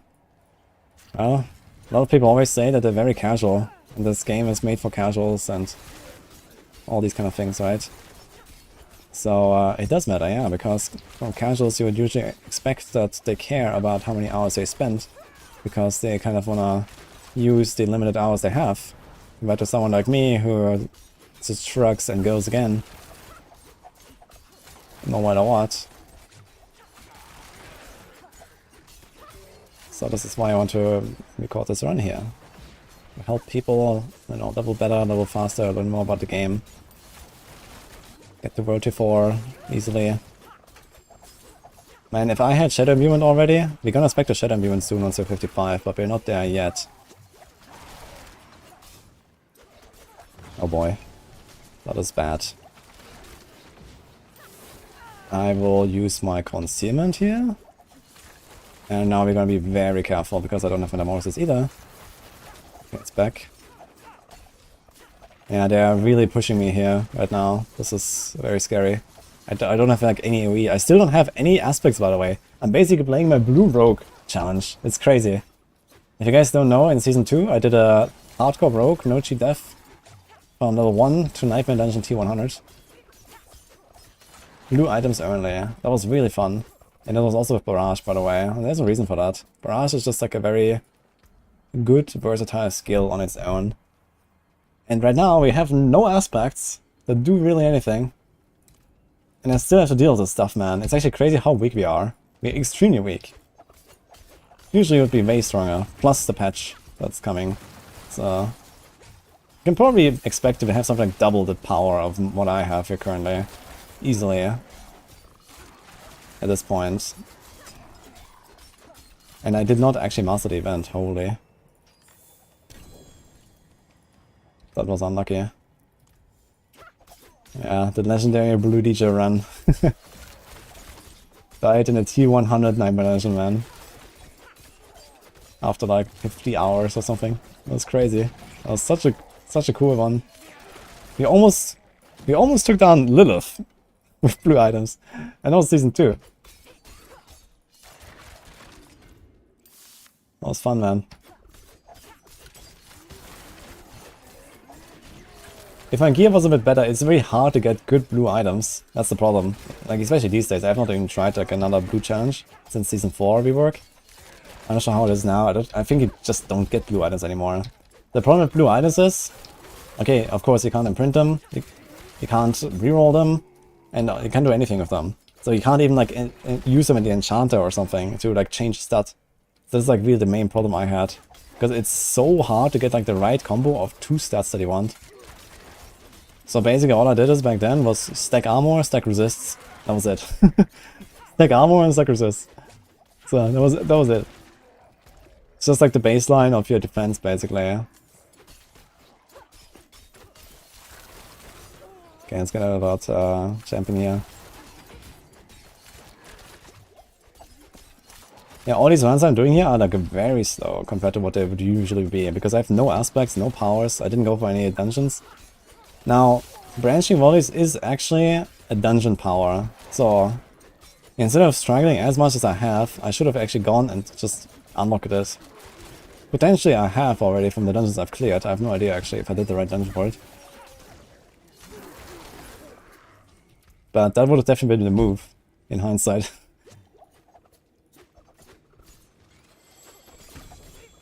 Oh, crossbow with 1 GA, look at that.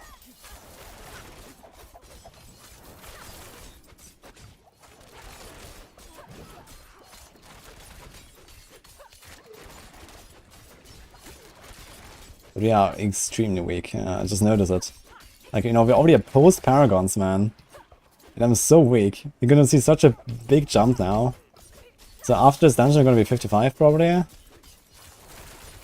Hopefully, 1.5 levels left. Might work. And there's an event there actually. It's the last stand event. We're gonna be level up. And we have ancestral loot. You there!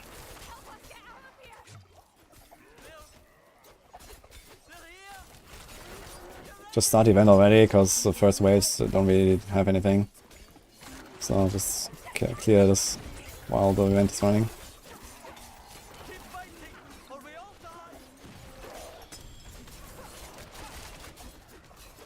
Christ, and stun aspect. Yeah, it's like the only one, man. Audacity, elements, accelerating. I mean, elements and accelerating are not bad. This is definitely something you put into a build, you know. They always work on Rogue. But man, these branching volley and high velocity aspects, in Season 5, Season 4 you got them from the Season Journey. So that was really good. At this point we would have the full combo, we'd be like, you know, full legendary. Look at us, I have like almost half yellows. Oh, we're all dead by the way. Lucky. Okay. It's gonna be close here with the level up, I think.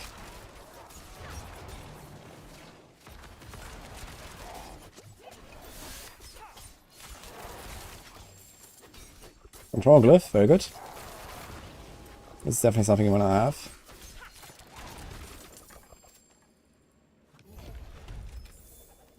Someone gave me a chest. Oh, 2,600 life. Ooh, ah. 850 item power, but it has unfortunately life on hit and overpower damage, man. So 2 useless stats. Maybe the life on hit. It's not that terrible actually, when you have such a low life pool. Maybe I can keep that. Just roll the overpower.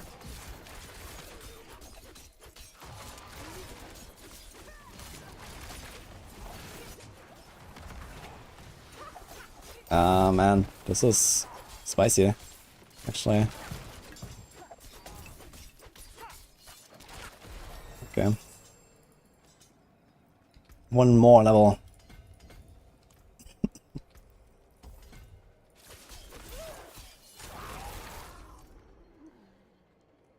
Stay with Shadow Imbue? Yeah, you stay with Shadow Imbue all the way to 100. And then you switch to Cold once you go pit stuff. Basically, the way the Imbue in Sorc and Rogue is... I mean, the poison is kind of like its own thing, but it's usually like for like melee combat. And for like, you know, hard content, long, slow fights. And then you have Cold, that's like really good for bursting. And for like crit builds and stuff. And then you have Shadow, that's usually good for AoE clear. For like speed farming, leveling, hell tides, whatever, these kind of things. This is where Shadow comes in, basically. And in this case, I mean, the only thing they do while leveling to 100 is speedrunning. So usually it's like Shadow Imbue kind of all the way. For example, if you don't like try hard as much as I do, right? Like I'm kind of like struggling here, going very careful and slow and stuff like that. If you just like stay and rotate it free, like a few more levels or whatever, maybe it would have even been faster. Just like spam farm dungeons with Shadow Imbue, blast everything, like in rotate free. I could have done this really, really fast. So we probably wasted time here because I'm too weak. This time, like, I'm too slow at clearing these dungeons. I can do it, as you see, but it's very slow. But I mean, it is what it is now, right? I had to do 2 dungeons now, and we're still not 55. We also got kind of unlucky with the events. You had a cursed chest, and I couldn't really do anything there. We had the last stand, I couldn't really do anything there, because I'm so underpowered right now. Usually we get a lot of XP there, and you just boom level 55, and then you're done. And you have an entire inventory of ancient ancestors already. Usually don't have that many items by the time I hit 55.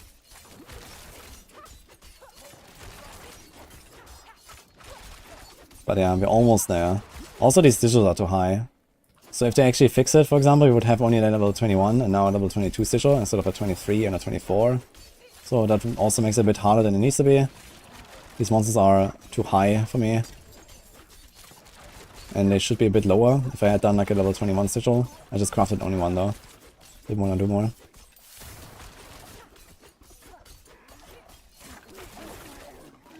Finished season 4 by grinding hell tides was kinda boring.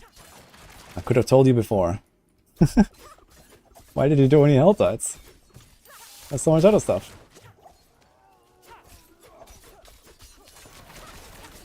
Try the pits.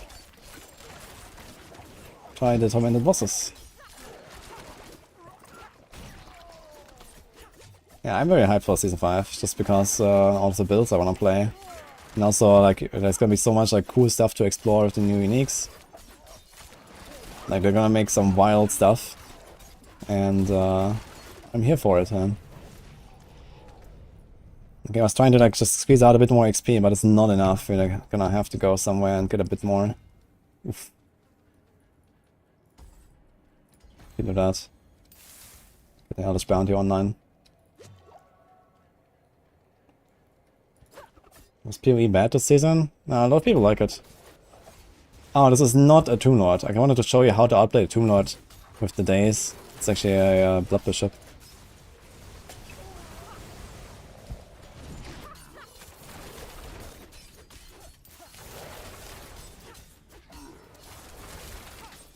At least he has low HP. Okay, now, one thing I like to do is, when I clear the first few dungeons, is I take all the glyphs that I would potentially want. For example, versatility, and tracker, and diminish, and control, and ambush, and not infusion. And I just level them all to 2, so they then appear at the top of the glyph inventory. And I think Just gonna go with control here.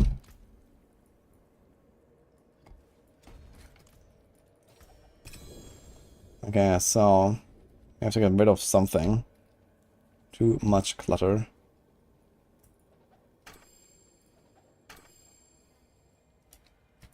Like this. Okay. I'm missing 1/3 of a level. Yo, Silver Muna, thanks for the prime.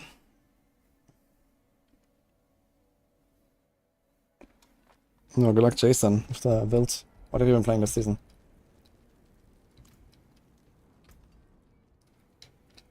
Okay, so what else do we have?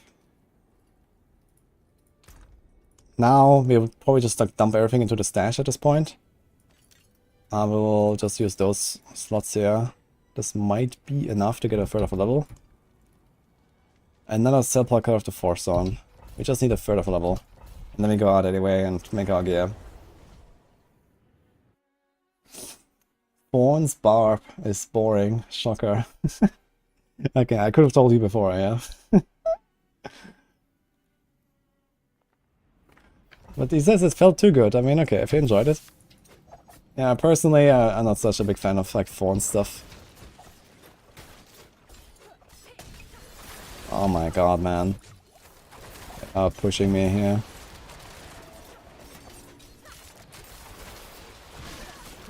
It's the affix. Avenger, okay. Don't get cleaved by those big dudes with Avenger. I think Avenger gives them up to double damage, so you might actually be able to one-tap. Dude, I keep getting these greater affix items here. Look at that. Unfortunately, nothing really great so far. But it's funny. Okay, now we have a glyph here, so we wanna make that glyph come online. This is an int glyph, so I can get in here, and here, and here. Need 3 points. We have control online, which we can actually activate through puncture, at least on some targets. And later we can also have, for example, Worthy Fortune Tempers. Once we go back to town, we're gonna have utility tempers for CCs. Then we can also go and spec Frigid Finesse. We're gonna have a lot more damage.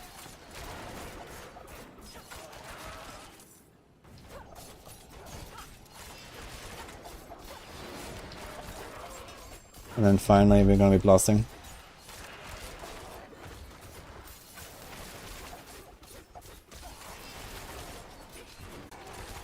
Get out of here and fix our game. So this is the moment we've been waiting for.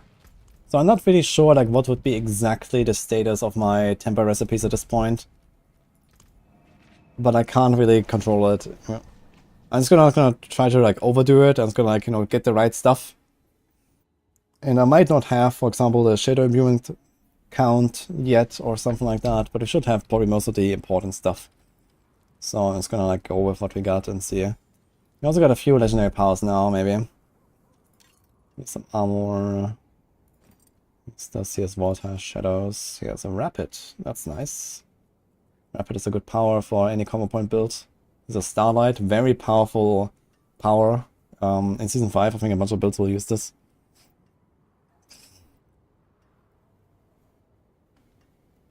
Not really us though. Oh, he has Wind Striker on the neck. I like that one. I actually want to use that. But we're just gonna imprint it, I guess. Take this thing. Vulnerable. Yeah.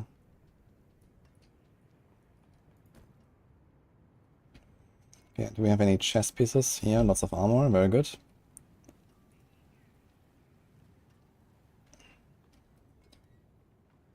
Okay, so we still don't have branching volleys, but I'm just gonna go ahead and imprint branching volleys at this point. He's gonna assume that if we don't have it, he should just actually have gone and do the dungeon for branching volleys. This one here, it's from a dungeon. I'm not sure which dungeon, it doesn't actually say. But it's some dungeon you can go and do it. And I should have done this like 40 levels ago. But it is what it is. Okay, otherwise my gear is looking alright.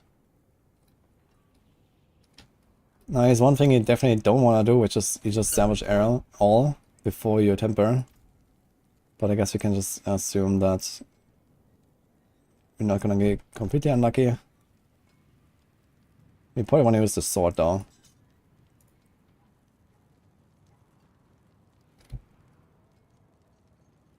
But this has all of life and damage and stuff, and okay. Come back if you Fine, I guess. Let's take this yellows again. Is anything good? Doesn't really seem so. Alright, now we temper. Oh, I forgot helms.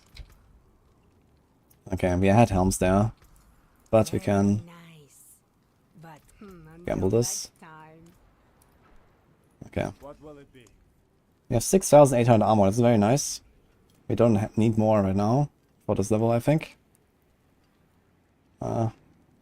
Maybe like 1% roll or so, we have one there. Now, we don't cold, we want lightning, we want poison. So those are the 3 resistances we want to try to hit. Maybe 4. 1 down. Got that poison again, which is maybe okay. I'm gonna do the defensive side first. That was actually the wrong recipe I did there. Cold, okay, very nice. And we're gonna do this on the neck too. And we got the lightning, look at that. Sometimes lucky, huh? And then we try to get this kind of fixed up here with some gems. Now, I'm not sure if we would have something like cast twice already. But I'm gonna do like 1 cast twice here on the barrage. I think she got a pretty decent roll. And then we do marks and finesse for the crit. Wow. But now I'm not gonna do more. So I'm just gonna do like some random other augment here. Something that doesn't matter. So something I don't even use. Cult Obscuration, for example. Just to like make this not too optimistic. This is why I shouldn't have salvaged everything, guys. There was this sword I had, I should have used it. I got Rain of Arrows damage.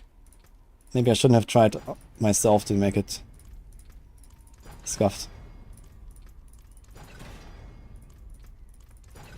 But yeah, now you start using materials. Actually, I think I might not have enough of these, like, materials anyway. Okay, we have, like, nothing here on these weapons. Everything is useless. Nice. Okay, here's something very important. Imbuement Abundance. You want to hit Shadow Imbuement last for X casts. If you hit that, you'll be golden. So it's something I should have actually done first. Because it's so important for us. Dude, I rolled poison 4 times. Okay, here's Shadow. Here's Shadow again. Let's try to hit some crit damage.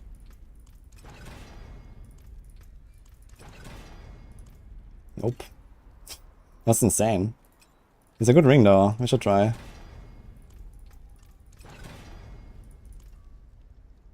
Okay, that's a decent ring. We're gonna use this ring probably all the way to 100.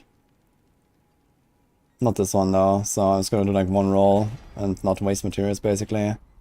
And here, I think what we want is movement speed. We want to try to hit movement speed if we can. Here we go. We are still not really powerful, but movement speed is too important for leveling, so we're gonna go movement speed just to make sure we go fast. These boots are also not something I really want to keep. We just do Worldly Fortune and try to get a bunch of random CCs, including maybe 1 or 2 freeze. We want to hit like freeze on some. He'll stun. Freeze is important because of Frigid Finesse on rogues.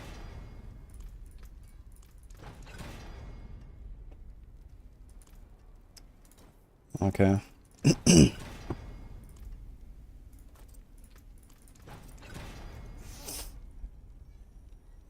Yo, Cody, I do feel better, yeah.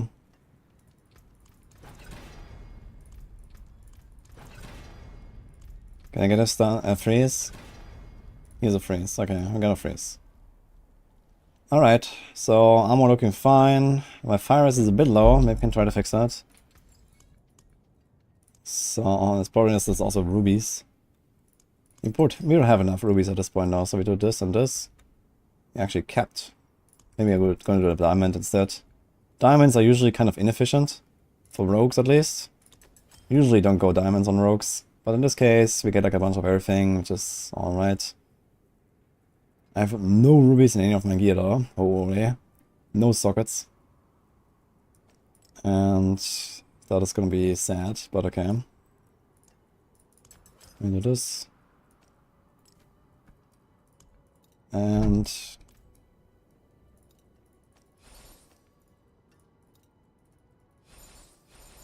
you don't want to unsocket this, you want to salvage this. Because unsocketing costs a lot of gold actually. Do this. And we have a setup. Okay, let's put the powers. Okay, so we had disobedience. At this point, you know, if you had gone for some dungeons, you could have also gone for might aspect, for example. So I'm just gonna put that now as well. Might is a very good power to get. And now we're gonna do branching volleys. I'm gonna put it on a two-handed weapon. Usually I want to put it on neck. But in this case I'm gonna do two-handed because if you have only the codex power, that makes a bit more sense. We have rapid, we have synergy, we have what was it, elements earlier. So I'm gonna implant that again. We have accelerating, so it's nice. And also what we could have done is something like, Wind Striker goes here, we have this on the other neck. And then we can do Ghost Walker maybe. It's also codex power. So I have a bunch of speed. Here's a Cursed Touch, we can actually leave that, that's okay. We can maybe try to roll one or two things. We don't have much Angel Breath to roll, but maybe we can get a little bit. Do we need Cauldrons? I'm gonna go attack speed. Okay, so I'm gonna try like some random rolls here. There's Fire S. Okay. I actually forgot that we can still roll some stuff. There's armor. Now we have 8.3k armor. We definitely kept for a long time until like 90 something. Now we can start getting some decks as well. I talked about how dex is kind of weak. Now we can start getting decks. Oh, there's 2 to alchemical advantage, man. Oh, man. That is sad. Too soon, Executus. Okay, we definitely don't want to roll more, so this is just what we got. Let's get a dex roll here. This is fine. We don't want to waste our mods at this point. So, okay, we have like some working setup. Now we reroll a bit here. We also take those 2 out. Get our control glove online. We can take those 2 points back immediately. And we take this out. And we're actually gonna do a amethyst. That looks good. Bit of a respec time, so get rid of all the poison stuff. Including the mechanical advantage we just rolled in our neck doesn't do anything actually. We can get 1 point in consuming shadow again. And now we want to go fast, so we go shadow step and dash. Confirm. And we probably remove the dark shrouds now. We do this. Smoke grenade, shadow imbuement. So there's like a nice leveling setup here. The smoke grenade is actually not even that needed. But in season 5 they will work for bosses. This will be good. We go all frigid. Now we have chance to freeze on our gear from the temper. And oh, that's basically it. I don't know what else. We can put like an extra point in Enhanced Dash or even Dash itself for the shorter cooldown or something. And now we should be blasting. Oh, I think my dungeon closed. Did my dungeon close? Yeah, this is something you want to avoid. Don't let the dungeon close. You have to make a new sigil. Shifting City. Unlucky. That's behind the dungeon. Okay, here's Sepulchre of the Forsawn. Tier 21. Yo, Silent. Hello.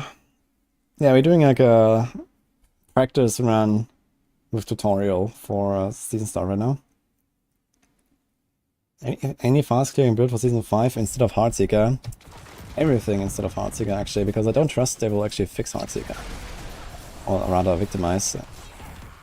Alright guys, we have our Shadow Mutant online and you see we are destroying.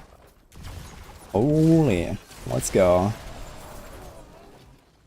We are res capped almost on everything. We are fast. We are flying. Alright. And these monsters are 20 levels ahead of us. And you wanna farm monsters that are... Dude, I actually just one-tapped that guy with 1 arrow out of 10. Well, that's really cool. Now we actually have some damage. We don't care about picking up yellows that much anymore besides for salvage. So you still wanna do that for a little bit, just to salvage. But we don't really care about yellow items anymore. Now we just care about getting some legendaries and getting better loot. But we have a setup now, this will carry us the next 20 levels easily. So I think we're almost there now, where we're just like in blast mode. Here, look, this little poison explosion actually did like 10%. We got 4 points already, look, just from like running for this. Now we're flying. So until 70, the XP is gonna go really fast now, since we're at 24, doing 9 engines. And we're going at a good pace. And I could have probably done this way faster up until here, because I didn't have any powers. I should have done the branching bodies at least, all this time. Yeah, difference is massive, of course, yeah. And again, still, I have like, you know, no temper on my weapon, no temper on the other weapon. I have crit damage there, okay. We have marksman damage there, which is at least not nothing. But you want crit. Yeah, there you go.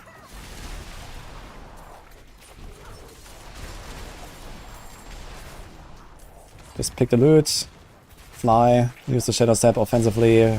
Like now we don't have to be scared anymore. We have 11,000 armor, I actually have the Disobedience for no reason. 9,000 knife, this is like more than plenty. Like 9,000 knife, you can get away with that until like level 80. And then after 80 I wanna slowly increase it and maybe hit like 100. With like around 20k life or so is usually good. And then slowly work towards 30k life once you're at 100 or so. And then once you start prepping for like serious pit stuff, you wanna go to like 40, 50k life.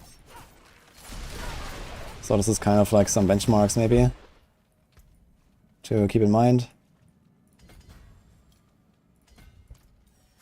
Now in this case we'll just like rush to the next board. That's basically how you level. You just rush boards, get legendary nodes, rush next board.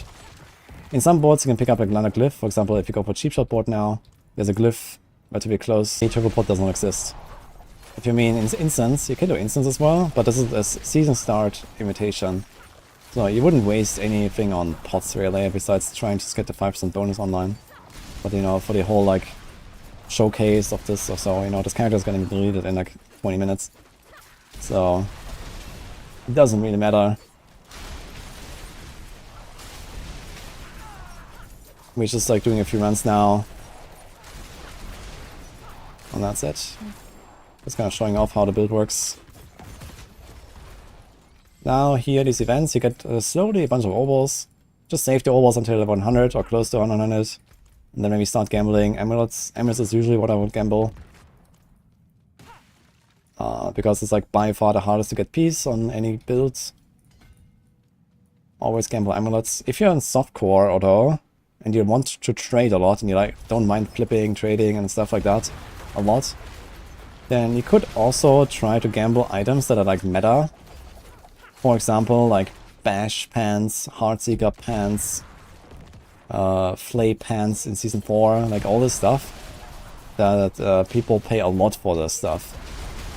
So this might be actually a much more reasonable income source if you care about selling and not about finding your own items. Because gambling a good amulet is like really hard, and you will maybe not even fetch much more of a price than you would get for some good pants, but you can get like multiple versions of those pants. You know, potentially if you're playing like a Barb, for example, for Flay, for Bash, whatever.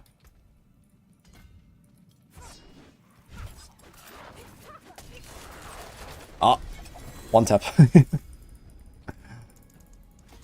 Little trick, spam right click. Insta assigns the XP.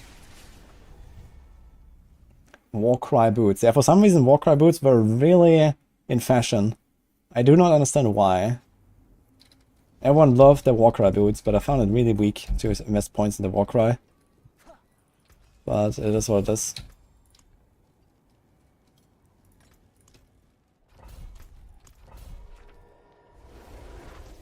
Warcry is doing all damage to Warren Barb. Yeah, I mean, each Warcry rank is like 1.5% more on the effect or something. Like, even if you get like 5 ranks, yeah, sure, you know, it's like, you can also just have a strength roll, you know? It's not really a difference. And at least that's up all the time.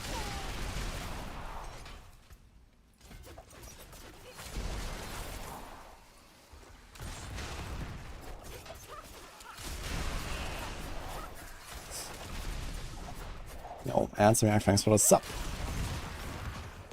Okay, now at this point our objective is not necessarily just like full clear enemies and get XP, and now we are actually like blasting. So in this case, you know, we don't really care about like every single monster in the corner, we just like go for the packs, try to find the events. One thing to remember when you do Nightmare Dungeons is, there can only ever be one Cursed Shrine or one Cursed Chest or something. I mean, you can have both these together, but you cannot have two times the same. So there can be like one event, one Cursed Shrine, one Cursed Chest, and so on in a dungeon. And this means that going into more dungeons is better than full clearing a dungeon that, you know, might not have anything. So whenever you see like these like corridors branching off to nowhere, this usually means there is an event. So at some point you will like kind of learn layouts and stuff. So you want to pay attention to that, because events are good. But yeah, click the shrines. Don't click Conduit. At this point we definitely don't click Conduit. But everything else. Always click the wells. And so on. And then just like try to find the elite packs. Kill the big packs on the way. Depending on your builds. You know, some builds can just kind of clean everything. Here, like, yeah, I try. Oh, here we go. Please help us get out of here. This is one you want to do for sure.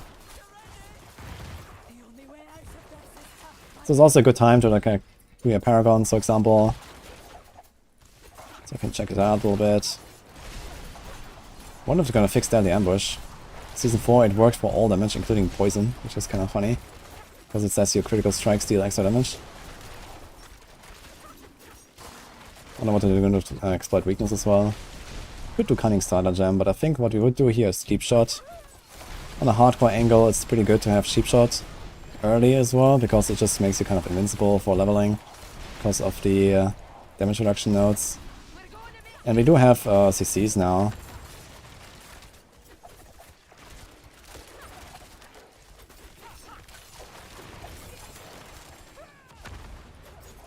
Yeah, from Safeguard. Safeguard is a very powerful node that gives you elite damage reduction.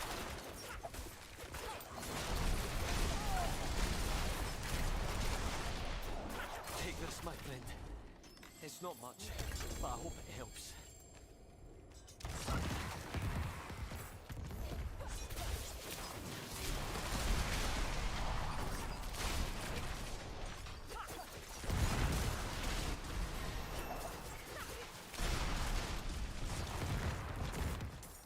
How good is dodge chance on a gear as a defensive stat? It's okay. Usually I don't go for it, because just don't get hit forehead. But it is actually fairly valuable. It is like not really more or less valuable than like let's say a life roll or something like that most of the time. So it's usually close enough to the point where I just don't go for it, because I just take more life to not get one shot. But for example in Season 5, you're not gonna be that much in one-shot territory anymore. Because I think they're nerfing like the pit bosses, but they're adding the tormented stacks. So you're gonna be in one-shot territory once you have tormented stacks. But without tormented stacks, you will not get one-shot anyway. You know, even on a relatively weak character in the pit. And on the tormented bosses and all that stuff. They don't do that much damage necessarily. It's just that in Season 4, like, the base damage is so high on all of the bosses, but that is getting reduced in favor of adding tormented stacks. And dodge makes it so you don't get those stacks in the first place. I think if you dodge, you don't get them. But even if you do, dodge is like fairly good at giving you more effective hit points, EHP. Once you already have like a defensive character. So you need to get first your baseline, armor resists, always kept those. And then you start stacking some life, but then the more life you stack, you know, the less it becomes worth to stack even more. And then adding like, you know, 1 dodge roll, 2 dodge rolls, or like a dodge temper, definitely not a bad idea. So, especially tempers, sometimes I just throw them in.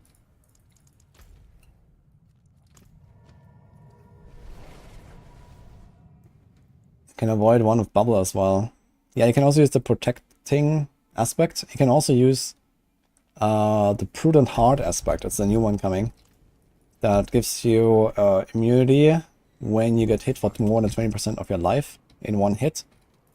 It has a 20 seconds cooldown.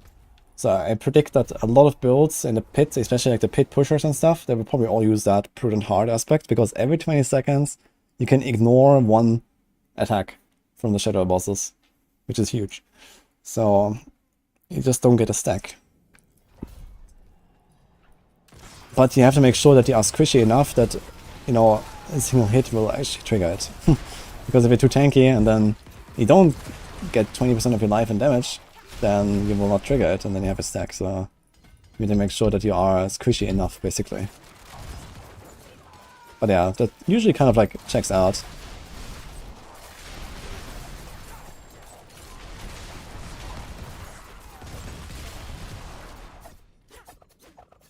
Thanks, Deep Thinkers. 9 minutes is better in World Tier 3 and 4. Yes. Especially in World Tier 4. In World Tier 4 you get 80% extra XP, it's a lot.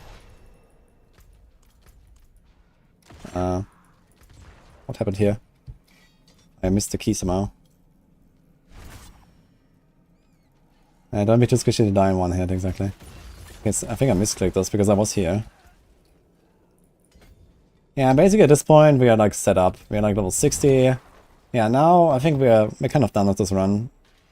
Is there any other questions, guys? So for those that have been watching, that I should talk about maybe before I end this and delete the character.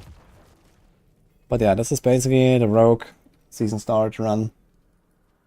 And now it's just like farming to 100. So we're at 3.5 hours now. Kind of chilling, kind of slow and stuff. Because I completely neglected going to do like some dungeons for the codex powers. I could have probably been here like at least half an hour earlier. And with less talking and stuff, but okay. So at this point, level 60, you'll probably be 70 in like the next half hour or so. And then 70 to 100. And it will probably be like something like 3-4 hours maybe again. From there. And then we're 100. Something like that. If you want a speedrun. Especially now that you can like farm high level monsters, you would probably try. You'd probably try to go higher than this actually right now. We have so much damage. And our gear is okay for now. Now you would start replacing this at some point, so you're just gonna like kind of look at good items, you know, not necessarily GA items. You don't care about GAs. Forget about greater affixes. Just get the right gear with the right stats. Get some powers as you find them. Put them in your build. Like we still don't have high velocity, for example. It's a huge bonus for this build. So once you get that, that's gonna be very useful. If you want, at this point you can even probably go inner side. You can try inner side a little bit. Just shoot. If you get like, for example, more shadow human count, if you put it on a neck as well, we have it only on 2 rings right now. You can put it on neck as well. Then you can have like perma shadow imbue, look, you can kind of spam with inner side right now if you like that more. Maybe do a little bit of punctures here and there when you're running low. What do you see? Ding, ding, ding, ding, ding, just shoot. Kinda cool. And then, for example, with Shadow Imbuement and Shadow Crash, and Consuming Shadows, the passive that gives us resources for killing enemies with shadow damage, that actually works here. When you have all these Shadow Imbuement charges, you just keep shooting. And the resources are full, you see. So this is one thing. I guess a lot of people will probably enjoy something like a inner side barrage instead of combo point at this point. This will be the time, you know, if you're blasting like this, you can switch to inner side. You can do it earlier as well, but it's gonna be less effective. Combo point is very strong when you're underpowered. And inner side is very good when you're overpowered. Because it's just like spam, you know, just hold down right click, you see this? It works.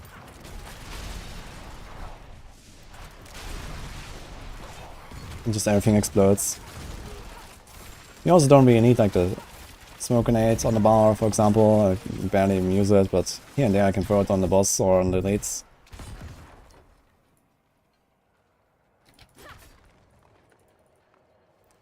Doesn't each new source of max HP give you more than previous roll? No, that is true for the Paragon nodes. For percent bonuses. It's, well, not really true. But either way, flat life sources all give you the same.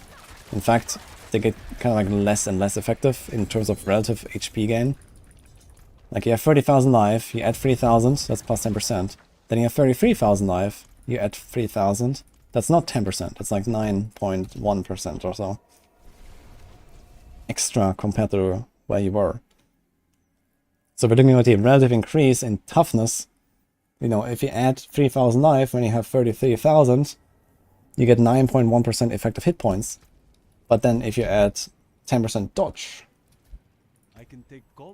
when you have 33,000 life, you actually increase the EHP more than 9%. You know, you actually increase it by like 11%. So dodge is more effective hit points. Now, some things are not dodgeable, and dodge also doesn't help you with one-shot protection. But if you are already well out of range of one-shots, then dodge is actually a better choice, because, you know, more EHP. It also means you lose your dark shards less often, although that's not such a concern anymore, because they made it so there's a cooldown now. That's kind of strange, to be fair. I'm not sure why they did that change, but I guess it does help a lot of the melee rogues. Okay, we went up like 10 tiers, by the way. We're in a 34 dungeon. Just like trying it out. These are level 88 monsters. Almost 3 levels above us again, which is kind of where you want to be. And you see, it's kind of working, and we're feeling really safe here. I have no dark shots. Let me just stand here. Yeah, look, I mean, chilling. Not elites there. But yeah, now you can basically just like blast. But you see, if the monsters get too tanky, the inner side stuff becomes a bit of a struggle. Very easily. Maybe once you have like an extra resource power, I don't have any resource aspects or anything, that makes it a bit smoother as well. Or you just like pay attention a little bit to the timing. And then use your shadow imbuement or use your puncture a little bit. And then you can make sure that you don't run out of resources here in the meantime.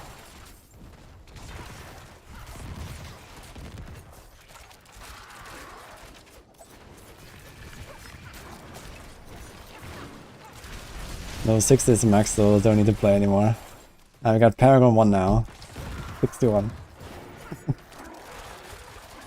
Okay, did I miss anything?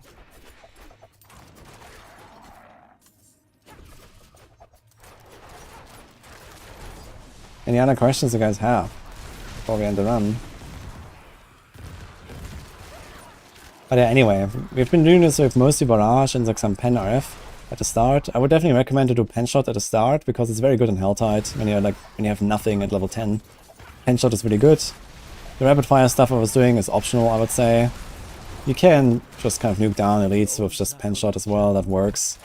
Especially if you go for like maybe some powers, like trick shot aspects from the Codex, or the Arrow Storms and Vengeful combo I talked about. If you have those, they can kill just elites for you.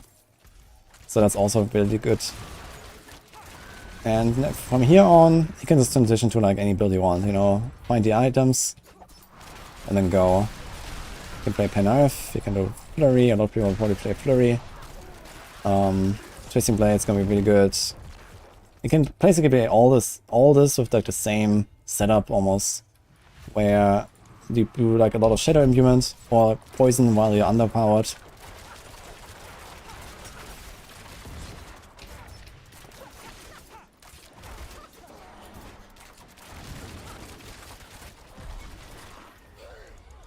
Trying to get the glyphs to 15, 1 by 1. and leave them at 15. And you can come back and finish them later. Usually by the time that you're like level 80, 90 or so, you have like 4 or 5 glyphs at 15, and this kind of allows you to like put the glyphs wherever you want. And then just like finish them up as you go. So I'll just spam this into one glyph.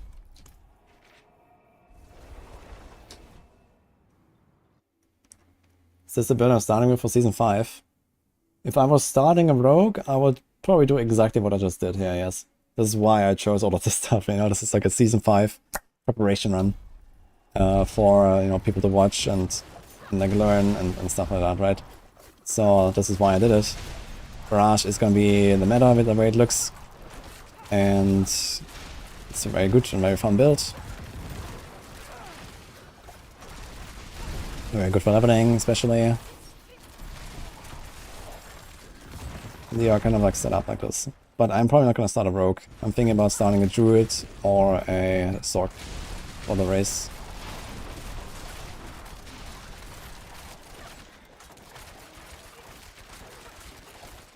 You know what else you'll see a difficulty spike? Yeah, once you get closer to 100, you're definitely going to notice a spike, and you definitely don't want to neglect upgrading items. Like you saw, for example, earlier when I was doing tempers, like my weapons right now have no tempers whatsoever. So as soon as you get like some kind of decent swords, I'll probably just wait for swords at this point. But anything that has like, you know, life, dex, crit, if you get that combo, you're just going to go and temper those again, get some better swords. And then, you know, at some point you need to replace a crossbow, it's only 850. So try to get, you know, life, dex, crit, crossbow, and so on, right? And the thing is, as you go, you're gonna get so many mats. Especially when you keep doing events. Events give you mats. And items, and legendaries, and whatever. You establish your stuff. You can temper a lot later. So just keep tempering. Whenever you find decent items, keep tempering until you have what you want. Make sure your rests are up. Your life, I talked about this. You want to try to hit like 20k or so. Life, I'd say, by the time you're like around 100. Usually when I blast to 100, I do like one upgrading session. The first time I get Ancestors, like I just did. But you see I have so many like kind of wacky pieces. I have a bunch of yellow items that I made legendary and stuff like that, right? So there's a lot of stuff missing. And maybe by the time I'm hitting like 75 or so, you know, whenever it feels like I'm slowing down a bit, then I would go and just like take the items that I threw in my stash, just like throw everything that looks half decent in a stash. And then at 75 or 80 or so, I'm just gonna go and temper a bunch of stuff, do another round of imprinting, and then usually it's time to just go to 100. Maybe there's like 1 or 2 items left that are kind of crappy, emeralds in particular, very likely. Just try to improve those as you go.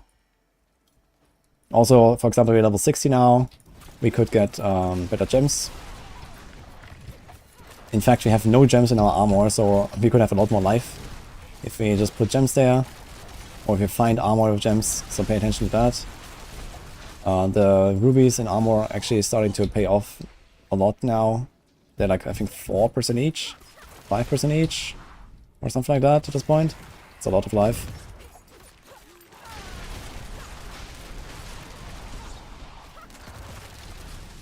Rogue will be meta. Are you sure about that?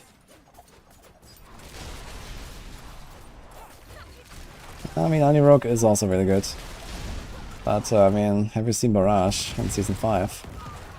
With Umber Crux. Either way, I mean, first of all, no one's gonna have an Andariels for a while. You have to get there, right? This is like a post-100 build. You're not gonna have an Andariels until then. So, you better arrange yourself with something else. And for those people that want to play something like Andariels, but not Andariels because they don't have it, there's Arrow Storms, I guess. I'm making a Maxwell Arrow Storms guide as well. That's basically Andariels without Andariels. And then you can swap to Andariels very easily from there.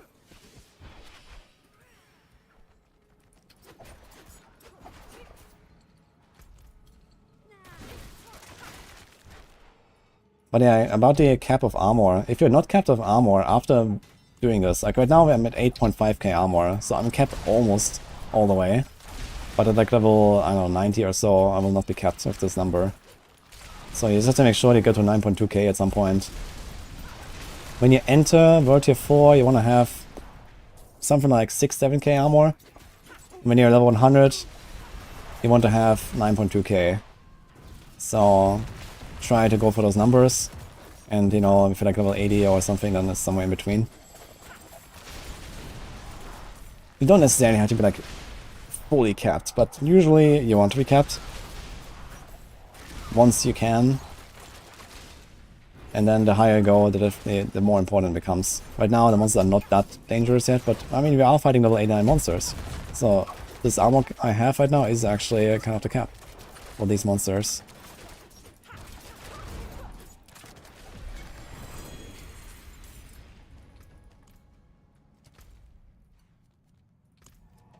Yeah, we're doing like 35s here, easy peasy.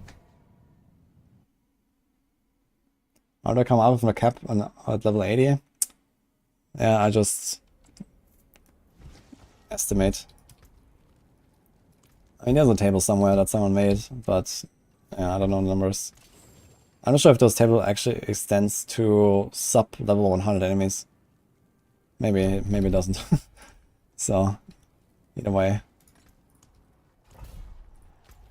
And we can check now. We are level 64 and it says we need... It doesn't actually tell me. It says 9,230 is required for level 100. Great.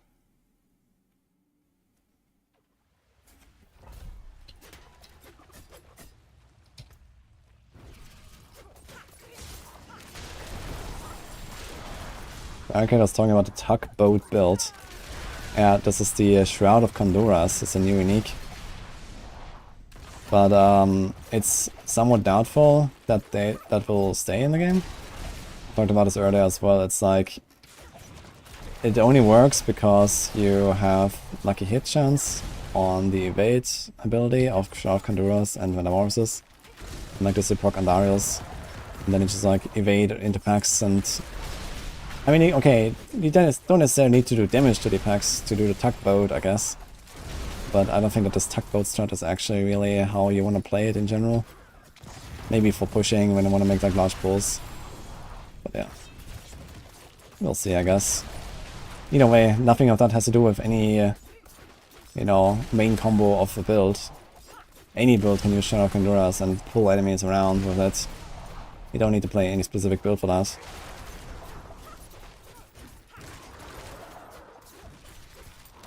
Okay, I think it's gonna be the last dungeon for me now. We're gonna be like level 65 or 66. So we almost hit that level 70 goal I set out for at the start.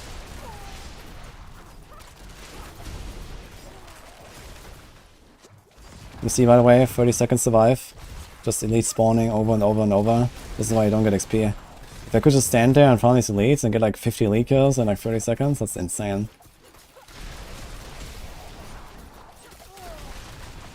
So we're 1,000 times better than any event.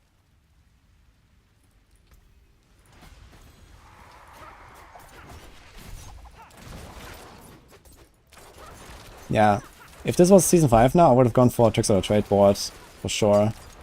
Because we just have like perma 25% extra damage. We're gonna have so much damage, man. It's gonna be crazy to level a rogue. With Tricks of the Trade board. I got a triple. Wait, it's 925? Wow. Alright, we're farming like level 90 monsters. That actually kind of makes sense. That's funny. Dude, this is an insane item for Undy Rogue. Look at that. We're gearing up our Undy Rogue, guys. That's hilarious. I was actually almost tempted to run this on softcore, because on softcore I would not have my temper recipes and like, my aspects and stuff. It would be like kind of fresh, like a season start. So I was considering doing this on softcore, but then it wouldn't be so suspenseful and fun. So I did it on hardcore anyway. So now this is worthless. Funny though.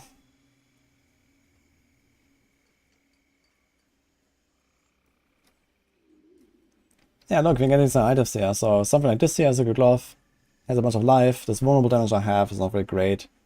So if you wanted to redo the glove, if they had a bad temper, they actually have very good temper, so I probably wouldn't touch them for a while until I get maybe core skill rank or so. What else do we have here? Movement speed, cooldown. Very nice amulet.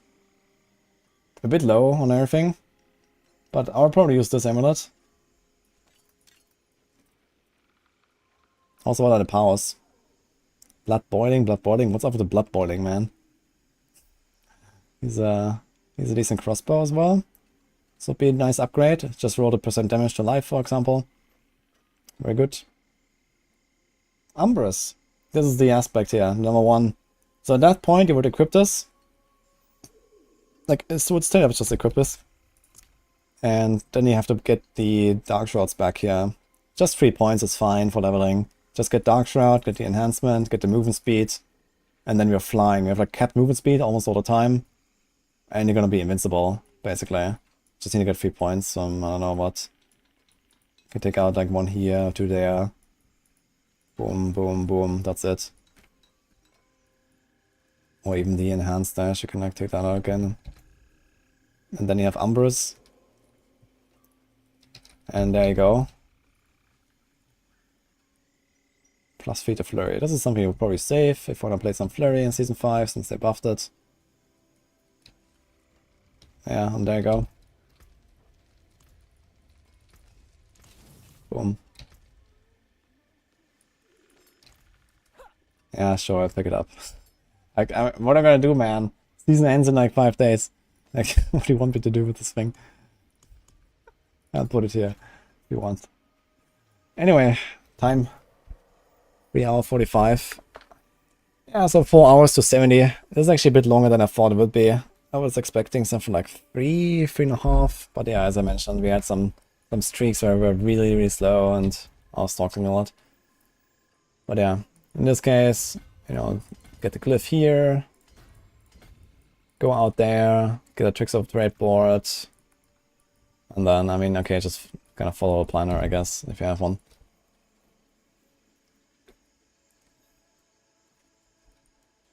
So, that was the rogue run. We're gonna do one more for the other classes as well. Also they though. But I want to do a one for Druid, Barb, Sorc, and Necro as well, in a similar fashion. Over-explaining everything. Hope you like this, let me know.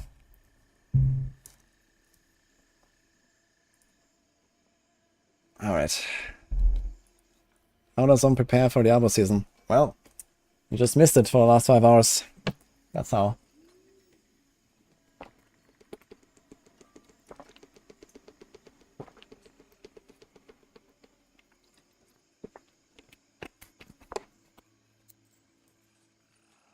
Just do the Sorc when I'm around, need to learn. Yeah, I think for Sorc I will wait after the patch notes, because this will kind of like tell us what we should play. It's hard to predict right now. Realistically, I think if I do Sorc, I will just like play Incinerate into Blizzard or something. And maybe not much will change about it.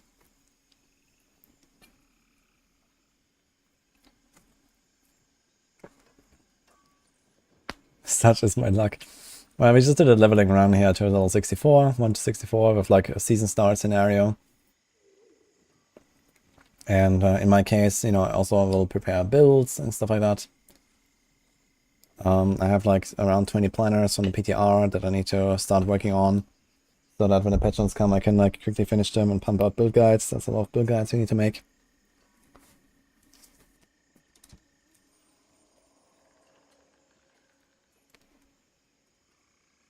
I'm scrolling up a little bit, actually. There's probably like some stuff that we're missing.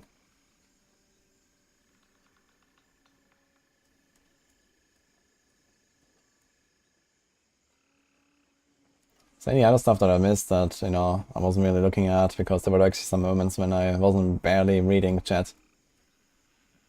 So just like ask away now.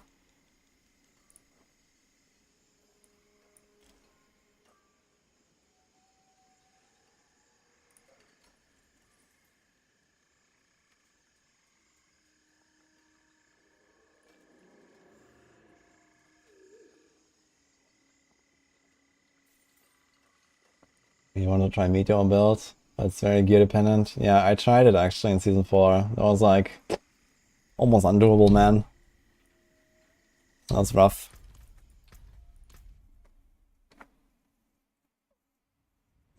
I had a really good CDR and all that already. And even then, like, you know, it's like mostly a softcore build. If you go like full glass cannon and then like perma flame shield and stuff on softcore, maybe. But I mean, that will also be dead in Season 5. But the good news is that Meteor has a unique that enables it, and they can like just mega buff that unique if I want. Next patch. You know, they can like reduce the cooldown on the item and all that stuff, right? So maybe it's fine.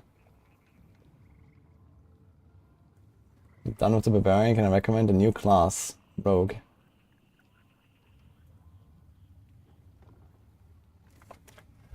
Alright.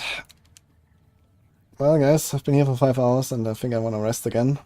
Hope you enjoyed it. I'll be doing another run tomorrow, like this. And some more stuff. What do you think about this format, by the way? Did you like it? For those that were here? I was trying to like explain a lot of details and thinking behind the choices and stuff like that. So the best as I can basically when I'm running. I guess for a lot of people this might have been like redundant information, but maybe not for everyone.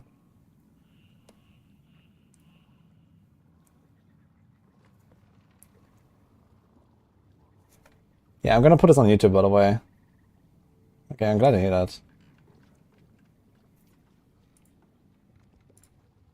So you can like watch the entire run on YouTube as well. And the next fame regardless. Does she do that too? I actually took some inspiration from Grubby for this. I'm watching Grubby here and there. It's a Warcraft 3 guy.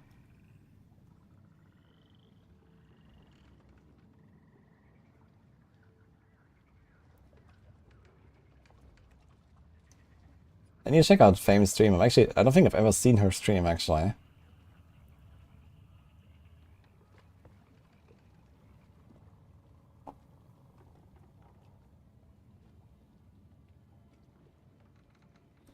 Okay, anyway though, I'm gonna go raid someone, so... Have a good night, everyone.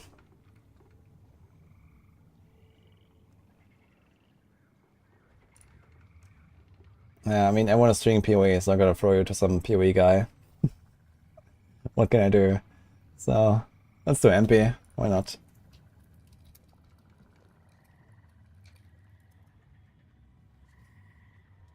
Since I'm not MP, guys. They're doing some group shenanigans as always. Yeah, Macro is also starting to learn Path of Exile. I watched his stream actually for like an hour the other day. It was kind of like... It was cool seeing him progress through Act 3 on his first character. He's very good actually. He's very good at like figuring stuff out immediately. Anyway, hope you're right guys. See you tomorrow.